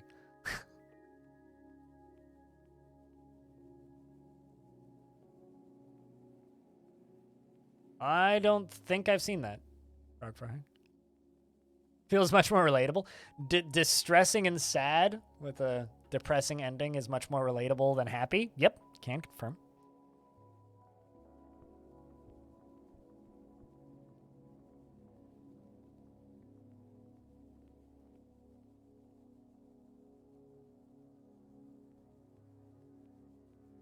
Can I just say it's really funny to me that the current hurricane is called Fiona?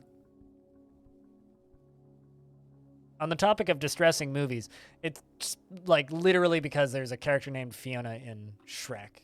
Just hurts. Taken after suffering a major injury. Did you just suffer a major injury? No.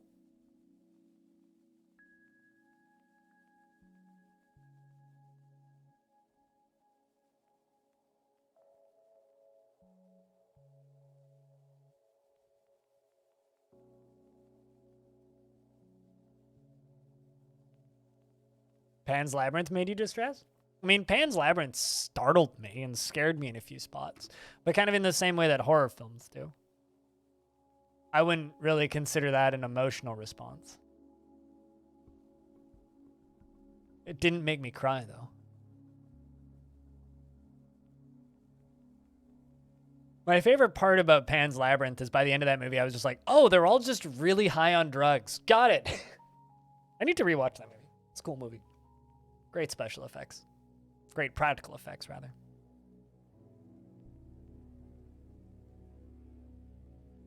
I never read a single one of those books, A Series of Unfortunate Events.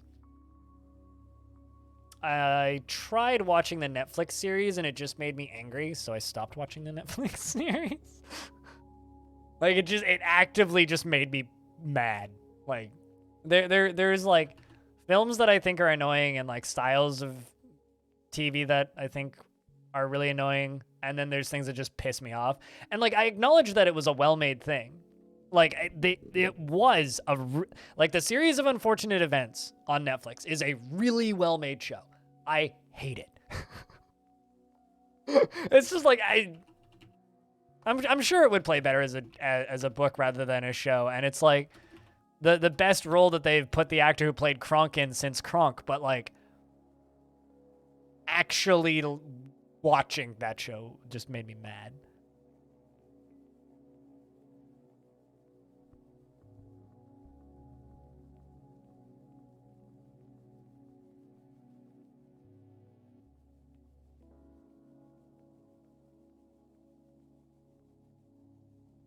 I recently rewatched Hot Fuzz, and I gotta say that movie's better than it was the first time I saw it.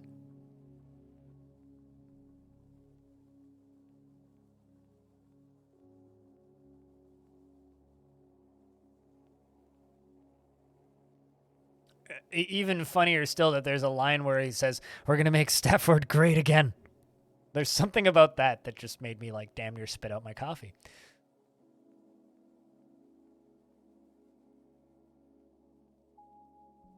Do I have a favorite classic Disney movie? I have a hard time liking anything Disney. But that's because of current Disney. But like separated from that, Star Wars Episode 4, does that count? Star Wars Episode 4? No. But favorite classic Disney movie, jokes aside, probably The Lion King. The original. I haven't even watched like the previews for that live action one, so don't ask me how I feel about it. I choose to pretend it doesn't exist. But yeah, probably Lion King. Lion King or maybe Beauty and the Beast. Classics, you know?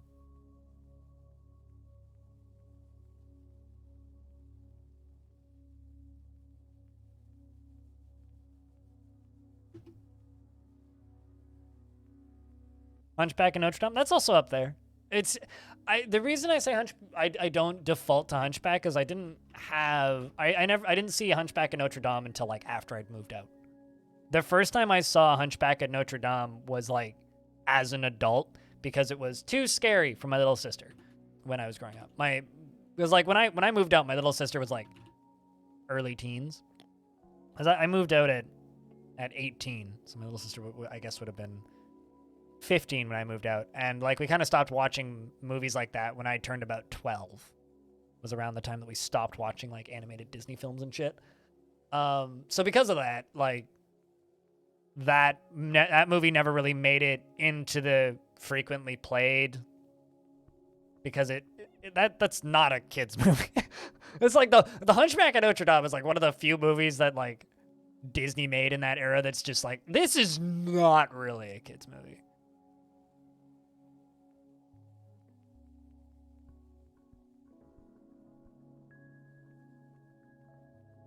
You'd call visually stunning? I mean, there's parts of every Disney film I would call visually stunning. I do have an unpopular opinion, though.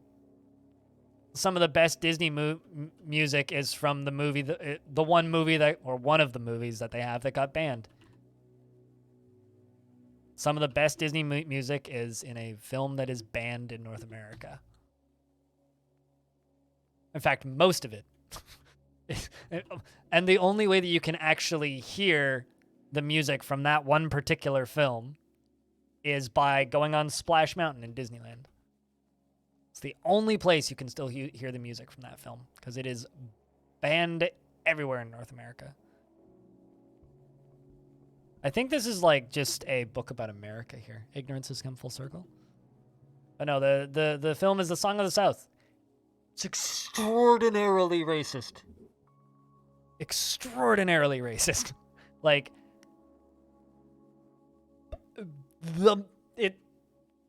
I saw that movie when I was a little kid, I thought it was racist when I was a little kid. And I was not, like, the brightest kid. Boom, canceled. Me stating the name of a film and then stating that it's problematic is not how you get canceled, laddie. Otherwise, I would have been canceled a billion times over. But no, I genuinely love some of the music from that movie, but that movie is exceptionally racist. Like, that zippity doodah is great. But no, there's a lot of really good music in that movie, but it's just gone. Personally, I think that movie should be available so that we can point at it and be like, hey, Disney, like, aren't always been good peoples. Like, we should watch this just to, like, point at Disney and be like, no, listen, like, it's not just the occasional problematic character, like the Little Mermaid.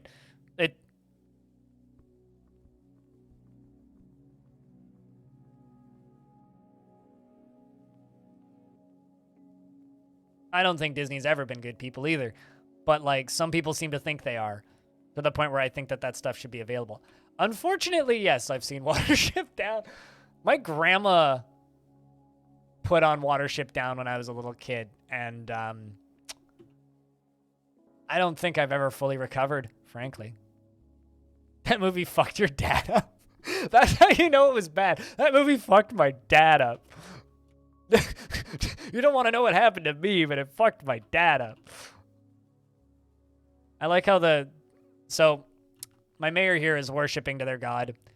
Their god is also, the mayor being married to the captain of the guard has to be some sort of conflict of interest. Anyway, it's the deity of disease and death.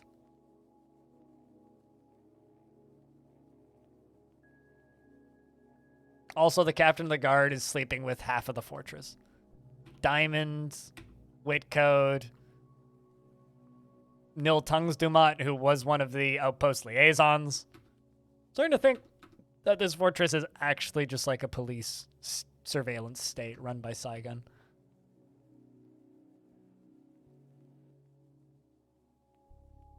Who's also walking around with a silver battle axe, by the way. I should probably, like, not let you have that.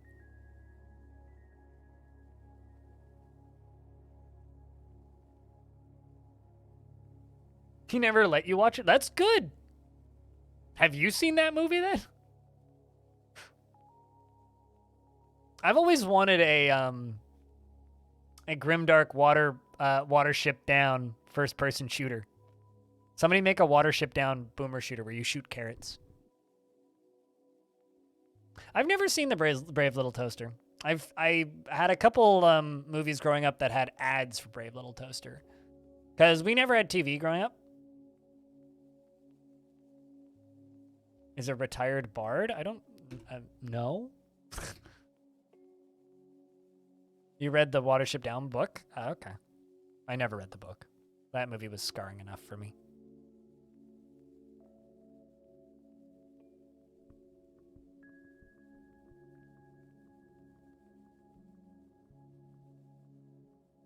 No, honestly, I think films like Song of the South are a perfectly good reason, or a perfectly good opportunity to educate people as to how we were fucked up in the past, you know? It's not a kid's book. It's also not a kid's film.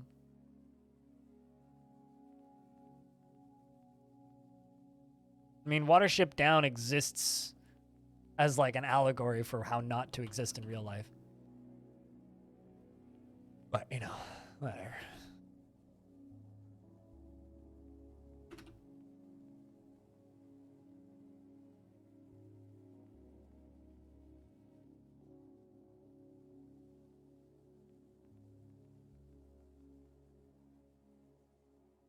But, you know, America also doesn't like to tell their kids that they got beaten in a war against Canada once, so, you know.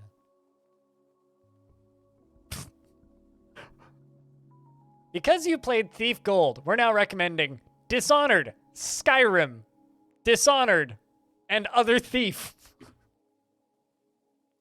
I was complaining the other day that there's enough games like Thief out there.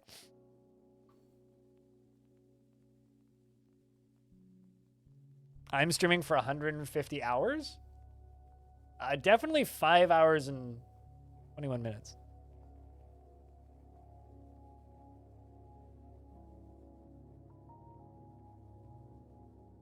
It was a stalemate? Mm-hmm. Mm-hmm. You keep telling yourself that. We burned the White House down. I also love that war is far enough behind us that we can all just kind of, like, as a group, make fun of it, and nobody gets upset. It's really kind of nice.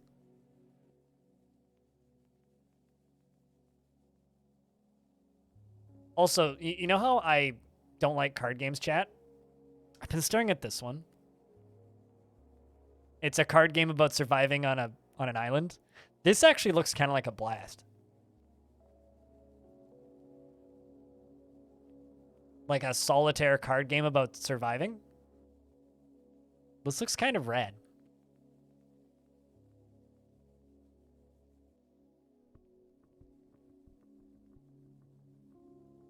We lost, we didn't lose much.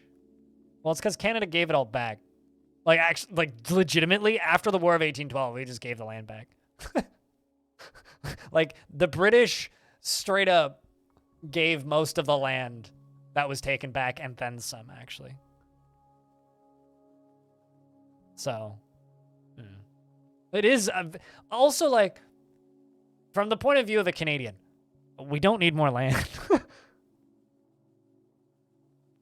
The only last long land lost is by the natives. Yeah, the actual losers of the War of 1812 was the indigenous peoples. Sorry, we whooped your ass so hard. Did you need this back? Yeah, pretty much.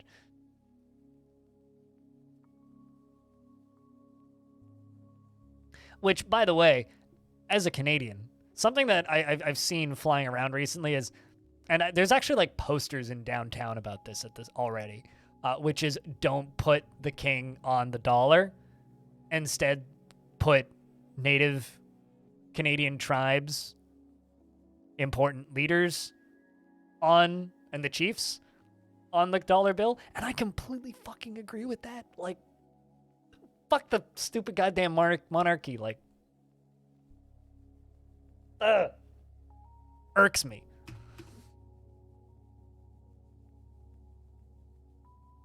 Stupid goddamn monarchy. Never did nobody no good.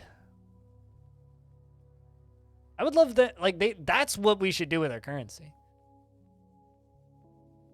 Well, I'm not asking you to be on a bill. Unless you're, like, quietly the chieftain of a tribe, which I don't think you are, Frog. I'm not asking you to be on a bill. Just saying, there's things that you can do with money that are actual benefit. Although, I guess, like, being put on money is like accepting the fact that somebody's going to snort cocaine out of you.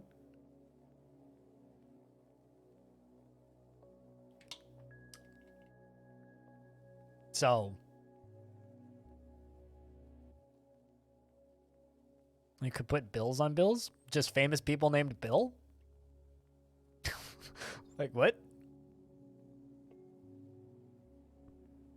Or stuff you in a stripper's crack. You know, there's a strip club in Vancouver that has a coin slot now, apparently. That's a very Canadian thing. Because we don't have $1 and $2 bills. Yeah. Anyway. They also have like a little digital thing where you can just like tap your card, which is also kind of hilarious.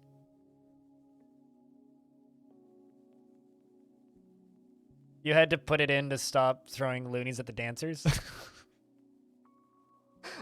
I can tell you this. I've never thrown a loony or seen anybody throw a loony at a stripper. But if I did, I think I would die laughing.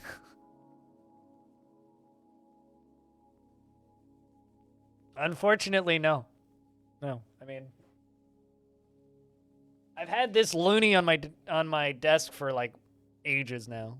But imagine getting that thrown at you. Also, check out like the injury I got while gardening the other day. Makes using the mouse painful. Anyway. Yeah, it's... Imagine getting that chucked at you. Jesus. Ow.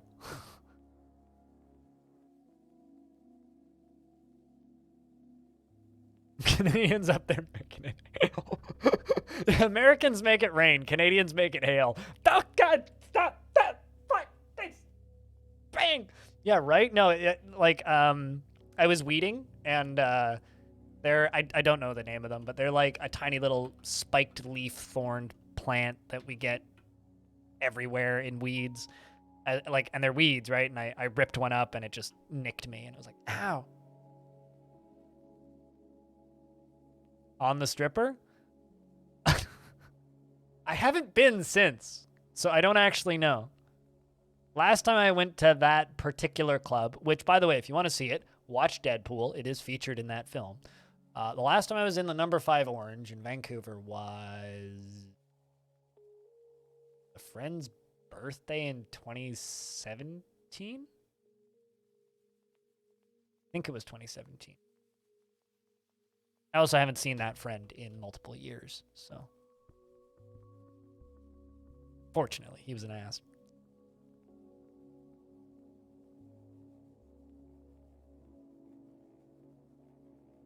Well, I mean, a 2-pound coin sounds like it would be a lethal weapon, so. I mean, considering, like, I generally use metric for weights, but if your coins weigh a pound, then yeah, definitely it's a lethal weapon. Things bigger than your thumb. I should go get a 20. Because I think I have 20s. Hold on. Do I have 20s?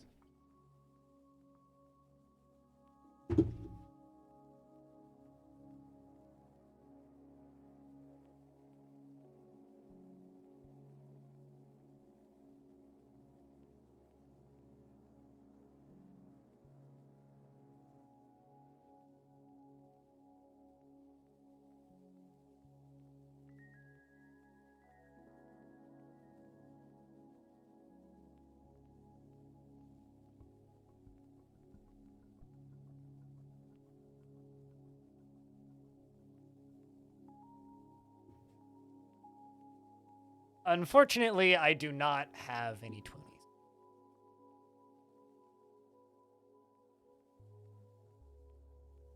In the UK, they measure coin weight in stones. Are you for real?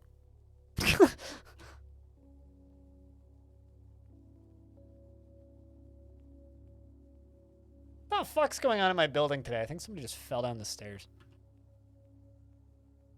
They're still walking us. Okay.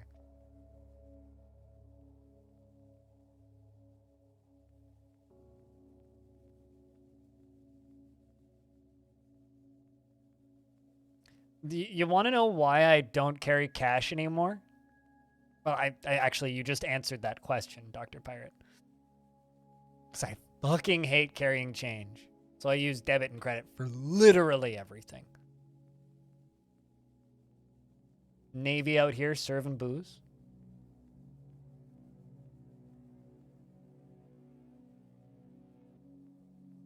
You're off to bed. You'll sleep well, Rolf. Have a good night. Cheers, mate.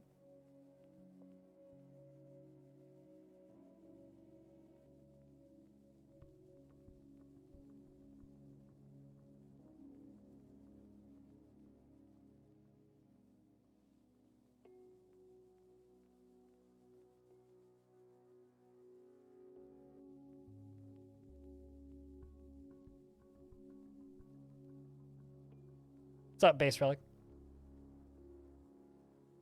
There's tons of places in the Netherlands that actually no longer accept cash and card only, and you love it. You know, it's kind of funny, Base Relic. It's not legal to do that in Canada. The only accept cash thing. If a place is only accepting cash and refusing to take debit and credit, you can literally report them to the Better Business Bureau. Just be like, they are probably skirting taxes, and it's almost always the case. You need to wear a shirt that says no cash kept on premises. You know, random people on the side of the road with a tin would probably still ask you for any spare change.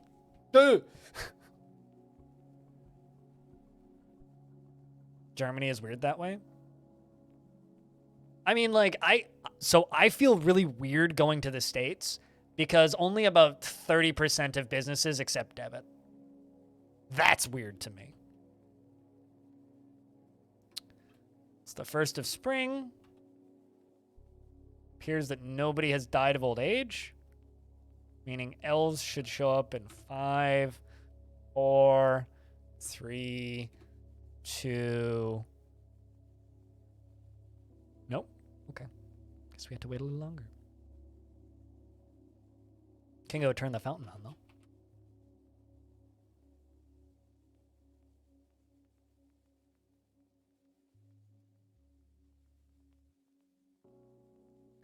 I've seen homeless people that take card.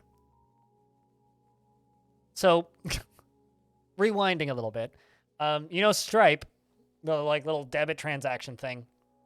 You put it on the top of your phone, and then you punch in the amount on the phone, and then you just tap on the top of the phone with your card. There's a homeless man in Vancouver who's actually, he admittedly is quite well known. He plays guitar, and he carves wood. And if you give him time, he will make a wood carving of your face. He's a indigenous man who's lived in Vancouver on the streets his entire life. But he's quite well known, but he's notably homeless. And he just sits there and he plays music and he busks a little bit and he makes some change. But like, he takes Stripe transactions now, which is quite funny. And he has a little sign out that says homeless, you know, anything for food or whatever. But he also has a sign that says like, and if you don't have cash, I do accept card. And I've tipped the guy with Stripe before. But like he hands you his phone. You take the phone and you punch in the amount of money you want to give him. You tap it and you hand it back.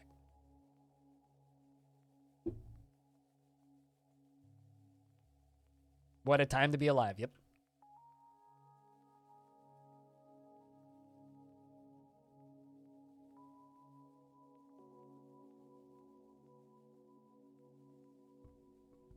Although I've never had somebody ask me to Venmo them money though.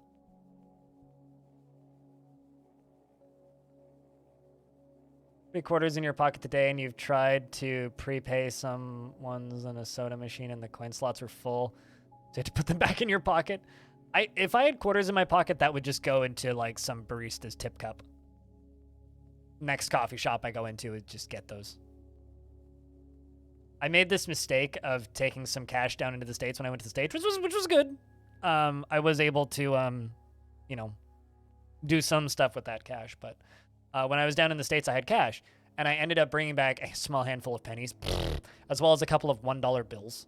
So I need to go to the bank at some point to cash it in. Turn it into real money. In my card that I don't have to carry. Of anywhere you go that doesn't take cards. The entrance booth at the Natural Park is card only. Food trucks have a little tablet. The farmer's market booth where you can exchange cash for the little wooden tokens. So the vendors don't need to take cash, but all the vendors take cards. Huh. The concept of a farmer's market having a token machine is really funny. It's like an arcade, but for food. Boar piglets? Are they stuck up there?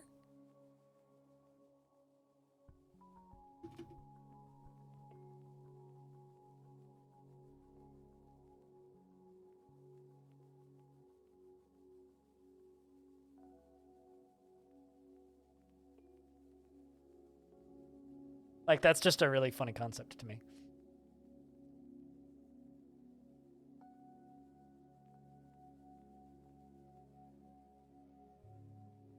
Huh. Well, that's neat, actually. I didn't know that, Aqua. But yeah, the few places that I can think of that used to only take cash was like there was a lot of like Japanese bakeries that popped up around the same time. Turns out they were all money laundering. They've all closed. There was a smoke shop that I know for a while that took cash only.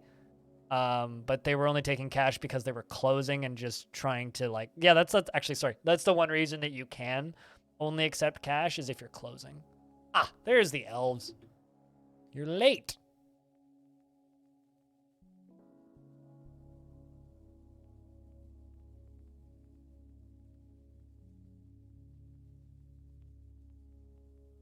And not just, you know, junk. Yeah, no, that's good. I'm down for that.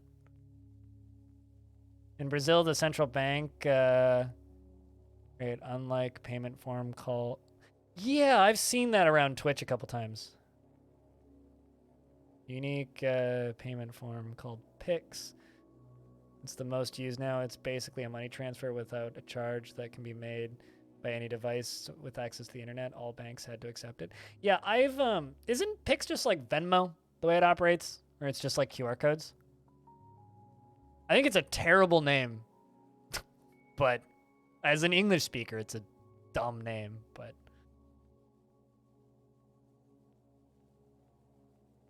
even now, people on the streets selling anything except it. That's interesting. Yeah, well, Venmo operates via a QR code. So now you can get Pix pocketed. But yeah, no, I've seen a couple, like, Brazilian streamers, because I know a handful of them over the years who use that. The kind of, the reason I say it's a dumb name is because if you have, like, exclamation point Pix or something on a stream, everybody immediately assumes it's an OnlyFans. If you're English speaking, anyway. So it's a really stupid name, in my opinion.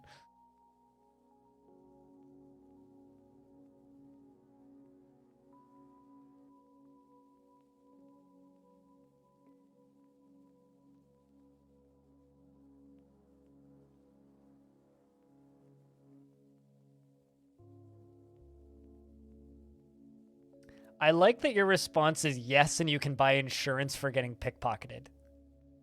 Is that real?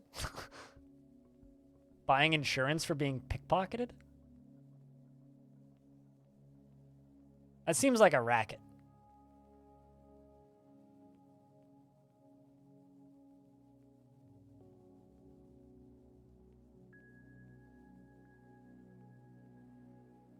But then again, tennis also seems like a racket to me, so, you know, maybe I just don't know what I'm talking about.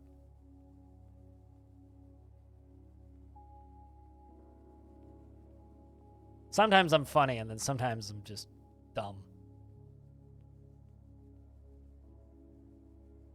Well, I mean, when debit and credit cards got RFID tap functionality, Coslord, there was a guy who, before they had extra protections on them, there was a guy who wired up a car as a really big antenna and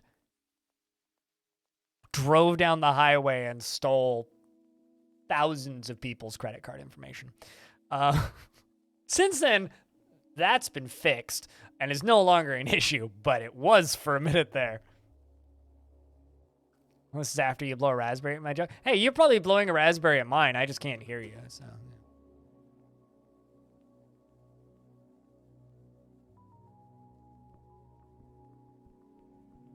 Trying to type in prep, not Oreo, but, you know.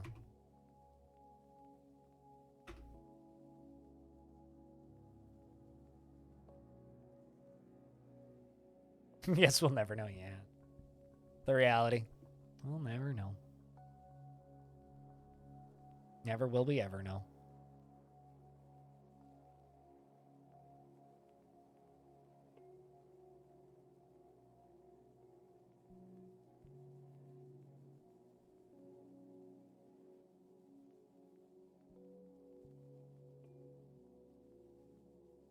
I just assume everybody who's watching me is just constantly blowing raspberries at me.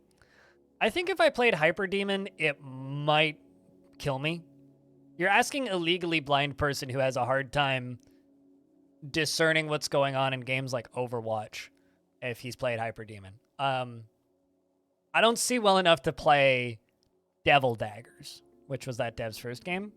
And I played Devil Daggers and refunded it because I didn't see well enough to play it comfortably. I don't think I could play Hyper Demon, but it looks neat, that's for sure.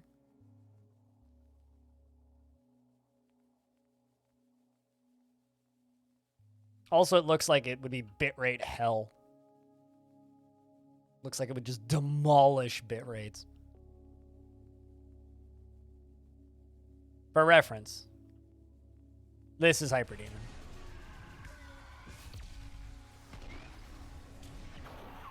Like, if you can discern what's happening there, be my guest. Have fun.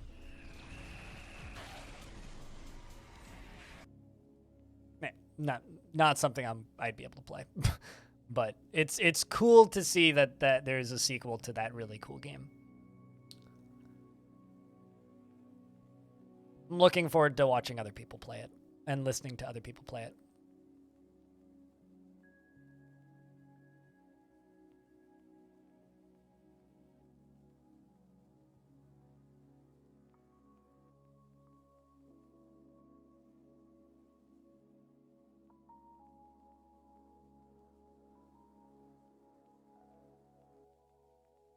It's just unfortunately not a game that I'll ever be able to play.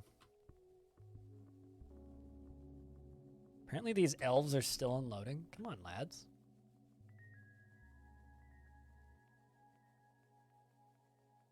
Although I have a question for you, Jalvin. Have you played Brigand? That trailer makes you nauseous? Yeah, no, I can tell you for a fact just by watching the trailer I wouldn't be able to play it. I'm fascinated by it, but...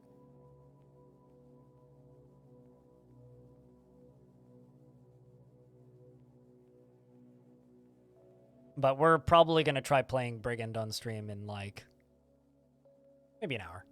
Probably about an hour. After I get lunch. This thing. This is a game I want to try. I'm going to try and stream later. This thing.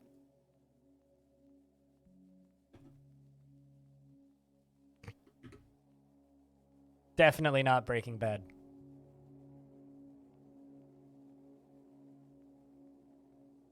Why are you still unloading?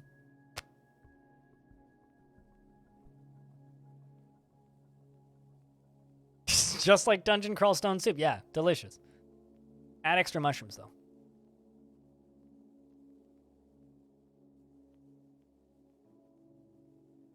Yeah, I hope I manage to make that thing work.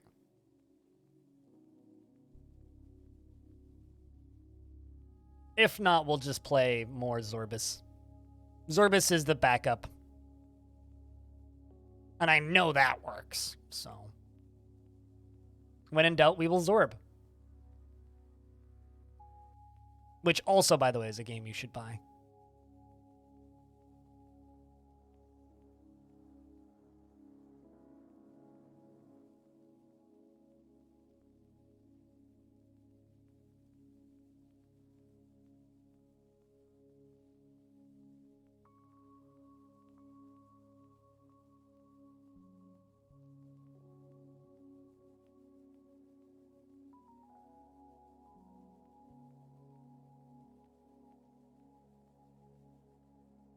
You just love that there's a game out there that gives like 3 layers of what the fuck am I looking at here, and then the devlog does the same.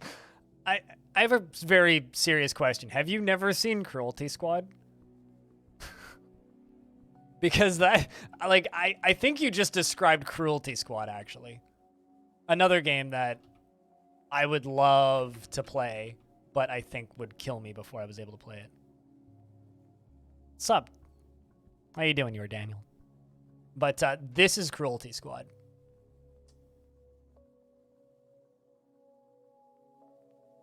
This game has a fart button that makes you jump. And also you can shoot your intestines out and use them as a grappling hook. Because you should read that dev's Twitter if you want to see some what the fuck. This looks like a pretty giant hall. This is my tiny little trading room. Ah, finally, speaking of trading.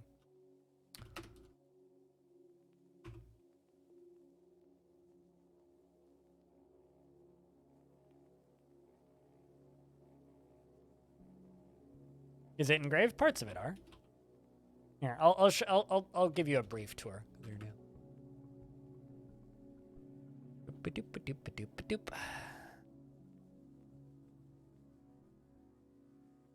All right, so this is the top. This is where the bees live. Okay,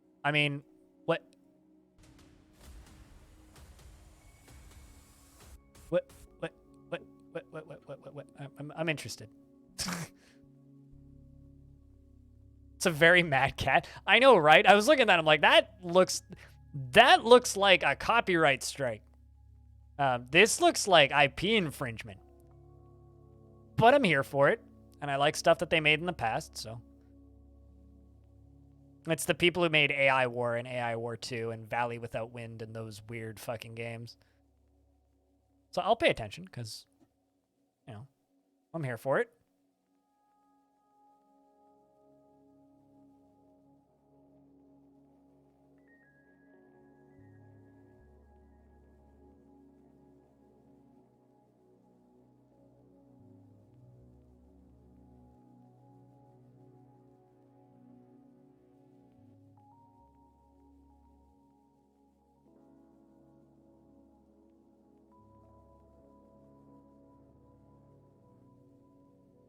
Although, to be fair, Mad Cat is probably my favorite design for a mech in Mech Warrior. Or Battle Tech, should I say. So, frankly, if they're going to rip off any mech, that's the best one to rip off.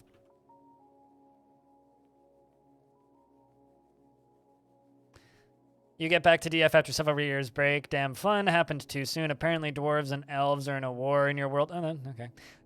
Par for the course. Because you got 4 elves ambushes in the span of a year and a half. Okay. And they came with war grizzly bears. Well, that's nice of them. Supposedly, they're getting a big buff when the next version comes out. The elves are.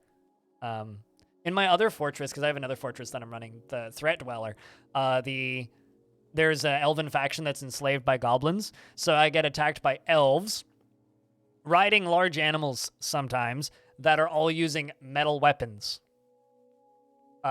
Which is fun. Good times. It's definitely the most iconic Lamond.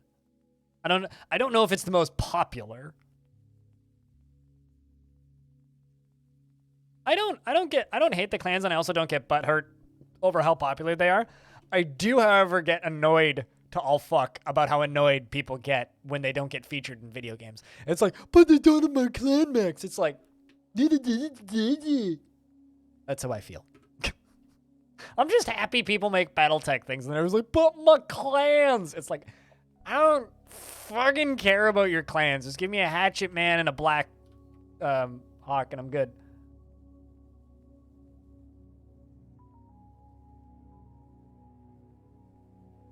Something you don't see often? It's something you see very often. Every single time they get enslaved by goblins, which is actually quite often.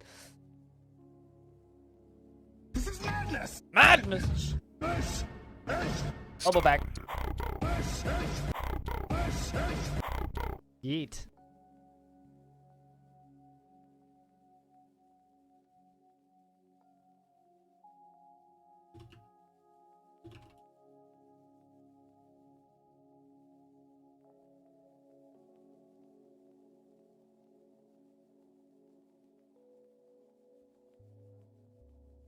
You're just butthurt the Hellhound was never made canon. Oh, well, you can you can put a cannon on it with mods in BattleTech. Just saying. I'm just butthurt that people don't like watching BattleTech on my channel more, because I fucking love streaming that game. The game's just so fun. It's ridiculously fun. Heck, even like Mech Warrior Mercenaries, Mech Warrior 5 Mercenaries is also fun. But again, I had a hell of a time actually getting people to watch me play it. Played nothing but Hunter the past week. Please help. Lots of people enjoy BattleTech.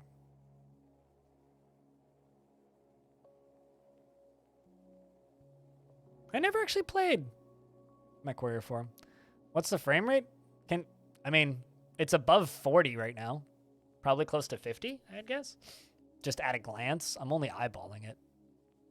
Because I don't like the frame rate ticker up in the top. I find it very distracting.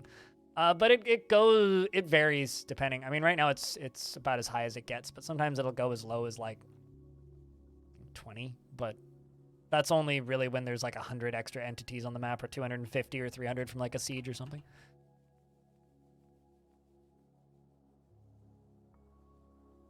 Frame rate death is largely like a non-concern at this point, for whatever it's worth. I don't know how long you've been back to Dwarf Fort, but like you have to work really hard to frame rate death a map, to the point where I would argue that it's almost impossible unless you're intentionally trying to do that. Or are locking cats in rooms, because that'll just fuck your frame rate immediately. Oh, hey, you snapped out of it. This dwarf's interesting to me. This dwarf, like, shouldn't be that depressed, is extremely depressed, and occasionally just, like, goes completely insane, but is, like, largely functioning just fine. Fascinating dwarf.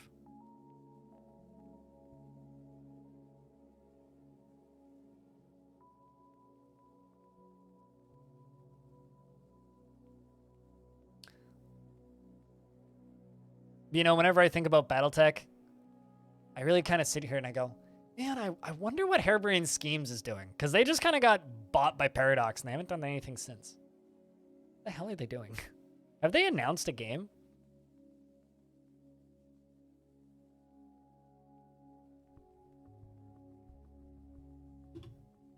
Well, I have a question for you. This is kind of like, what's the word I'm looking for here? This is kind of a, no, they haven't announced anything new. So this is kind of a, like a Jeopardy almost question. How long do dwarves live?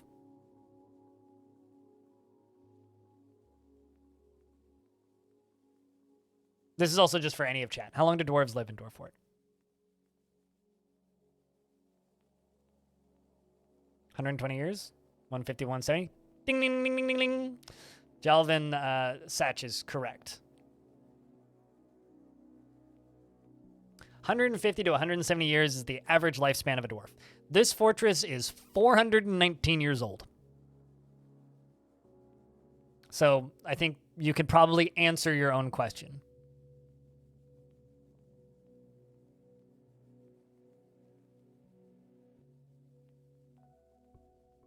Yeah, that's cheating, though. Well, okay, never mind. I thought you were implying I should increase the numbers on the RAWs. I was like, well, that's cheating. But yes. We don't need to mod the RAWs to have those numbers ingrained in you. But yeah, no, I mean, it's set to the default, and that's how long they live. There is a dwarf that's been alive for a very long time, but they're not one of the originals, and they're completely insane. So this dwarf is Zaloro. This dwarf is a vampire. This dwarf was cursed in the year 121, I think. And after being cursed with vampirism, immediately turned around and murdered 3 dwarves and had a bunch of witnesses. And so we put him in prison, and he went berserk while he was in prison. So instead of, like, killing him, we just removed the door and filled it in with bricks. So he served out his sentence, and now he's just, like, naked with a bronze pick on his back, covered in his own tears, screaming, generally. And, you know, it is the year 424, which means he's been there for 300 years. Anyway, yeah, he lives there. If he did, my initial plan for him was I was hoping he wouldn't go insane, and then I gave him his own pick. So I was going to, like, let him go elsewhere in the fort and just, like, actual eternal suffering. Yeah, no, literally. I was like, well, I'll just, like, let you build your own fort, and now I'm keeping him as insurance. So if push comes to shove, we dump a bunch of buckets of, well, actually, if push comes to shove, I fill the floor that he's in up with spikes, and then dump a bunch of water on his head so that he's completely submerged with water, build a well above it, and then start impaling him with the spikes repeatedly, and then tell my dwarves to drink his blood. That is absolute worst case, last possible insurance policy if everything else fails and my dwarves are all going to die. How about descendants from the starting dwarves of any grandchildren? Okay, so I'm going to be honest with you. I haven't kept that close track. If you want to go dig and find that information out yourself, save file is up on DFFD. Because these dwarves stay alive each for like months at a time, yes, I could start clicking on them and then hitting relationships and going to their parents and then going to their parents and then going to their, but I'm not going to do that. So I don't know. Probably. Is my answer to that. Probably. It's very likely that that's the case. Do I know for certain? No. Because I don't pay that close attention. Like, at all.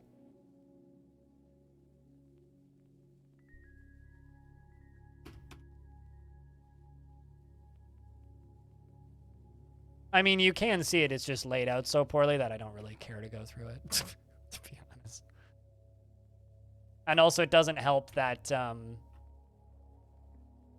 what's the word that I'm looking for? It also doesn't help that a lot of the dwarves' parents, when they die while they're still alive, it sometimes gets removed from their family tree, which doesn't help at all. And then there's a lot of dead ends in it. Like, that's a dead end. Straight up.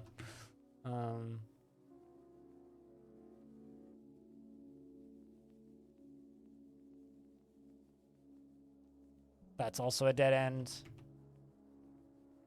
That's also a... Yeah, I don't know. Probably.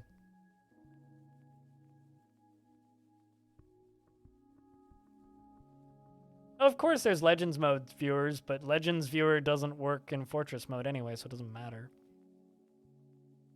No, it doesn't. You're Daniel. I mean, it needs the family trees better laid out, but it doesn't need Legends viewer. I think everything just being displayed in Legends mode while in Fortress mode ruins some things, like the fun of trying to discover who the vampire is. Fortress mode doesn't need everything. That's what Legends mode is for. Also why Adventure mode doesn't need everything, because that's what Fortress mode is for. That's also cheating, Lamond. You can. But for me, that's cheating. And you at the end of the day, like, I'm not using DF hack and not using any external tools or assists for Dwarf Fortress has just made me really good at reading a dwarf's description and being like, ah, yes, you're a vampire. Like, immediately.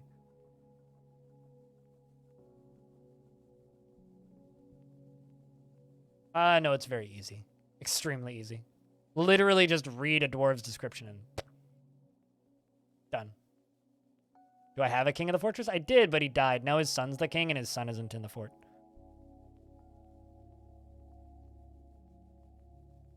It's actually kind of nice to not have royalty in the fortress for a bit. He'll come back, though, because some of his kids are still in the fort. So whenever Radio Free Olive dies... Yeah, Radio Free Olive. He's the king/scholar who I expelled for tantruming too much. Who then went back to the mountain home and is now the king. Because I had King Massive, and before that I had King Cheers Jamie. And I think that was all the way. And then before that we had the Baroness Tapioca, who died when her leg got ripped off by a child, who then got killed because he got a pickaxe to the forehead. It's 39.32. Hell yes. Kept it in budget.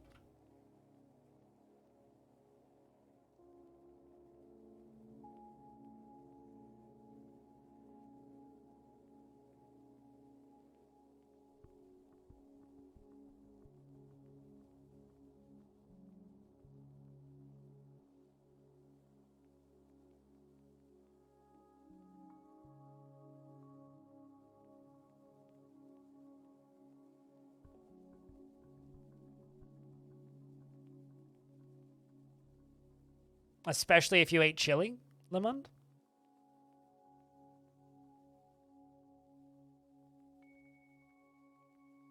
If Fortress mode had limited Legends mode that was literally just a knowledge that your Fortress nobles and library housed or something like that, that'd be pretty neat, I guess. Yeah, but that wouldn't be Legends mode. That would just be a better way of cataloging the information that's already in your library. Ah, well. Por con los dos, but at the end of the day, yes. I don't need you to elaborate.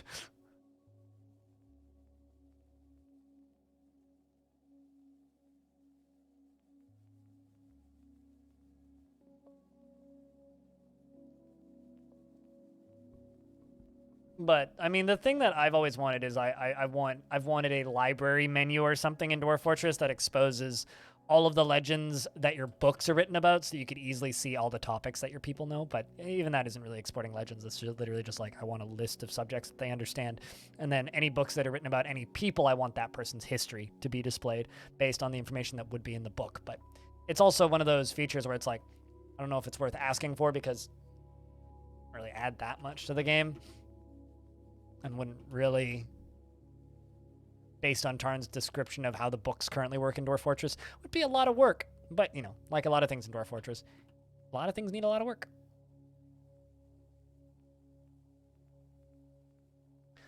Oh, also, Hobo, you might be proud of me. I put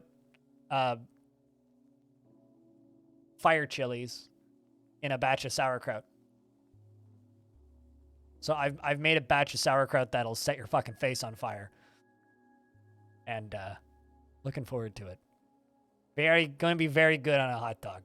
Put it that way.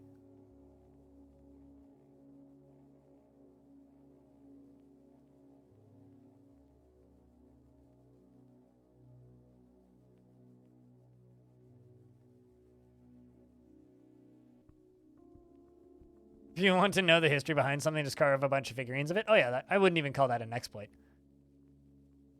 Call it firekraut? Wonder if that's already a branded thing. Fire. Whoops. Fire.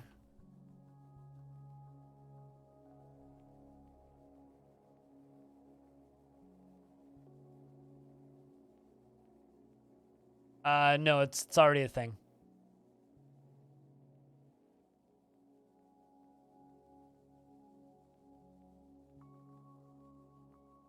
I found like the most unreadable blog I've seen in a while.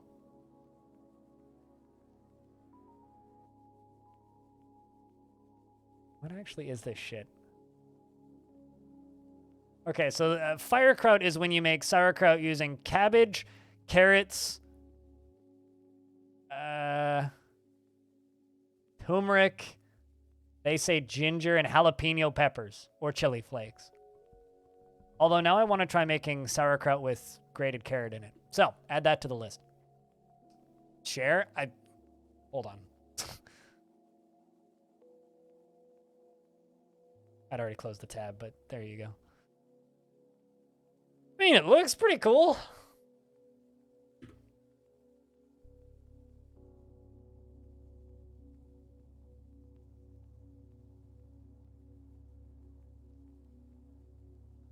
Yeah, no, I mean, that's the grated carrot seems like a not bad idea. The thing is with my sauerkraut, though, the only stuff that I'm putting in it is stuff that I've grown in my garden. So I've got, like, cardamom in one batch and chilies in the other patch, and I've grown all of that because the cardamom is cilantro seed. That is indeed a blog, right? That's, like, difficult to read, isn't it? It's not just me on my weird monitor, I don't think. Because sometimes it's like I have the color settings really strange on my monitor so that I can see it properly. And like the contrast turned down to the minimum possible and stuff. So every now and again I look at a website, I'm like, is it my monitor or is this website just fucked?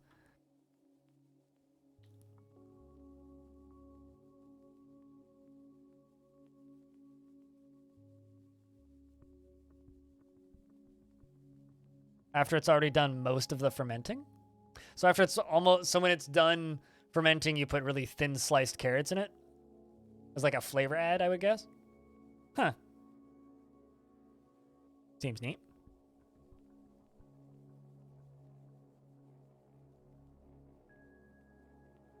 Used to make a cardamom lager, it really took out the bitter aftertaste.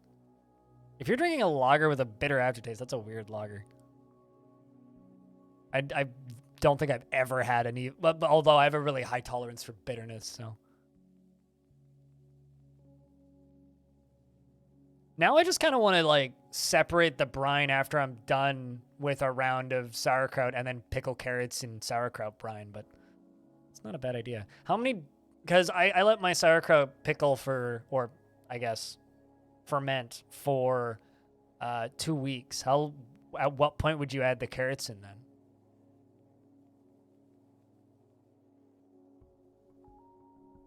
You're giving me ideas. I don't grow carrots, though, so I need to grow carrots in order to do this properly. Or go buy organic carrots.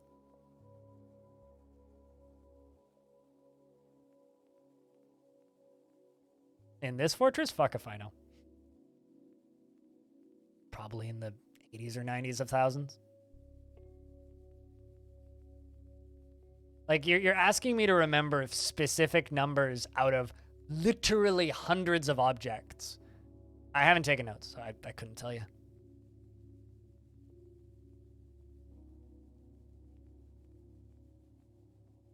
You'll pickle really quickly? Gotcha. Because I make, like, pickled onions and shit, and that pickles, like, overnight. Yeah, but it doesn't sort them by value, my dude. Or rather, capital L. Doesn't sort them by value. Like, I know that they're all here. Thanks, Dad. But it doesn't sort them by value. So, no. I'm not going through them all, reading them all, and telling you what the most valuable one is. Like I said, if you want to know, you can download the same file. Missed, what up? I was looking at your dwarf not too long ago because they were doing weird things. Well, not that weird, but weird enough. There he is. You're preparing a raw fish. You traitor. Satisfied at work, though. Look at you, spry young dwarf. 23 years old.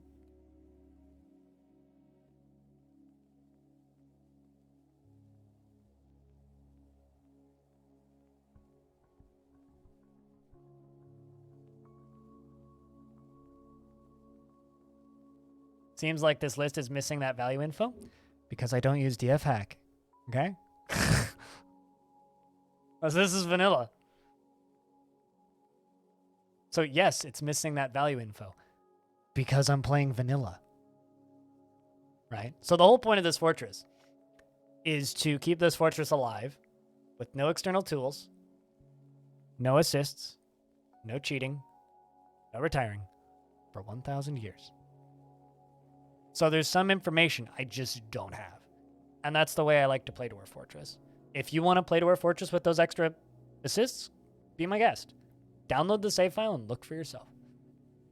But I ain't going through every single one of those. Made out of cosmic ghost silk.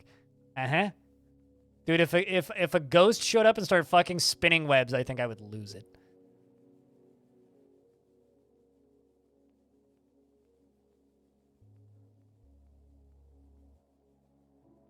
But yes, I play Dwarf Fortress in vanilla.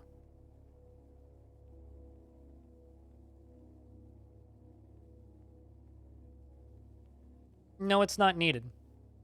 You just put arbitrary values on things that don't really matter. I can tell you what my most memorable artifact is, but most valuable artifact? I don't fucking care.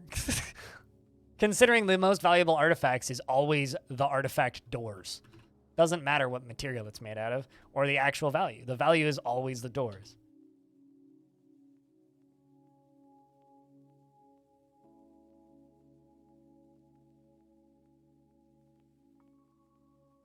Also, speaking of dwarves, Tygo, the third. You feel pleasure remembering a sparring session, Tygo.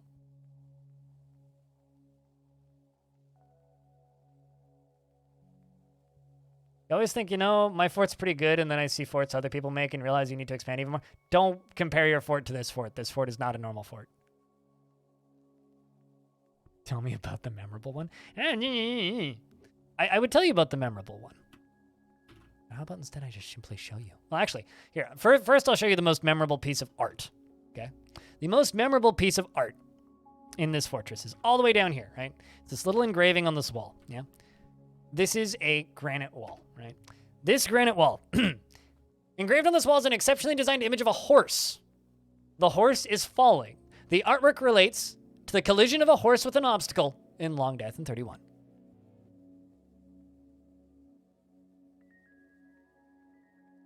That's my most memorable piece of art. That's how I feel when you ask me to look up stuff I don't want to look up.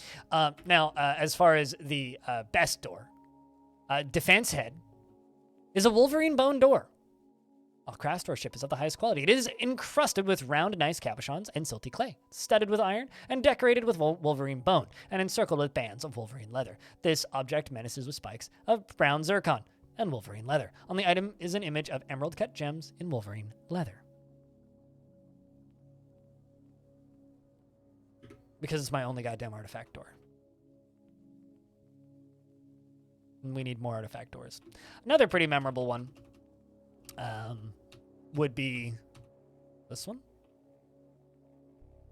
And this one's memorable because it's Apostle II, named after Apostle II, made by Apostle II. And up until I screwed up this table used to have like gold chairs and then like this alternating pattern of tables, except this one, which was a slightly darker gray, and it would annoy half of chat. So it's memorable for me because it annoyed everybody. But it's 81,600. It's a granite table. The actual artifact itself is fine. It's fine. But what is memorable to me about it is that it annoys chat because it doesn't fit the pattern.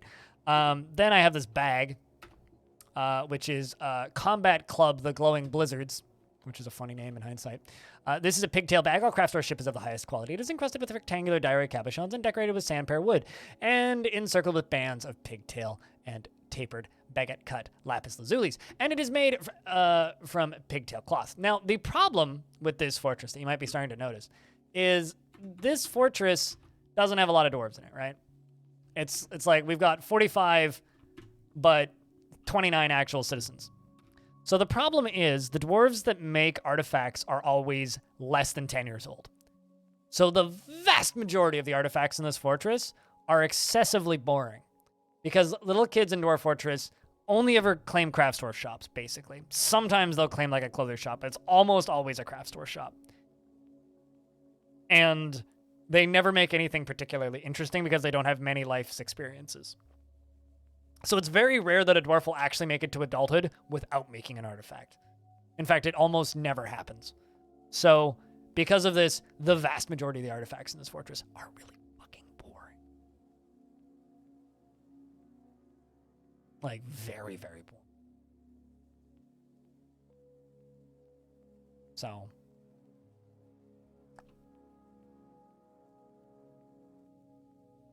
I do have some decent book titles. Looking for some of the ones that I remember. There's one which is like Choose Ignorance, and then there's another one that was written by the same guy like the same year, which is Ignorance Causes the End.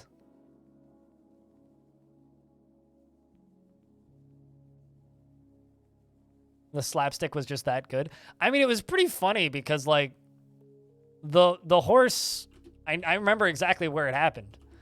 We used to have our trading depot right here, suspended above this hole.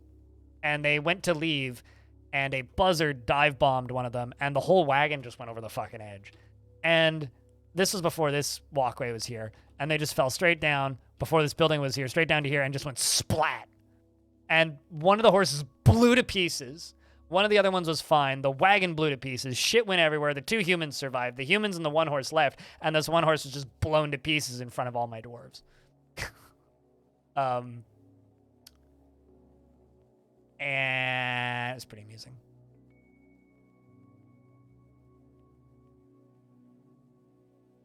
And then like 30 years later in game, I just told them to like engrave a bunch of random engravings on this wall. Just told them to do that. And then we read all of the descriptions of them, and that was one of them, and we laughed so hard. I mean, it's as good a job as Dwarf Fortress can do describing an event, right? Dwarf Fortress has limited words to use. And also doesn't have a creative writer behind it. It's just got like, you know, it's very procedural. This connects to this, connects to this, connects to this, is related to this with this and this.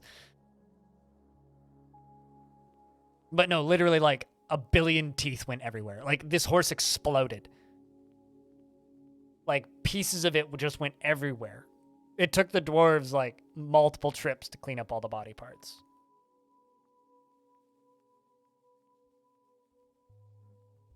Its body was mangled. And there was, like I said, teeth everywhere.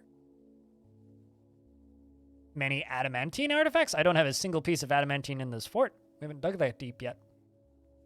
I'm saving that for like year 800 or so.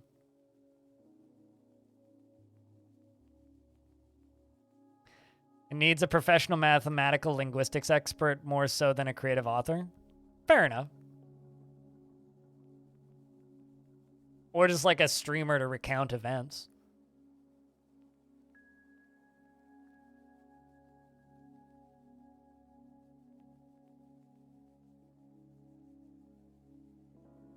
Oh, this is a new one. You know who's offering me money now? War Thunder. That's actually a new one. Weirded out by that. How deep have I dug? How deep have you dug? I think it's not down to the magma sea yet. Bottom of cavern layer 2, which is this. Layer 125, minus 125. And this world goes, I think it's 170? 164 it goes down to.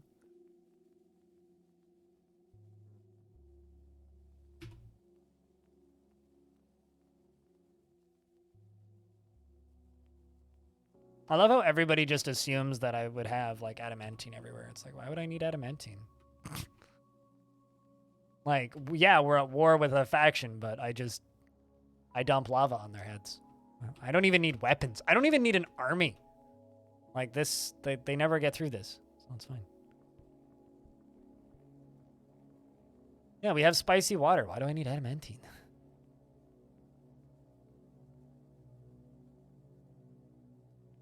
That's not what outside help means. Outside help means like DF hack, DF therapist, mods, changing raws, erasing caches, that sort of thing. Modifying save files is outside help. But we haven't had a migrant since year 122. Because you stop getting migrants in Dwarf Fortress after you've hit 3,000 dead.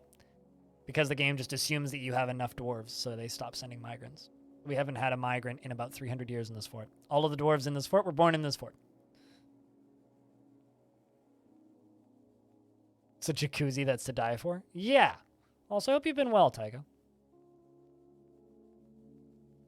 You just pull the fun stuff lever. Yeah, exactly. It's just like Bannerlord, except in Bannerlord it's hot oil.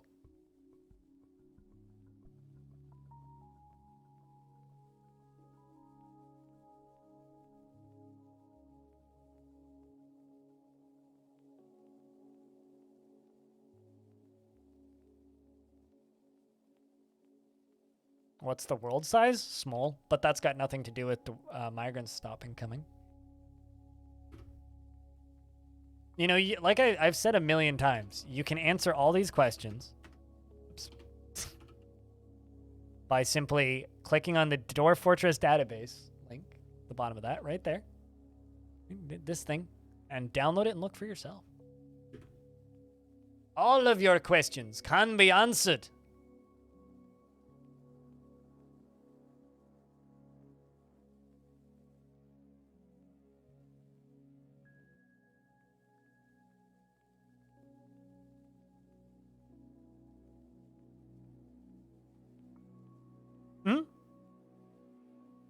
We started off this fortress with the goal of hitting 1,000 years.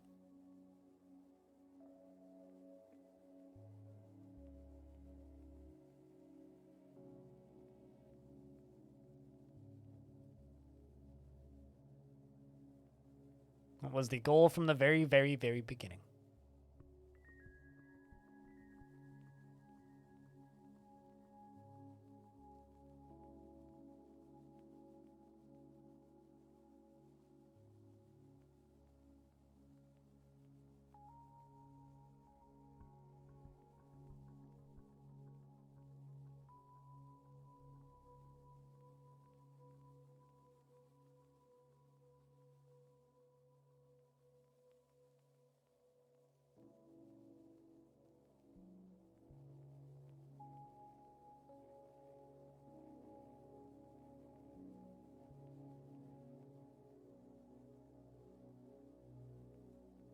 Has drank the Kool-Aid and doesn't believe Ukraine can win?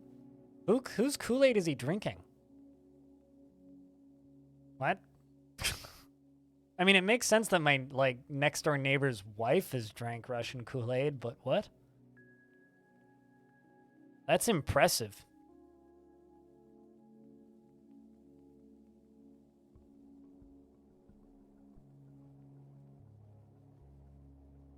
Yeah, no, the entire goal of this fort from the very beginning was to keep it alive for 1,000 years. Probably slaughter some more unicorns.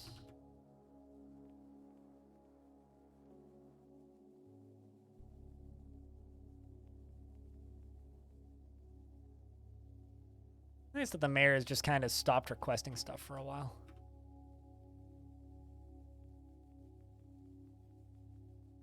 Taking off for now? All right, Soul.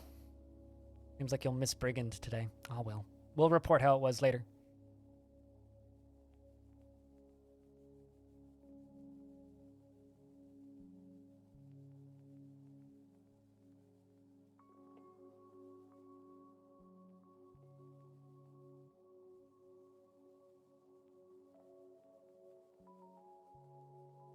You actually forgot I'm doing that? I'm doing that!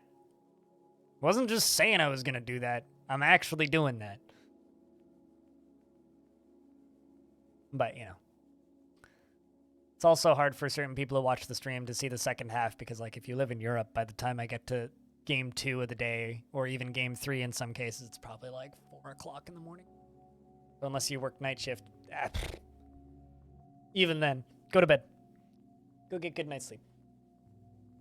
There will be more stream on another D.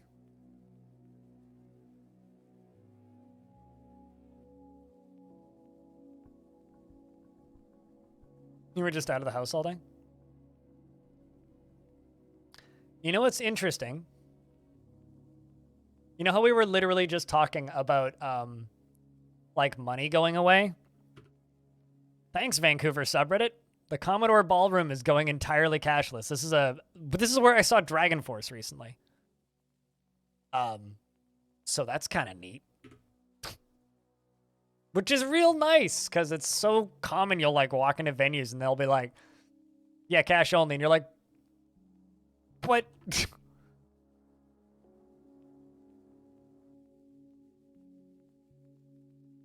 What year is it? Why do I have to have cash? Seasonal saves. Which means it is now early summer. Last summer was when the humans invaded.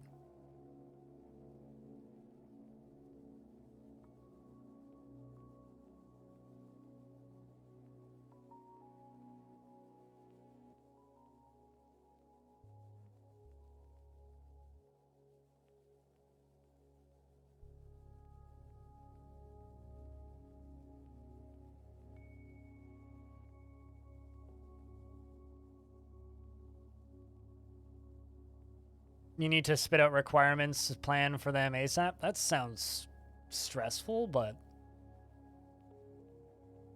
you know, on the plus side of all of this, Tygo, you're getting a lot of work experience you wouldn't have gotten otherwise, which probably isn't a negative thing in the long term.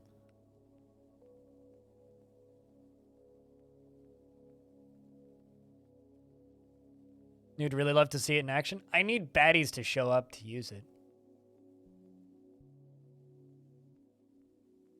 Although it is pretty simple.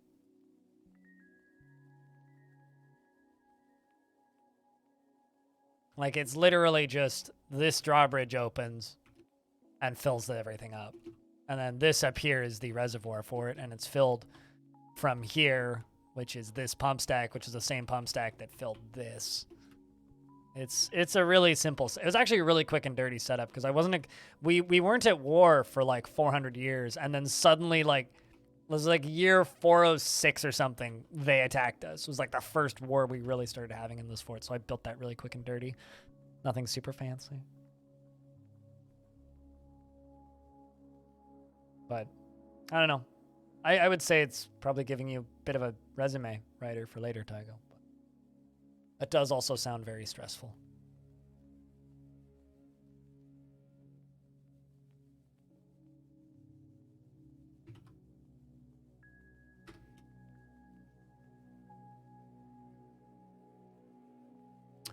Although, not only just work experience, official teaching experience even, so you're down for it? I mean, like, I was talking with my Oma about World War II relatively recently, and she said that a lot of men that she knew that fought in the German army that didn't fight on the front lines ever, that just like worked in logistics, all got jobs in the other end in industries related to the jobs that they did in the army. What biome is my fort in? Just temperate forests. On the edge of a mountain biome. I mean, up at the top, it's been a long time since anybody asked me that question. So up here on this side, this is forest or this is mountain biome. And then down on this side is just temperate forest, nothing fancy. When was my last invasion? Last summer. It's currently summer, roughly a year ago. Sometimes they attack twice a year, sometimes it's once every other year. It's very inconsistent. I can't remember. I need to go back to the first VOD. I can't remember what the savagery was.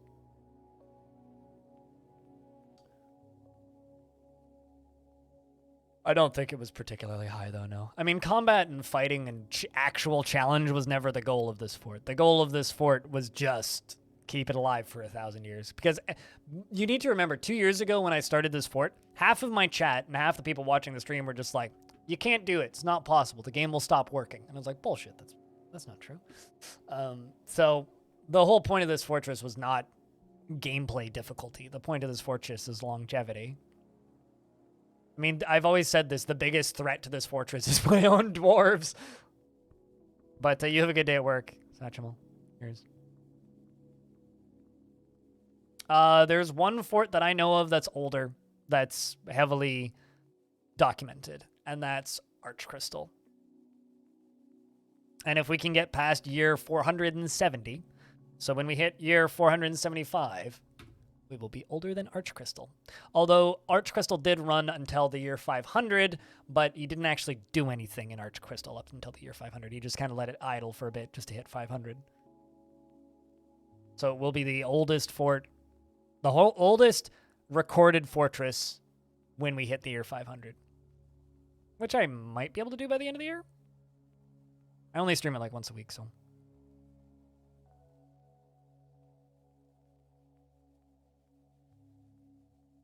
Recently seen a soldier on duty in R92 wearing an unstrapped camo Crocs with no socks. So I have a question. Is this like a local patrol guy?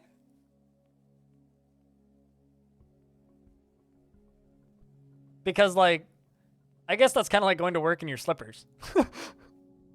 And like, if he's just like doing local town patrols, I mean, that checks out. Why not? Especially if there's like no immediate threats around.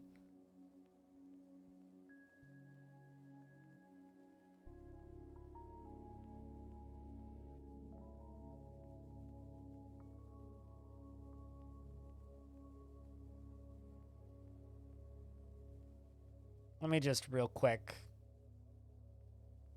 find use a video that I made.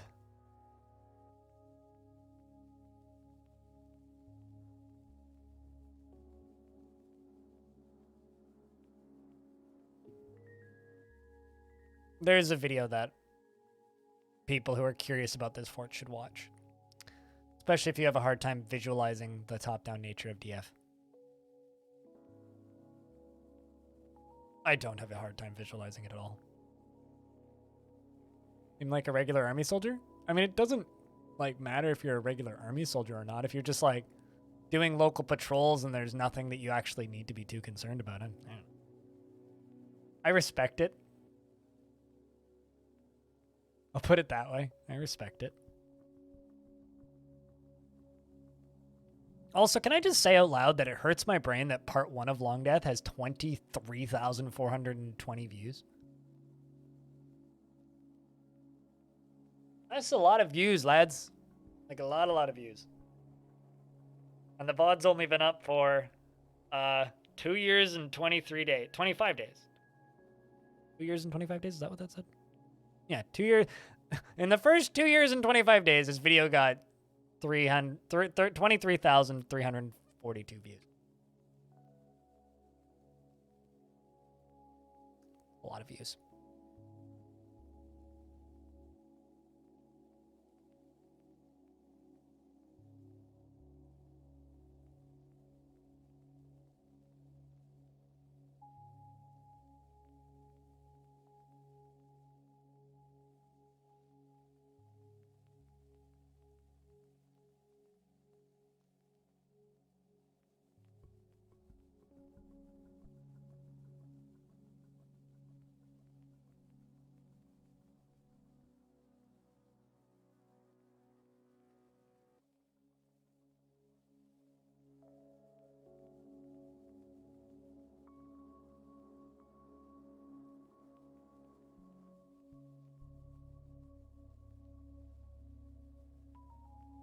But I don't know. To me, that seems like something that you should just like snap. Like if I saw somebody walking by in full military garb, fully armed, in Crocs, I'd snap a photo of that. But that's just me. Oh, the other humans arrived, and they're here to trade. The ones that still like me. They've kind of realized that, not trying to go to war with the most successful dwarven fortress in the world is maybe a good idea. Stay friends with us. We won't kill you.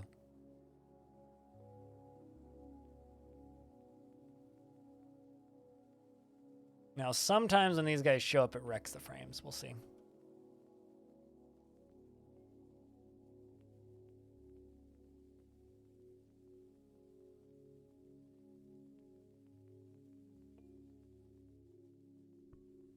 You totally would, but you can get in trouble for it during wartime.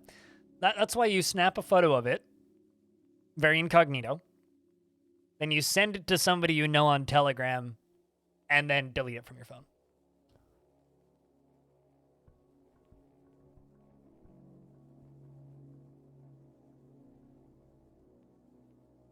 I really just want to sell those bins. This is like hurting my brain. There are logs that are rotting on this map. Sell them those rotten logs.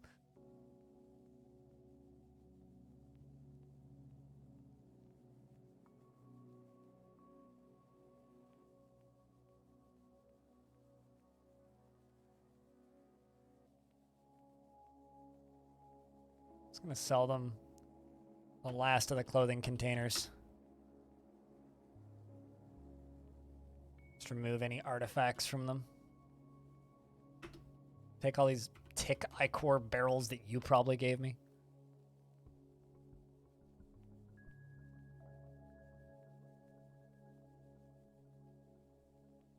Then they stop rotting.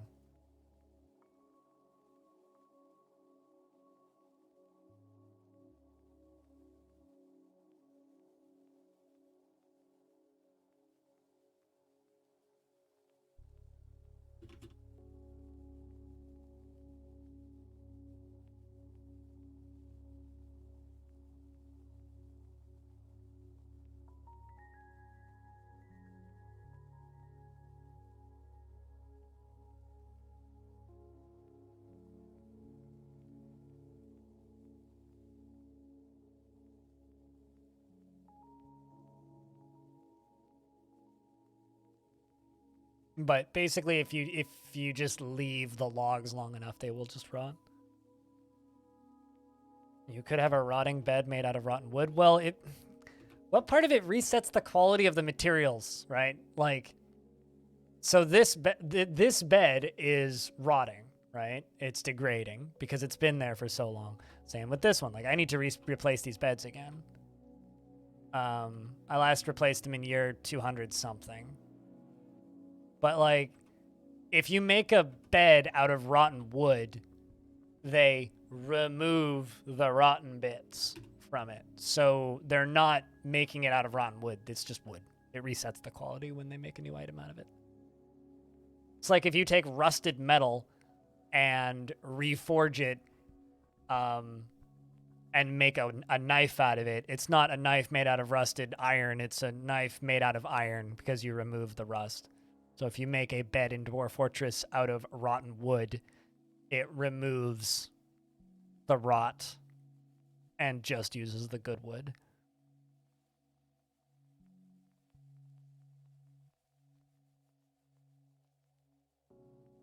Alternative option, Taigo. Take picture of soldier wearing Crocs.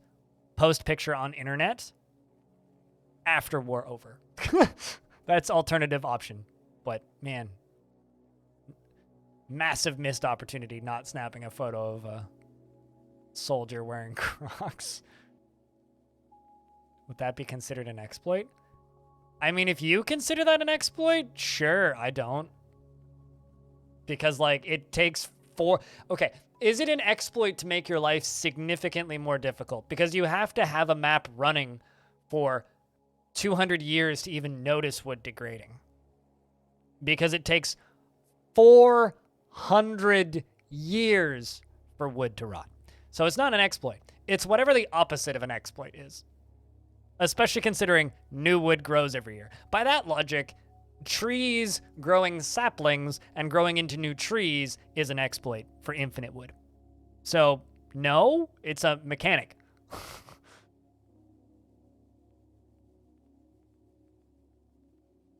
An industry of aging furniture like whiskey sounds like an idea. Just, what's your industry? Oh, we buy all of this IKEA furniture and leave it outside for 100 years. Be a pile of mulch. There'd be nothing left.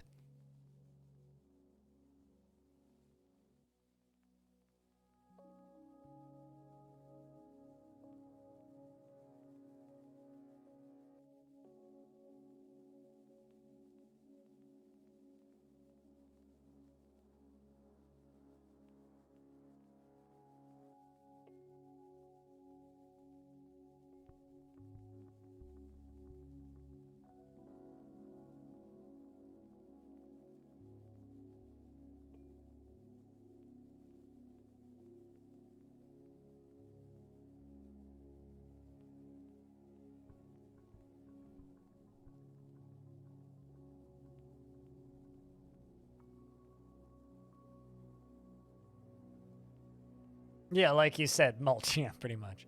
I mean, like, my parents have some really old...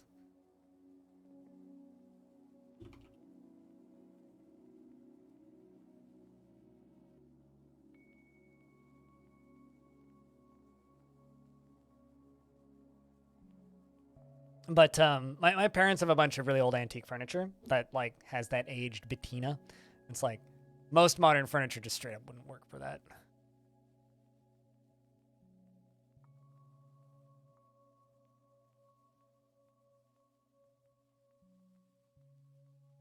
Now I'm like really curious as to where they put that wood. Like, where was it just sitting there degrading? Anyway, trader requested. I mean, I was reading about how the Japanese used to petrify wood by just by weighting it with metal and sinking it to the bottom of a lake with like a rope attached to it so they could pull it up later.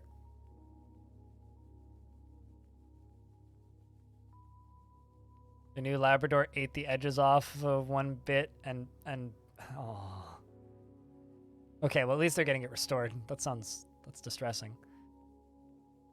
Common way to store wood? Yeah, it doesn't change the fact that it's fascinating and I knew nothing about it a couple of years ago. That was one of my like pandemic rabbit holes that I just fell into where I was just like, wow, this is fascinating.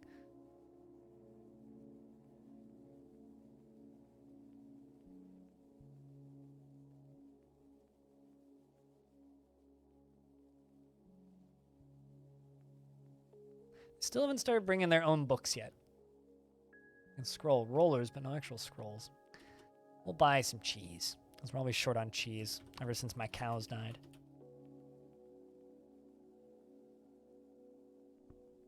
Anakin water. That sounds like some prequel bullshit. I know you said alkaline.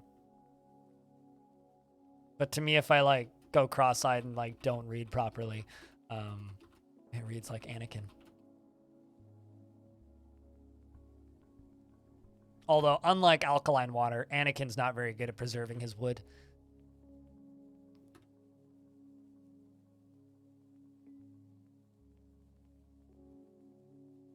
Sometimes I feel like I should just get up and leave because I made a joke that was so bad, but...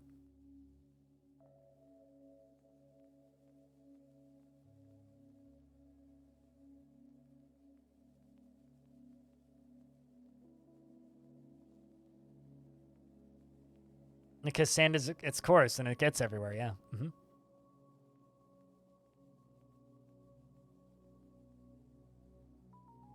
You know, it's the sad part is, well, actually, no, this is a benefit to me. I haven't seen the prequels in like probably a decade, like probably since like before I moved out. So probably like 2010 was maybe like the last time I watched the prequels.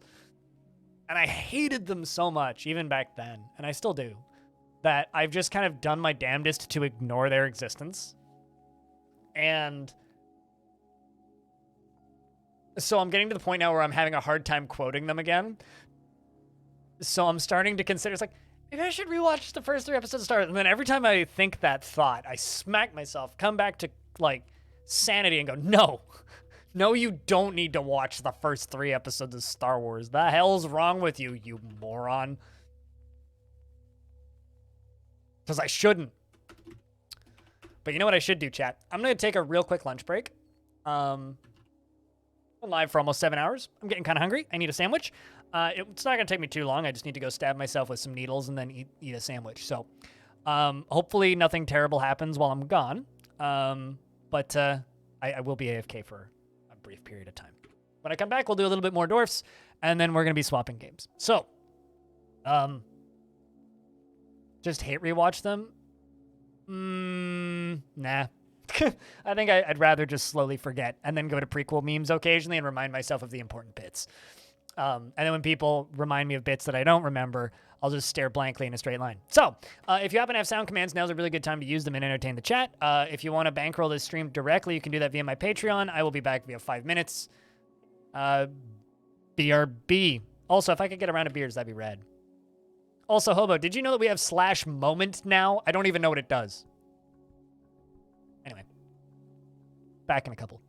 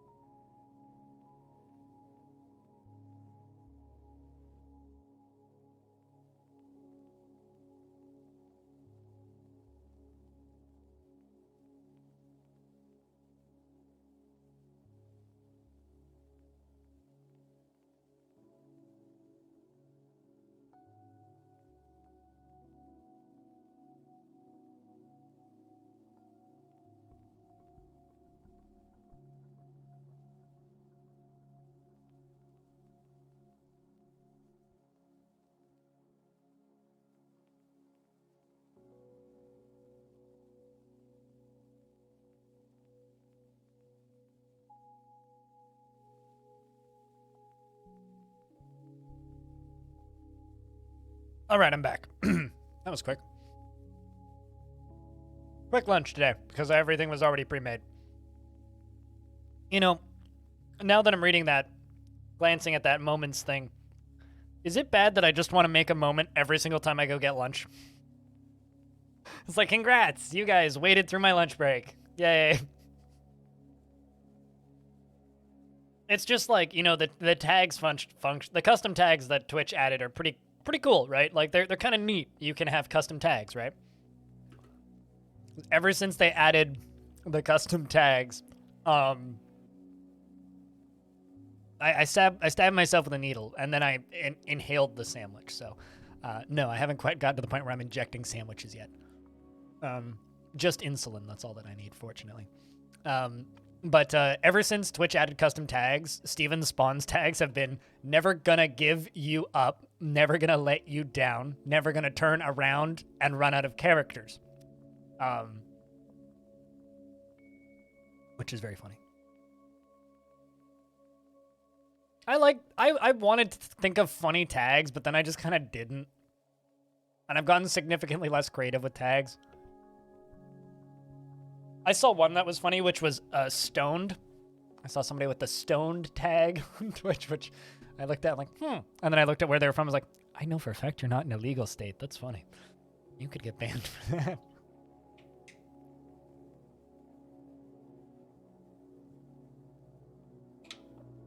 You now know that you can cringe in half? Why? You know, I should add Leroy Jenkins as a tag. Chat, if you guys can think of a silly tag that I should use, let me know. I'll think about it.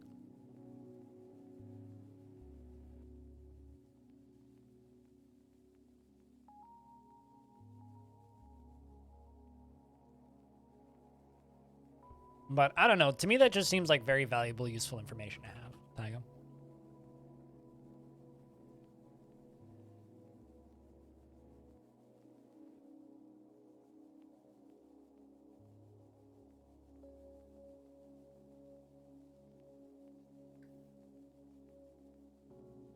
Food and drink.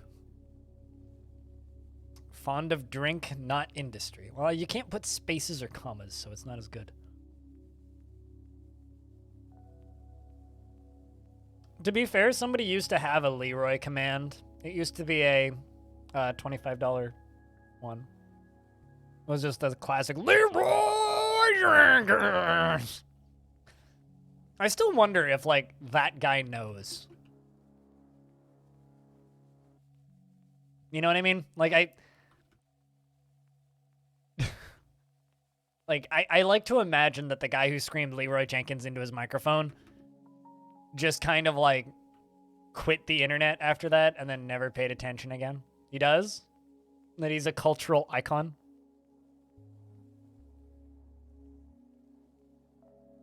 It was a publicity thing to recruit for a guild. Oh, really? Okay, well, that kind of ruins it.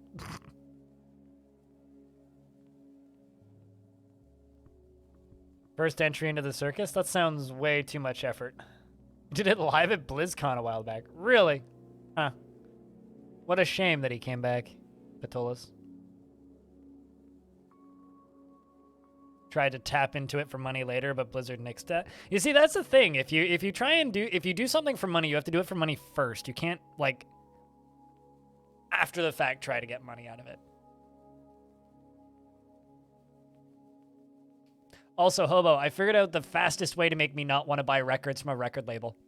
Send me an email about how you're selling NFTs alongside of the records.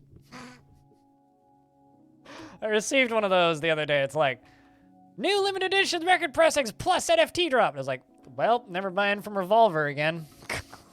Cool.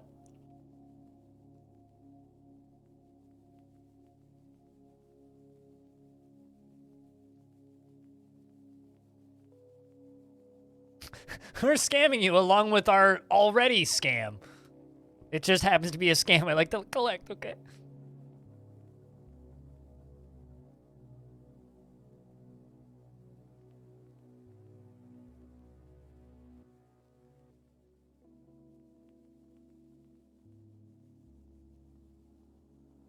You bought the record? Which one?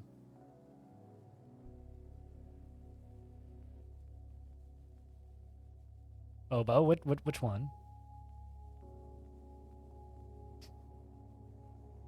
Because there's lots of records. Oh, that one. The Cult of the Lamb one. Gotcha. Why does Tom have a straight up just Cult of the Lamb emote? Why? And he doesn't have a Fallout emote. There's something wrong there. That's not the NFT record, no. No. No, I didn't say Devolver. I said Revolver.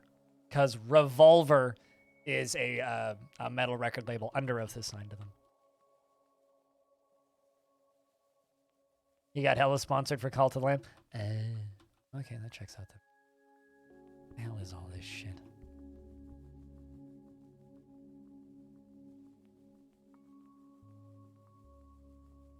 Toss it.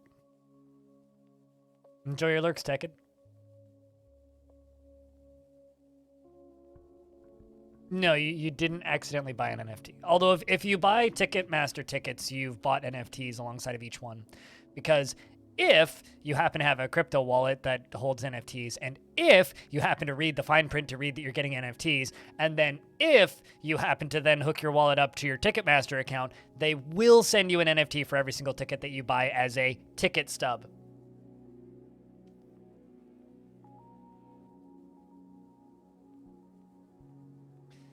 You're wondering if there's a chance to save your fortress after several elf attacks. The thing is, you were totally unprepared for this because you don't remember the attacks were so often and massive back then. Retire the fortress, build a new fortress, and destroy those fucking elves. Can you recover it? Probably. I don't know how bad it actually is, so I couldn't tell you, but probably. The dwarves are pretty resilient these days. And also, the reason elves attack so frequently is it's a bug. There's a bug where when elves attack you, they attack you at full force initially instead of ramping up. Everybody else ramps up. So it'd be like smallish raid, smallish raid, smallish raid, big raid! Instead of like, you know. But yeah, you could probably recover it. Dwarf Fortress is a really easy game to recover in. Assuming you have like, half dozen decently able-bodied dwarves. And a mountain home that still sends you migrants. Yeah, you could probably survive.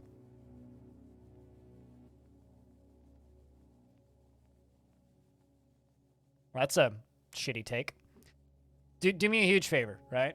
Don't use elves as an analog for racism, which is what you just did. Elves are a possible adversary alongside of humans, goblins, and other dwarves, and arguably are not the evilest race in Dwarf Fortress. If you actually look at the races or the species' alignments and the faction alignments, humans are the evilest faction in Dwarf Fortress by a lot. So, the elves can be annoying if you don't know how to deal with them. They're also exceptionally easy to fight in the current game. But like I said, supposedly they're getting a buff, so hopefully they're more fun to fight in the future. But I don't hate them. They can be a fun adversary at times, though.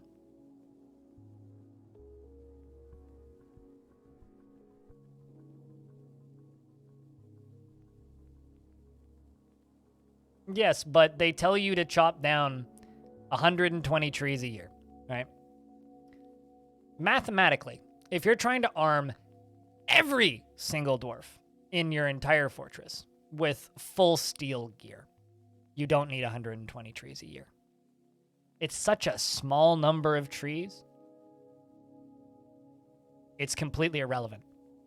Also, any dwarf worth their shit doesn't need trees. Because they have fucking magma forges. Sheesh. It's so easy to maintain friendships with the elves, it's not even funny. People are just bad at the video game and then use it as a way to, like, display, like, ridiculous, childish anger.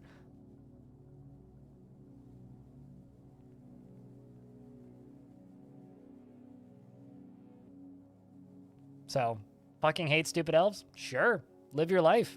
Get good. And they won't be an issue. They're also, like, easily the least interesting people to fight in the game. I'm looking forward to them getting a buff, though, because my theory is Zach and Tarn have said multiple times that holy metals are going to, or divine metals, are going to make a much bigger appearance, and elves are going to be stronger and actually be a concerning threat, and will have unknowable powers, meaning my theory is that the elves are going to show up with fucking divine metal weaponry.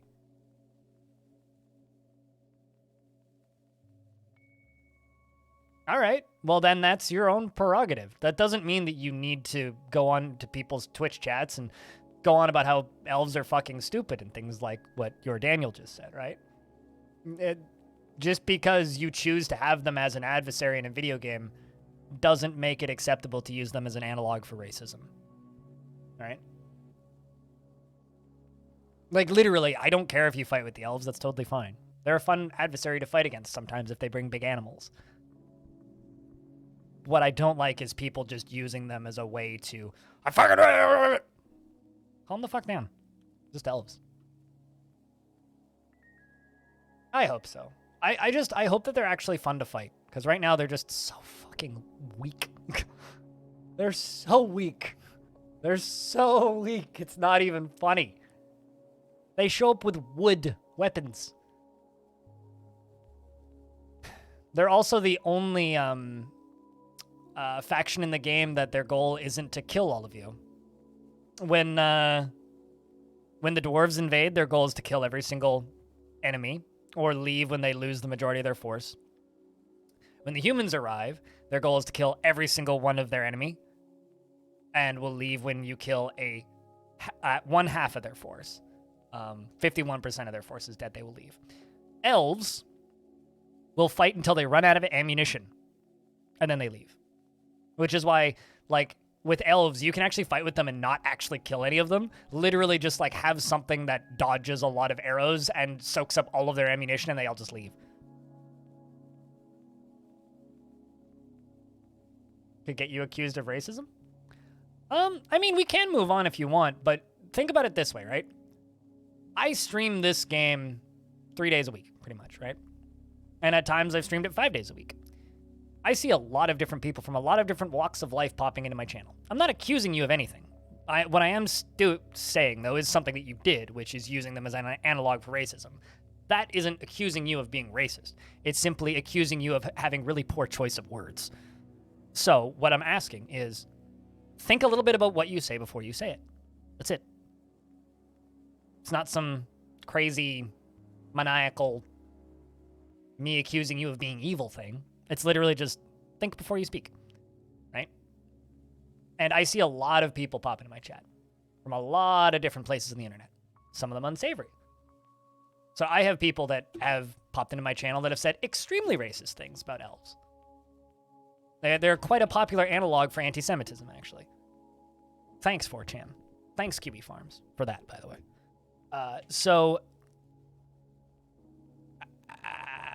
When I see that, I tend to harp on it because it's something I like to shut down at the get-go. But yes, we can move on. Elves just want to be a bit of a pest, sport shooting and all that. Yeah, exactly. The elves just want to show up and like shoot some arrows at you and fuck off. And like their arrows are made of wood anyway, so they just bounce off your helmet. Who cares?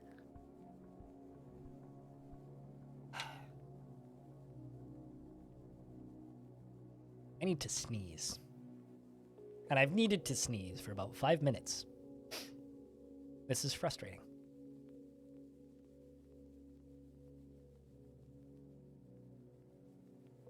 So just to be clear, I'm not accusing anybody of being racist. I'm just saying please be careful with the words you choose. Because they do have meaning.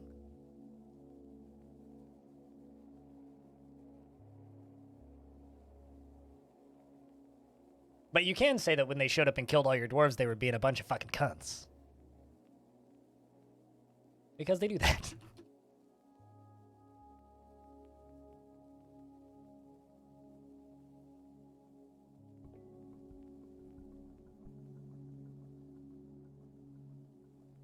Just getting rid of garbage, as you do.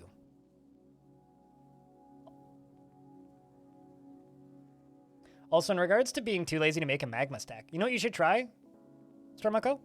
Try making a Cavern Layer 3 fortress. Dig down to the 3rd cavern layer, build in there, and just immediately, what's the word I'm using here, or looking for here? And then just immediately build a magma forge. Like, I've done forts like that where I have a magma forge set up and running before I have bedrooms. You love elves from Lord of the Rings? Well, there's an easy direction to go with this, which is 4chan being shitty in about 2007, 2008, 2009, followed by certain things just getting ingrained into the community as memes. So when you see people that have been in the Dwarf Fortress community for a very long time say something like, I hate the stupid elves, what that actually kind of is, it's echoes of history, right? Because every single statement and every single habit and people's tendencies and even like gameplay meta is based on the way people have played the game the whole time. And if the meme or way to play the game is fuck the elves, that says something about the community. Because even if that overarching opinion hasn't stuck around, because it hasn't, like it's been quelled into oblivion generally, the fact that it still exists proves that that portion of the community is still there. I fight with elves all the time. It's fun to fight with the elves.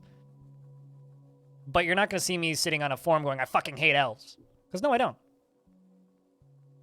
They're a fun opportunity to tell stories and a fun adversary to play against.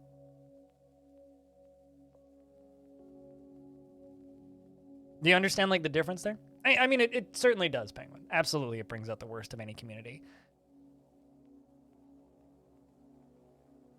And as somebody who's in a position of, not power, that's the worst, a bad word to use. As somebody who's in a position of influence in the Dwarf Fortress community, I try and, don't use the word hate. Strong word. I hate lots of people. I'm not going to go screaming it, I don't know. Use the words you want to use, but when you're in my chat, just, elves ain't that bad.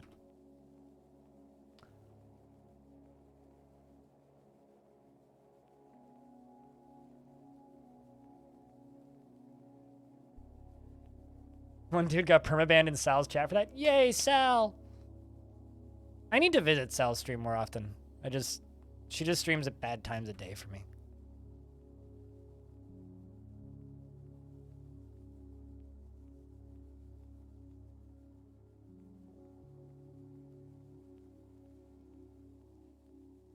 And almost always when I go down the list of people I follow, it's like, well, I could raid you, I could raid you, I could raid you, I could raid you, and then I see Sal, and it's like, oh, Sal already has like 300 viewers. Or 180 or whatever. And it's like, I'll raid somebody who needs it more than she does. That's usually how I feel. It's like, it's not the right way to go, but it's like I'd rather raid Padinsky or somebody who, get more mileage out of my raids.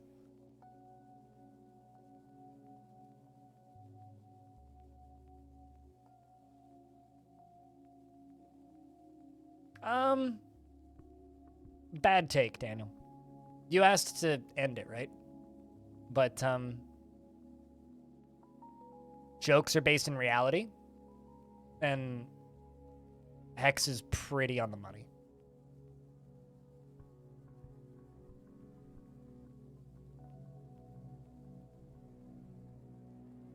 But you wanted to end the subject, so I wouldn't continue it by disagreeing, because all that's going to do is keep the subject going.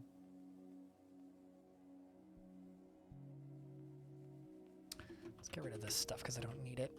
It's just going to sit there forever.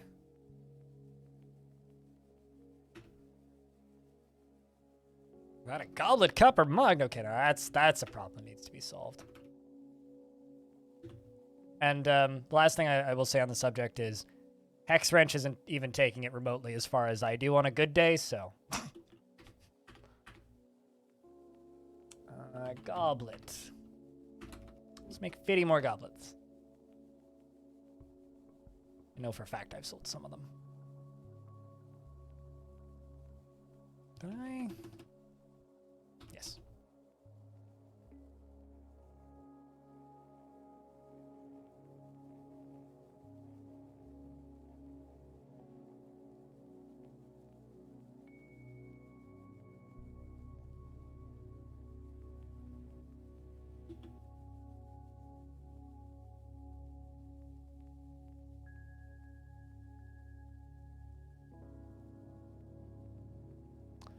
tossing old shit that we're never gonna use again.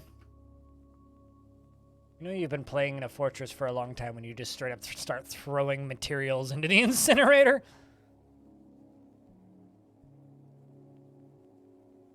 Goblin Spade? Man, it's so weird having a mayor that hasn't made a demand in over a year.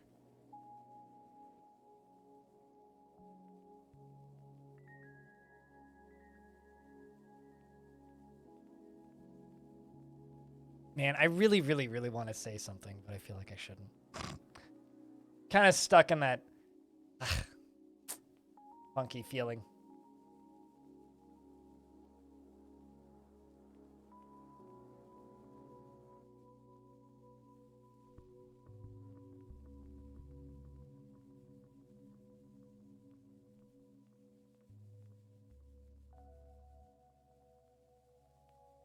So instead, what I'm going to say is, chat, can I get a round of beers? Let's reset this conversation before we start arguing.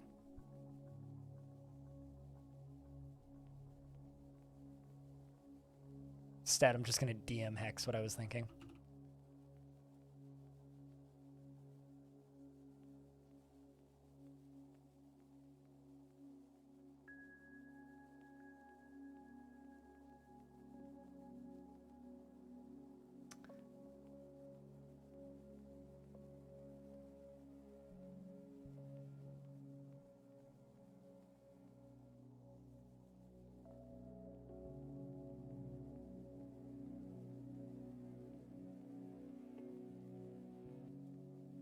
Forging all of those iron goblets.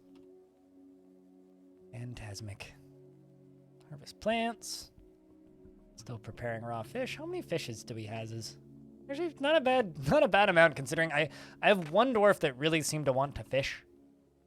As in, like, it was the only thing that really gave them happy thoughts. So I let them fish. So that's all being fished by like 2 dwarves.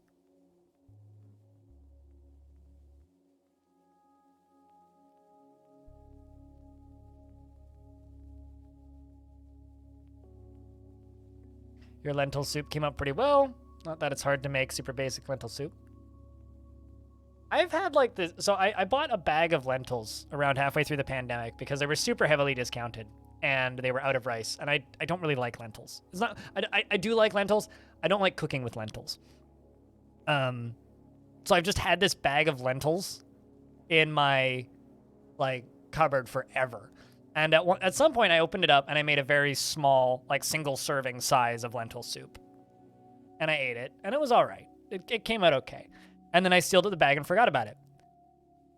Fast forward to, I don't know, a couple months ago, like sometime this past spring, I was going through my cupboard, and I pulled out that bag of lentils and dumped lentils all over my floor. I was cleaning my apartment over the weekend. I'm still finding lentils on my floor. My apartment's been like the equivalent of, you know, like being hit with craft herpes where like you make something with glitter once and then it's just on your clothes for eternity. That's that with my apartment. Like I was cleaning my like broom closet or like my shoe closet out the other day. Or on Saturday, and I found a lentil stuck to the bottom of one of my hiking boots. Yeah, craft herpes is when you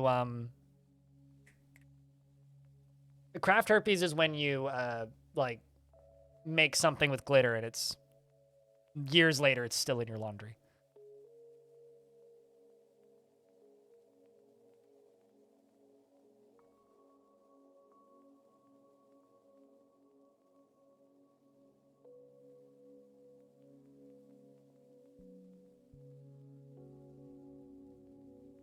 Wait, hold on a second. You have craft herpes, but with chocolate?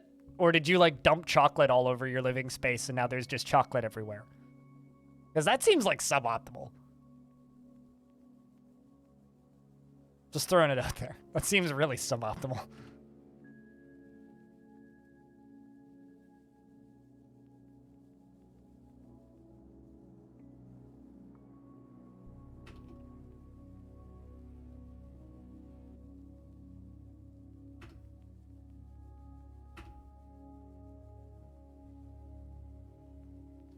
Plan to make any of them and then you forgot the spices that you need. Oh, speaking of Indian food. Hold on a second. I gotta go brag about something.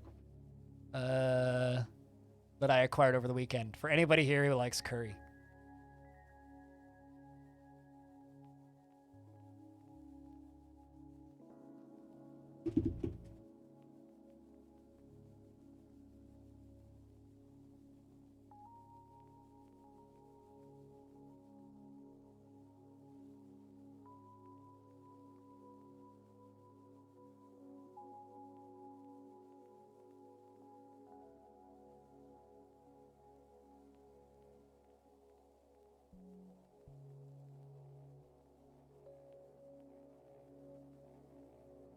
This is my uncle's mom's curry mix. I'm very happy about having.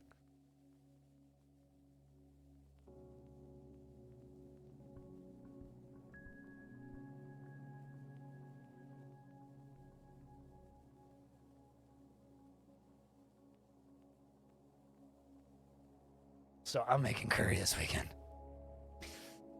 Your kitchen is filled with chocolate pills? Oh, you mean like the tiny little spherical ones? Like the tiny little chocolate balls? I know exactly what you're talking about, because I've used those before. Yeah, since you're allergic to some of the common ingredients. Oh, that sucks. But yeah, no, I'm so excited to make that. It's very much Indian curry. Thai curry. So when I was down in Seattle for PAX West, where I met Zach and Tarn and got to hang out with Kiri and me, Kiri, and the Eggman, who some of you might know from chat, went to this Thai place, and I had this red Thai curry with salmon. It was very good. Kind of spicy, but like one of the best like Thai curries I think I've ever had. Mason Mint both annihilate me. Oh, you should never walk onto my patio then. I have so much mint on my patio, it's growing in between the tiles. And no, I'm not going to ever cut them because just having shit tons of free mint coming out of the ground is just wonderful. One of my neighbors walked by and goes, "Why is your patio so full of weeds? I thought you were good at gardening." I was like, "That's all tea, sir." From like the 5 years I've been growing mint on my patio and it's just like seeding every year. Just kind of funny. I got like lemon balm, I got mint, I got spearmint, I got chocolate mint. They are flat but tiny. Yeah, I know exactly what you're talking about, Locksmurfin. That sucks, but like that would suck to step on. Keeps plenty of bugs away too. Oh, absolutely. I know, it's great. Thai Tom in Seattle is top of my... Hold on, let me find the place that we went to in Seattle. I'll just link it if I can find it.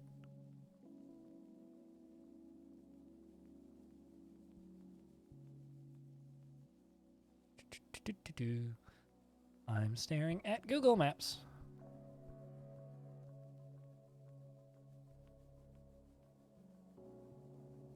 And realizing that I don't know Seattle very well outside of the area around the convention center.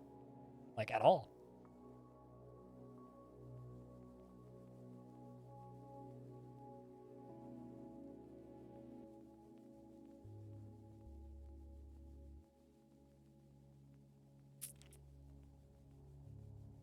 Pretty close to where it was.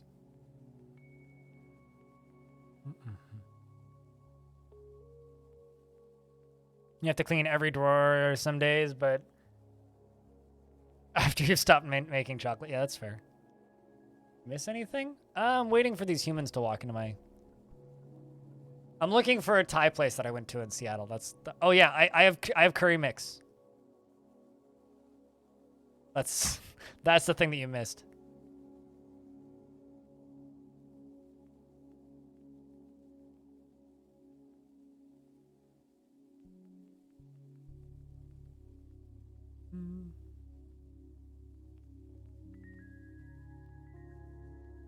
Turning out to be harder to find it than it should be.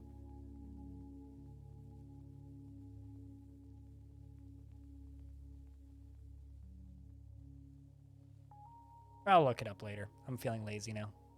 Unless that's it. Nope, that's not it. I'll find it later. I'll post it in the food porn room later.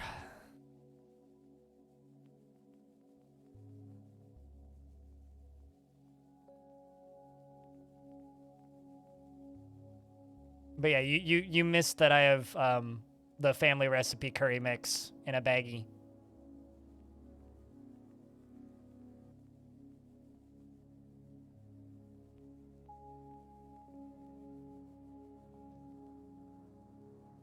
Apparently it's quite hot too. Just because you know that you're not the only weirdo here, can anyone suggest a lock screen for Lubuntu which show the language in which you type the password?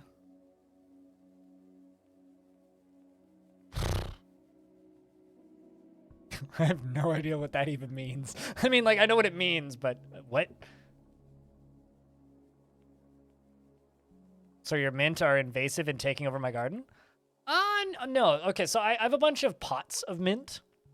Like plant pots full of mint that I grow. And I've intentionally allowed them to seed in between the tiles, and they're just growing everywhere. Are they invasive? Yeah, I mean, there are certain varieties of mint that are not invasive here, but most of them are, yeah. But I honestly, if I'm going to pick between, like, having, like, half of the plants growing in the garden in, like, my building area for my apartment patio, half of those plants are technically invasive here anyway. So, am I technically cultivating invasive plants? Yes. Is it actually hurting anybody? No. Do I care that I'm cultivating invasive plants? Fuck no.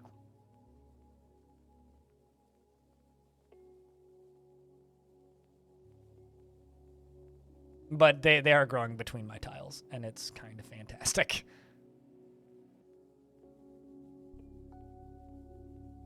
Also, if you want to see pictures of my garden, you can go on Discord. Although I don't generally post pictures of my patio garden. I usually just post pictures of my garden plot, which doesn't have any mint in it, because the mint is not allowed in that garden, which is kind of funny. Like if I'm done with that. If I grab this from my Discord and pop up here, scroll over here. This is the most recent post of my garden. That's my garden. Got cabbage. I got more cabbage. I got romaine lettuce. I got cilantro, which has all gone to seed. In there, there's kale and various other things. More cabbage. That's a ladybug. That's a bee. Good time.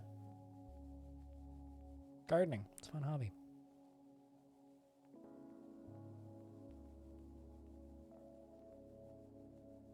They've started to grow outside of your garden boxes? Hell yeah. Yeah, no, the only chili plant that... Because I live in Vancouver, Canada, right? It's too cold here for chili.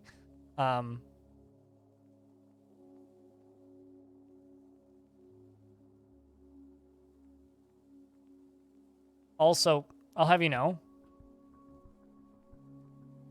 I think Kit Fox is teasing again. No game is really alive or dead.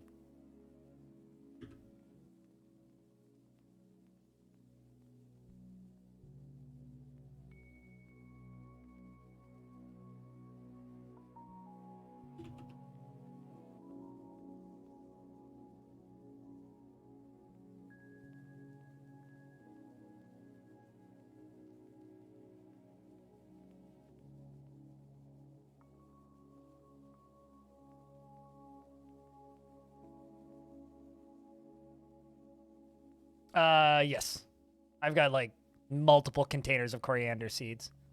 And I put a whole bunch of them in one of my, sauerkraut batches.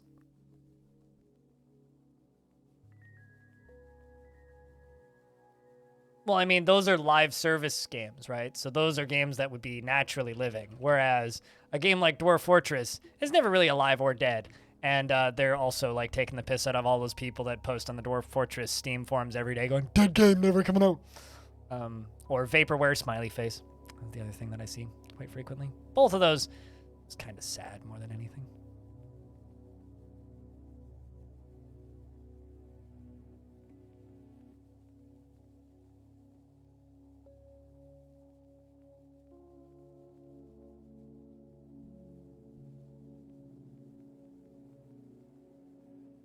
Yeah, so I have two what are they called?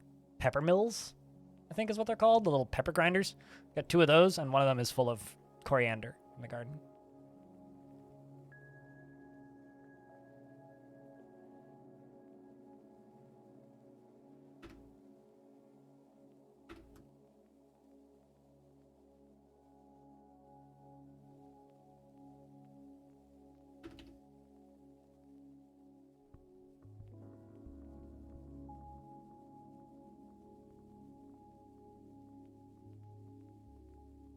You had coriander in a Lebanon stew today? Ooh.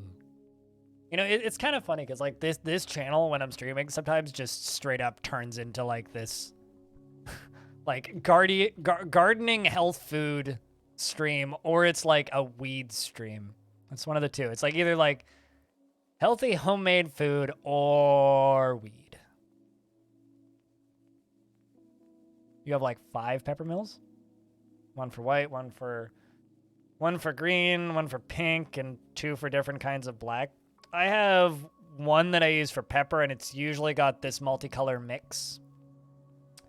And then there's a second one that I have that's like just for coriander.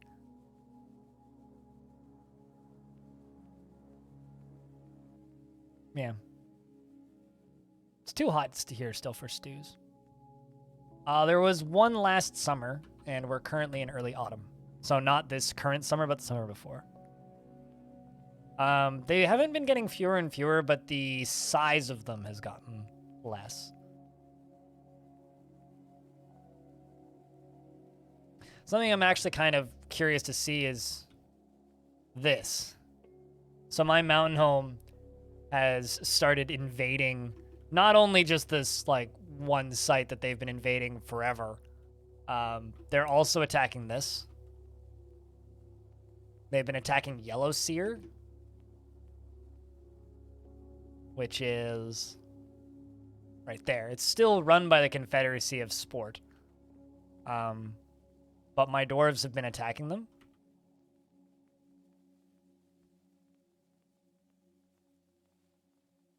Yeah, it's just the age at which they're picked. That's like the difference between red chilies and green chilies. Red chilies have been allowed to ripen.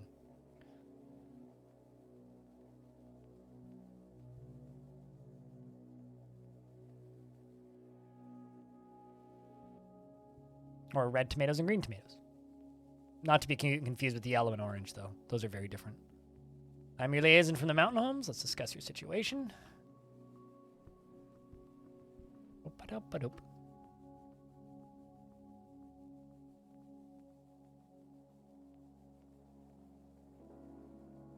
I haven't sent out raiding parties against anybody. My mountain home is. And it's not that I'm against it. It's just that would be 30% of my dwarves, and if we lose, it's not worth it.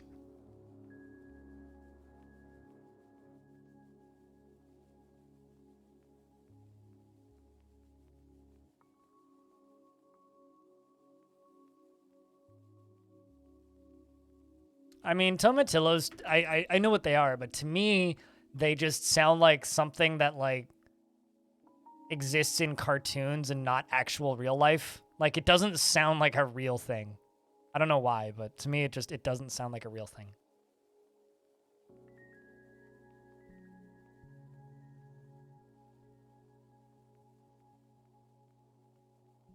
Oh, it is amazing.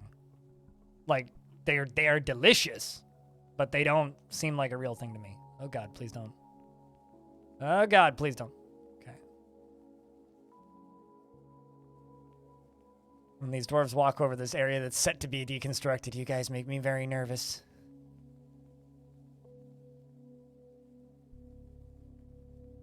Because I never know if there's actual, like, dirt beneath these or not.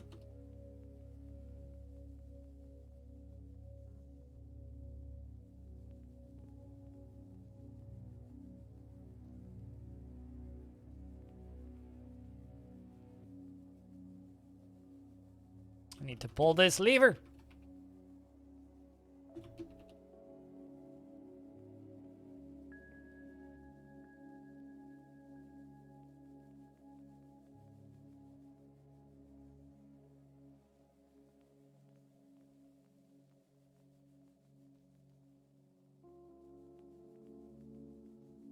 You disbelieved in them for years? There was a very convincing fake media blitz for a endangered animal called the Canadian jumping slug. It was actually just like a very well edited image of a slug made to look like it had a weird suction cup humpback on it. And there was a video that popped up in like the late 2000s on YouTube of it. Pretty grainy video of a slug jumping, essentially.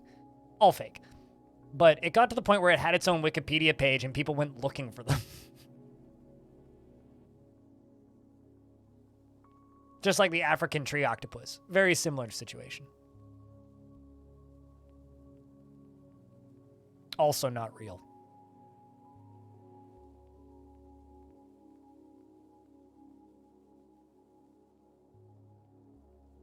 That one just sounds fake. Yeah, I convinced some idiots, though.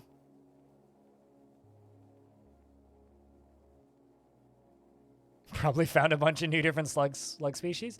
I mean, have you seen, like, our giant banana slugs? That was the image that the image was based on, was banana slugs. I saw one of these fuckers recently. They're ginormous.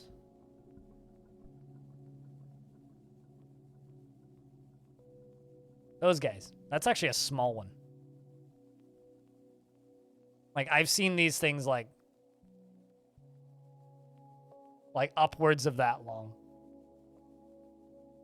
Now you'll have to re-repress it? I mean...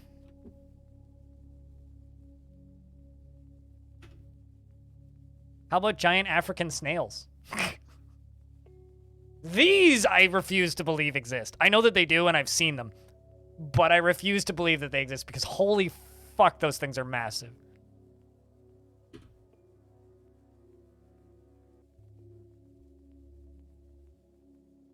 You forgot to turn in the tickets for the event that ended yesterday in your waifu collector, so does that mean you're out of fancy skins for your definitely not gambling game?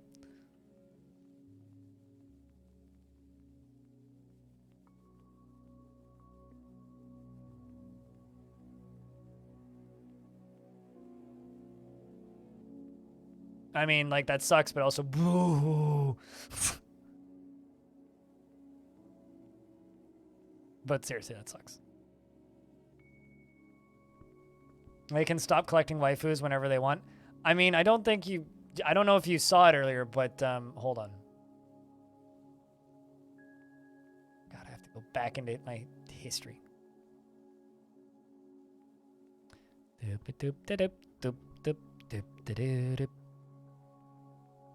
Or I could just scroll up in chat. That would probably be easier. Well, but where did you link your car? Oh, man, I can't actually scroll up far enough, Cam. Back to scrolling down. Okay, Hobo's got it. Hobo is, like, way ahead of most people on the waifu collectors because, like, that's his car.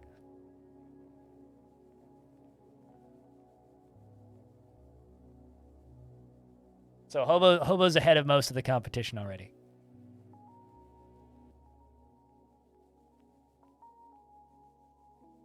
It was a ranking event, so you ended up 46% instead of about the 35%, which was going to get... Oh, well. You like the color. I like the color.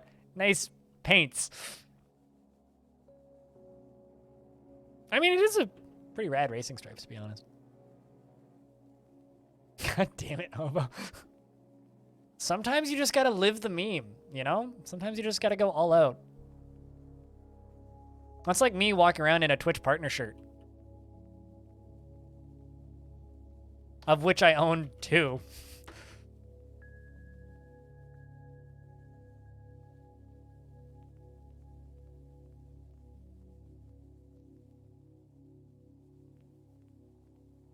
You know, I think to me it's even better that Hobo owns a Tesla. It's like he owns a Tesla, which arguably is a really nice car. And then wrapped it in anime girls.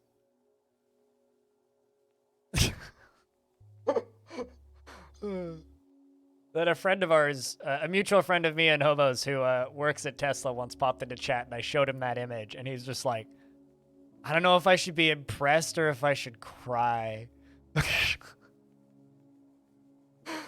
It's perfect.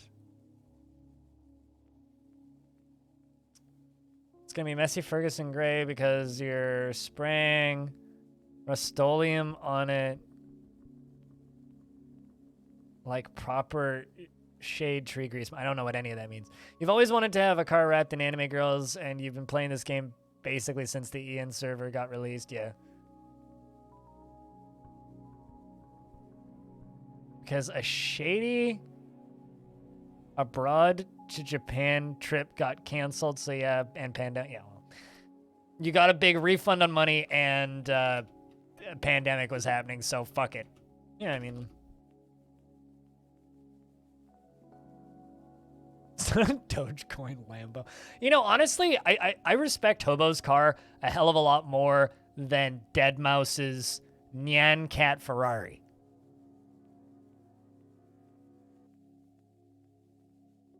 Which, didn't he have to, like, repaint, by the way? Like, didn't Ferrari, like, take him to court over it? It's up Infinity. I seem to remember something about that, like...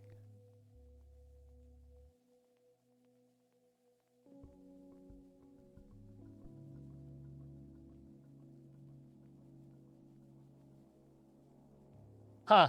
Apparently you would now actually make money from shorts. Good luck, chat. There's now ads in the shorts feed on YouTube, and also...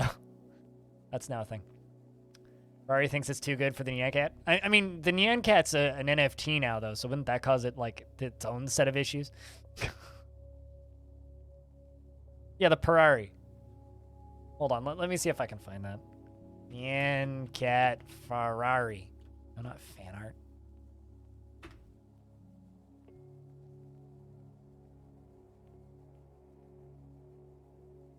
Yes. Deadmau5 receives cease and desist from Ferrari and sadly unwraps Nyan Cat Ferrari.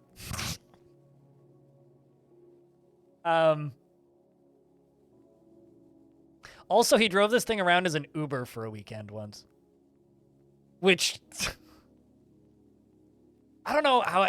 Like, if I paid for, like, a single-seater Uber X, like the high-end Uber, or Uber Sport, or whatever it's called, and fucking Deadmau5 showed up, I don't know what I'd do. I think I might have a heart attack. Or, like, jump off a bridge or something. Just run away.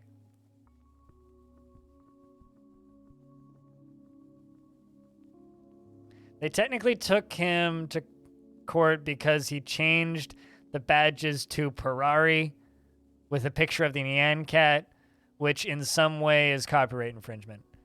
I mean, when you buy a Ferrari, you sign a lot of paperwork, so it wouldn't surprise me if they put that in the EULA somewhere.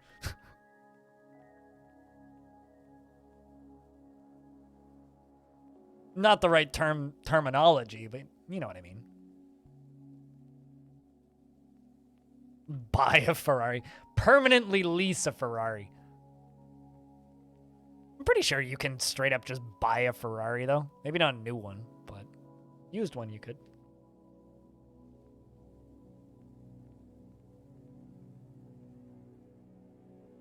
You rent the license to drive a Ferrari. You know, chat room, people in the games industry are worried about our lack of ownership of video games.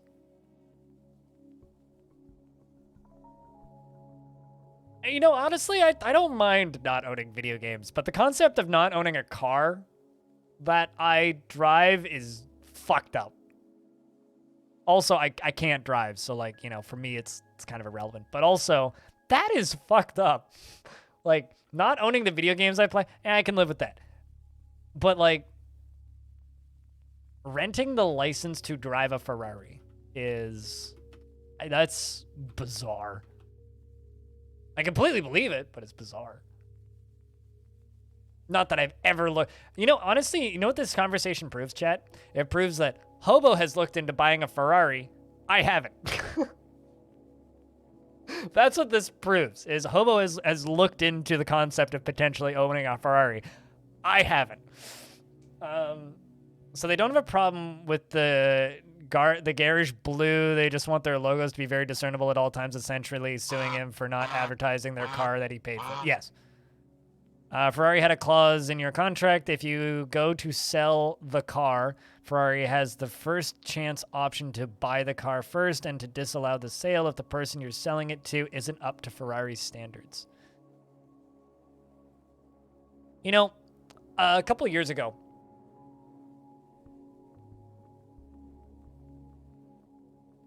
to NOLA? What's NOLA? I mean, you shouldn't go to Los Angeles, so yeah, you shouldn't go to LA. But I'm assuming that this is something I'm supposed to know, Pilot, so what is that? Also, hi, Pilot.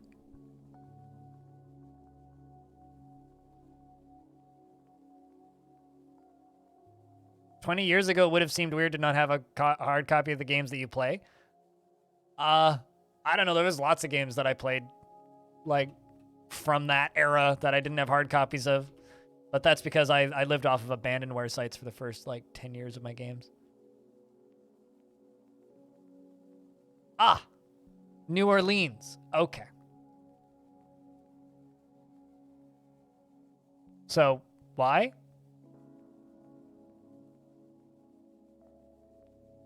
What's happening on Friday? We were just talking about buying cars and wrapping them in anime, so Pilot, I got a question. If you bought a plane, would you consider wrapping it in an anime lady?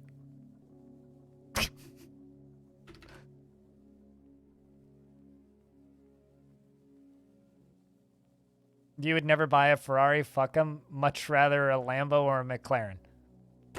Okay.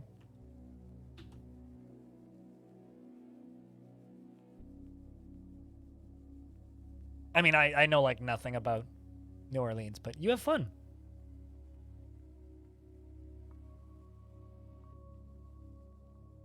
Spare plane. Can I just say the concept of owning a spare plane is really funny to me? Speaking of spare planes.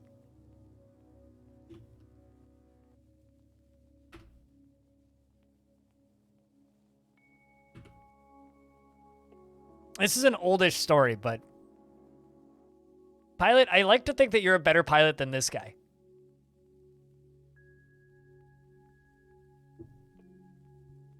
This guy crashed his plane 7 times in a week. Now it's at the bottom of Lake Michigan. If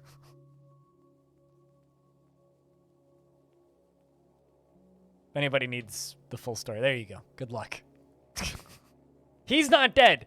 Didn't even get injured. Like, got away scot-free. Totally fine.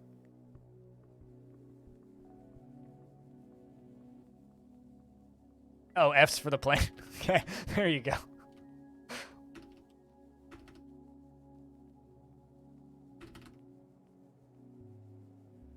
And he got his license pulled. Fucking better get his license pulled. He was trying to invent a submersible plane through sheer trial and terror, more like than error. No, I think he just had a really poorly maintained plane.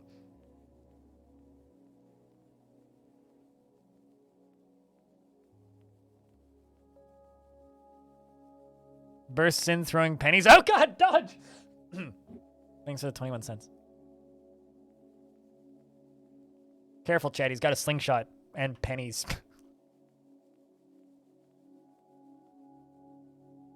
I don't really enjoy watching VTubers because they just kind of creep me out, but I've seen a few, most notably a mutual friend of me and Hobo's, Cherno, who just has this animation that people can just like throw shit at him. There's something about that that's genuinely very amusing to me. It's just whap! Thing hits him in the head. constantly. There's something about that that's just never gonna stop being amusing.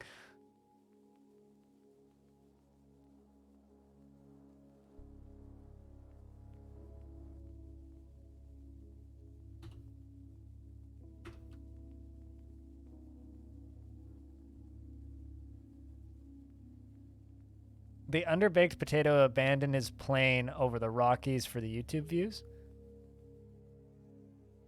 Wait, like jumped out of it?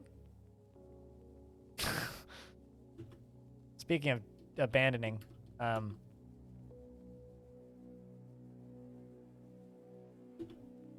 no!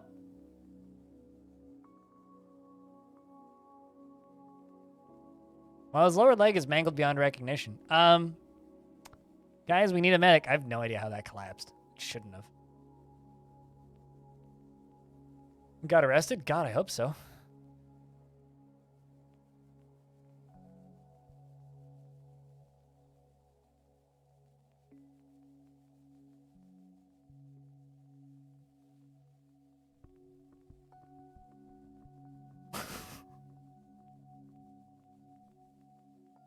See, VTubers creep me out, but digital punching bags, I'm all for.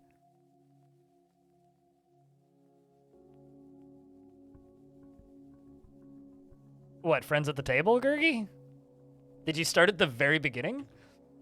I'll be honest, the reason I fell off of Friends at the Table was there was one series that they were doing and they like hit a tier at their Patreon and they put out like, was like 9 podcasts in a week. I was like, you know, honestly, I wouldn't even feel bad if this dwarf died. Because Volleylol has killed Anonymo and Finian. Last time was due to a possession, though.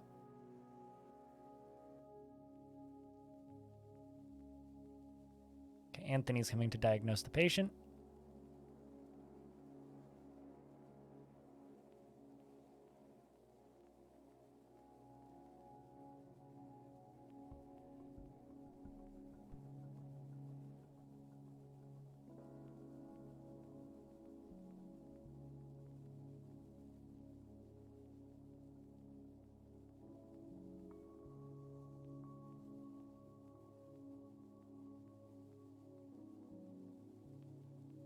Twitch's integrated throwing system. It's what Blind was talking about when he throws stuff at the VTuber avatar that makes it react. Yep.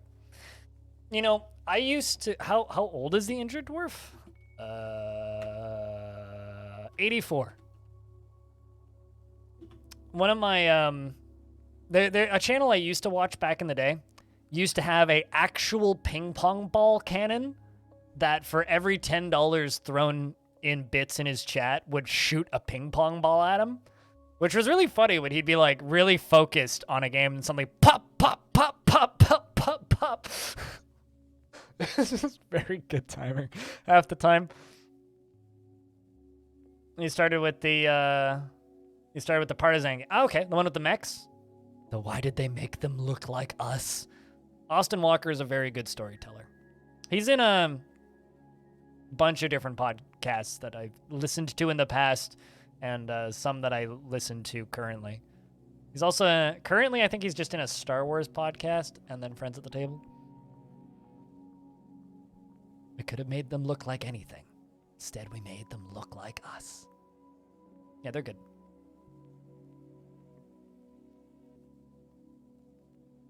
And such for chat control, follow bot where you can aim a firing arm with X and Y and the firing power to shoot ping pong balls. Yeah, I do kind of miss that ping pong ball cannon, but I'll be honest, I don't ever want to have a ping pong ball cannon, even if it would be amusing for you guys to shoot it at me. So I think that the annoyance it would cause me wouldn't be worth the money I would make. It's like, I think I would just rather make less money. Not gonna lie.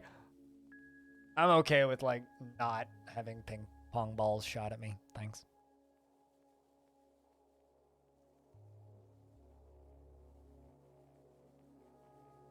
Which is really funny because Hobo would probably remember this guy, but Eteric, who used to frequent my stream, also watched that channel and says that he looked a lot like his ex-boyfriend.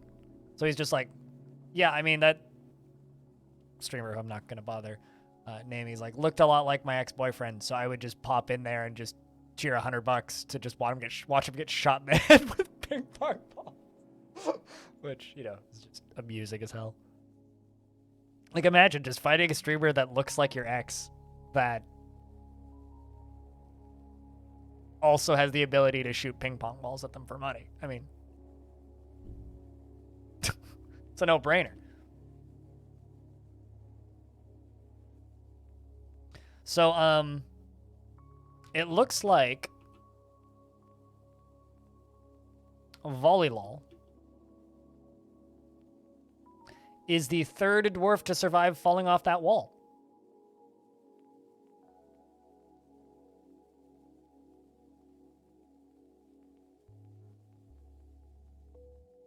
Twitch to throw a beanbag and play cornhole. You know what's funny? I only learned that throwing a beanbag into the like one of those like hold boards was called cornhole this year. My entire life that was beanbag toss.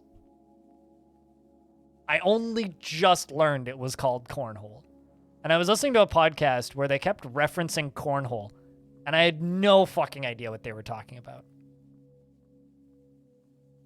It's an Eastern U.S. thing, apparently. But here it's beanbag toss. Want to throw a beanbag? But for them, it's like, you want to throw a cornhole? And from my brain thinks that cornhole means something very different. I don't even want to say that out loud because that sounds like a slur. Baggers? Okay. Because, like, originally you're supposed to use corn, right? You're supposed to throw corn through the hole. It's cornhole.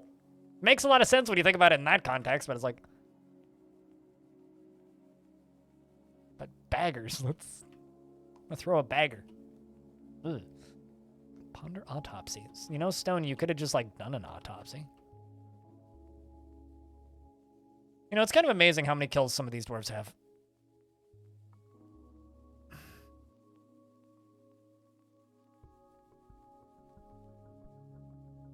I mean, it's not. It sounds like it. But yeah, cornhole is just it's called cornhole because you throw corn into a hole. What, for cornhole? Really, Aqua? You don't think you've ever finished a single game of it? You'd rather watch paint dry? Yeah, I could agree with that. But then again, I feel the same way about American football, so. There's a chihuahua going absolutely apeshit outside. So, chat, we've played about 7 hours of this fort. I think maybe it's time for us to go play some weird shit. How's that sound? But Longdeath, we've made some pretty good progress. I dropped the dwarf off the wall. He lived, so it's fine. We are going to slowly continue deconstructing this and rerouting it this way. We finished deconstructing this and rerouting it over here. I just need to like pretty it up. I think I'm gonna make this into a nicer shape eventually. Right now it's just kind of a weird lumpy circle thing. But let's go play some weird shit. Assuming it loads.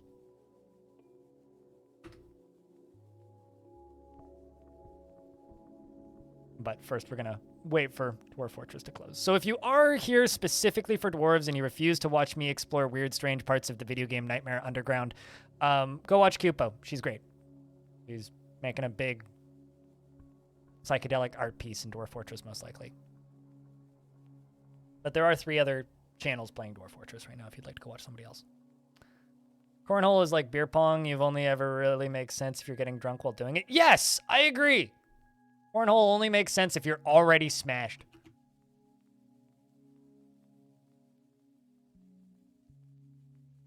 But it's even better if you're throwing the corn at your friends. But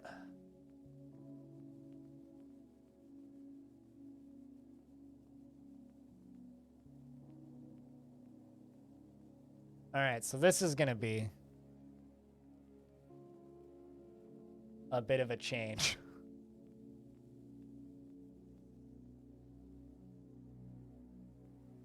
I need a clever title, but I can't think of one.